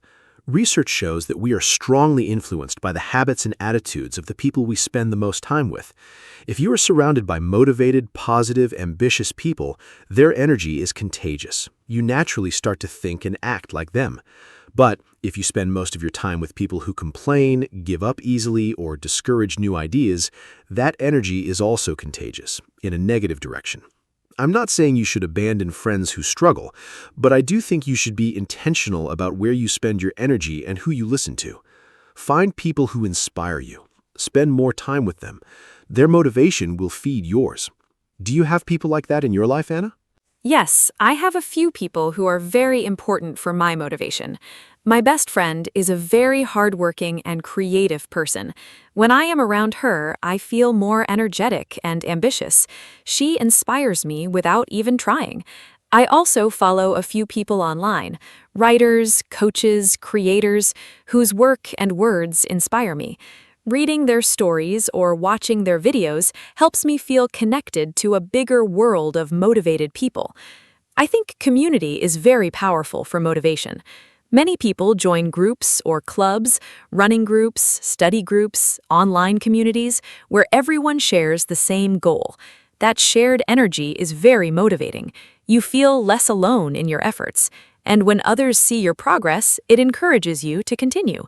Have you ever joined a group to help with motivation, Mark? Yes, a few years ago I joined a running group. I'm not a natural runner. I find it hard and I used to hate it. But when I started running with a group every Saturday morning, everything changed. I did not want to let the group down. I knew they would be there, and I didn't want to be the person who didn't show up. That social commitment was very motivating. Over time, I also started to enjoy the conversations during the runs. And the feeling of finishing a run with a group is wonderful. You celebrate together. I went from hating running to looking forward to Saturdays. The group changed my motivation completely. Commitment to others is a very powerful tool for motivation. When you make a promise to yourself, it's easy to break. When you make a promise to others, it's much harder. Anna, let's talk about habits and routines now. Yes, habits and routines are incredibly important for self-motivation. Here's the thing about motivation. It naturally goes up and down. Some days you feel very driven and energetic. Other days you feel flat and unmotivated. If your progress depends only on your feelings, you will be very inconsistent. But if your progress depends on habits and routines, you keep moving forward even on low motivation days. A habit is an automatic behavior. You do it without thinking too much. You brush your teeth every morning, not because you feel motivated, but because it is a habit. You can build the same kind of automatic behavior around your goals. If studying English every morning becomes a habit, you will do it whether you feel motivated or not. Consistency beats motivation every single time. Mark, how do you build good habits? Building good habits is a skill. I follow a few simple principles. First, I make the habit very easy to start. If the habit is too hard at the beginning, I will avoid it. So I start with the smallest possible version. Want to read more? Start with 1 page a night. Want to exercise? Start with 5 minutes. Once the habit is established, I can gradually increase it. Second, I link the new habit to an existing one, habit stacking. After I drink my morning coffee, I will do 10 minutes of English practice. The coffee is the trigger for the new habit. Third, I track my habits. I use a simple calendar and put a mark on every day I do the habit. A streak of marks is very motivating. You don't want to break the chain. These 3 simple steps have helped me build lasting habits. What is a habit you built that changed your life, Anna? The habit that changed my life most is daily reading. I started reading just 10 pages every night before bed. It seemed like nothing at first, but 10 pages a night is about 300 pages a month. That is 1 or 2 books a month. Over 1 year, I read more than 15 books. Those books changed how I think, how I communicate, and how I see the world. I learned so many new things about psychology, about habits, about history, about creativity. I became a better thinker and a better English speaker, all from 10 pages a night. I never would have believed that at the start. This is a great example of how a tiny, consistent habit creates enormous change over time. The power of small and consistent actions is amazing. Let's talk about procrastination now, Mark. Why do people procrastinate? Procrastination is one of the biggest enemies of self-motivation. It means you delay doing something even when you know you should do it. You say, "I'll do it later," and later never comes. Why do people procrastinate? It's usually because of one of these reasons. First, the task feels too big or overwhelming. Second, there's a fear of failure. If you don't start, you can't fail. Third, there's a fear of imperfection. You want to do it perfectly, so you wait for the perfect moment that never arrives. Fourth, the task is boring or unpleasant. Understanding why you are procrastinating is the first step to stopping it. Each reason needs a different solution. For the too big reason, break the task into tiny pieces. For the fear of failure reason, remind yourself that done is better than perfect. Anna, what is your best tip for fighting procrastination? My best tip for fighting procrastination is the 5-minute commitment. When I don't want to start something, I tell myself, just do it for 5 minutes. After 5 minutes, you can stop if you want. Almost always, after 5 minutes, I am already working, and I keep going. The starting was the barrier, not the task itself. Another tip I love is removing distractions before I start. I put my phone in another room. I close unnecessary browser tabs. I make myself a cup of tea. Then I sit down with everything ready and nothing to distract me. A clear environment helps a clear mind. I also use a timer. I work for 25 minutes with full focus, then take a 5-minute break. This is called the Pomodoro technique. It makes long tasks feel very manageable. Have you tried the Pomodoro technique, Mark? Yes, the Pomodoro technique is excellent. Working for 25 minutes with full focus, then resting for 5 minutes, then repeating, it keeps your brain fresh and makes deep work very achievable. I use it for writing, studying, and complex tasks. But even simpler than Pomodoro is just removing your phone from the room. I think the smartphone is the #1 killer of self-motivation in the modern world. Every notification is a little interruption. Every scroll through social media is 5 or 10 minutes of your goal time gone. I started leaving my phone in another room when I work or study, and my productivity increased enormously. We are not strong as our habits. Our environment often controls us. So, design your environment to support your goals, not to distract from them. Anna, let's talk about energy and self-motivation. Are they connected? Absolutely. Energy and motivation are very closely connected. When your energy is low, even small tasks feel impossible. When your energy is high, you feel motivated to do many things. So taking care of your physical energy is a form of self-motivation. This means sleeping enough, eating nutritious food, moving your body regularly, and taking real breaks. I noticed that my most motivated periods always coincide with the times I sleep well and exercise regularly. My lowest motivation periods are always when I am tired, eating poorly, or sitting too much. Many people try to push through low energy with willpower or caffeine, but that only works for a short time. The sustainable solution is to manage your energy levels through good physical habits. Motivation follows energy. Mark, when during the day are you most motivated? I am definitely a morning person. I feel most sharp, creative, and motivated in the first 2 to 3 hours after I wake up. That's when I do my most important and creative work. I protect those morning hours very carefully. I do not check social media or emails until I've finished my most important task of the day. After lunch, my energy naturally drops a little. I use that lower energy time for smaller, routine tasks, answering messages, organizing, reading. In the late afternoon, my energy often comes back a little, but not as strongly as the morning. Understanding your own energy patterns is very useful for self-motivation. Schedule your hardest, most important tasks for your highest energy time. Don't waste your peak hours on easy tasks. Do you know your own energy patterns, Anna? Yes, I am also more productive in the mornings. My mind feels clearest before noon. I use that time for writing, learning, or anything that requires real concentration. In the afternoons, I feel slower, so I use that time for lighter work, organizing, responding to messages, doing simple tasks. I also discovered that short afternoon walks boost my energy significantly. Even a 10-minute walk outside around 3 o'clock gives me a second wave of motivation and energy for the rest of the day. I think people underestimate the power of movement as an energy booster. When you feel unmotivated and sluggish, the best thing to do is often the thing you least want to do. Get up and move. It almost always helps. Mark, let's talk about self-talk.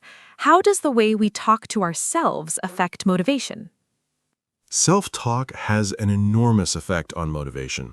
The words we say to ourselves in our heads are like a constant background voice, and that voice is either encouraging or discouraging. Many people have a very harsh inner critic. They say things to themselves like, "You're so lazy," "You always fail," or "You will never be good enough." That kind of self-talk destroys motivation. If a friend talked to you like that, you would stop spending time with them. But we say these things to ourselves all day. The good news is that you can change your self-talk. It takes practice, but it is possible. Notice when the negative voice appears. Challenge it. Replace it with something kinder and more realistic. Instead of, "I can't do this," try, "This is hard, but I can try one step at a time." That small shift changes your whole emotional state. Anna, how do you practice positive self-talk? I practice positive self-talk in several ways. First, I pay attention to my thoughts when I face a challenge. If I hear a negative thought, I name it. I say, "Oh, there's the inner critic again."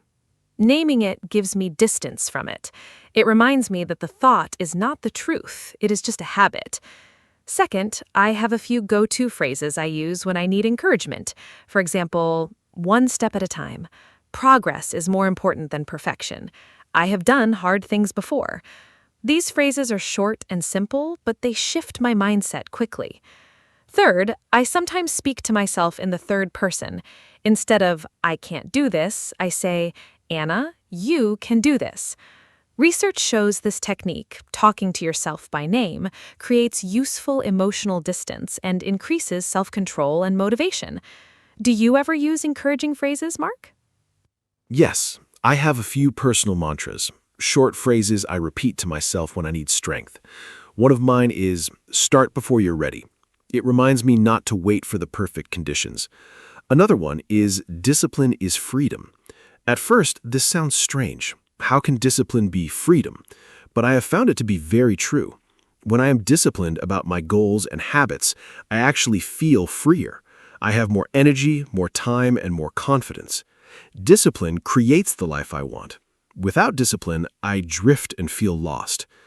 Another phrase I love is, "Compare yourself to who you were yesterday, not to who someone else is today." Comparing yourself to others is very damaging to motivation. The only competition that matters is with your past self. Are you better today than yesterday? That is what counts. Anna, what is your personal mantra? My personal mantra is, "Done is better than perfect." I need to remind myself of this often because I have perfectionist tendencies. I sometimes delay finishing things because they are not quite right. But perfectionism, as we discussed before, is a motivation killer. It keeps you stuck. Done is better than perfect reminds me that completing something imperfect is 1,000 times more valuable than an unfinished masterpiece that exists in my imagination. I also love the phrase, "Every day is a new start." When I have a bad day or miss a habit, I remind myself that tomorrow is a fresh beginning. The past day is gone. I can choose differently tomorrow. That idea takes the pressure off and keeps me motivated to try again. Before we say goodbye today, I want to leave our listeners with a few final thoughts. Self-motivation is not about being perfect. It is not about feeling excited every single day. It's about building habits, knowing your why, taking small steps, and being kind to yourself when things are hard. Every person listening today has goals and dreams inside them. The question is not whether those goals are possible, they probably are. The question is, will you take the first small step today? Not tomorrow, not next Monday, today. One step, no matter how small. That step is the beginning of everything. I believe in every person listening. You have what it takes. And remember, motivation follows action. So go take that first step. Thank you so much for listening, and thank you, Anna, for this wonderful conversation today. Thank you, Mark. This was such an energizing and inspiring conversation. And a huge thank you to all of you who listened today. I hope this episode gave you something useful, a new idea, a tip, a phrase, or just the reminder that you are capable of more than you think. Self-motivation is a skill, and like any skill, it grows with practice and patience. Be patient with yourself. Celebrate your small wins. Find your why. Build tiny habits. Surround yourself with people who inspire you. And please, be kind to your inner voice. You are your own most important coach. If this podcast helped you even a little, please share it with a friend who might need some motivation today. Come back next time for more friendly English conversations. Until then, keep going. You've got this. Goodbye from me, Anna.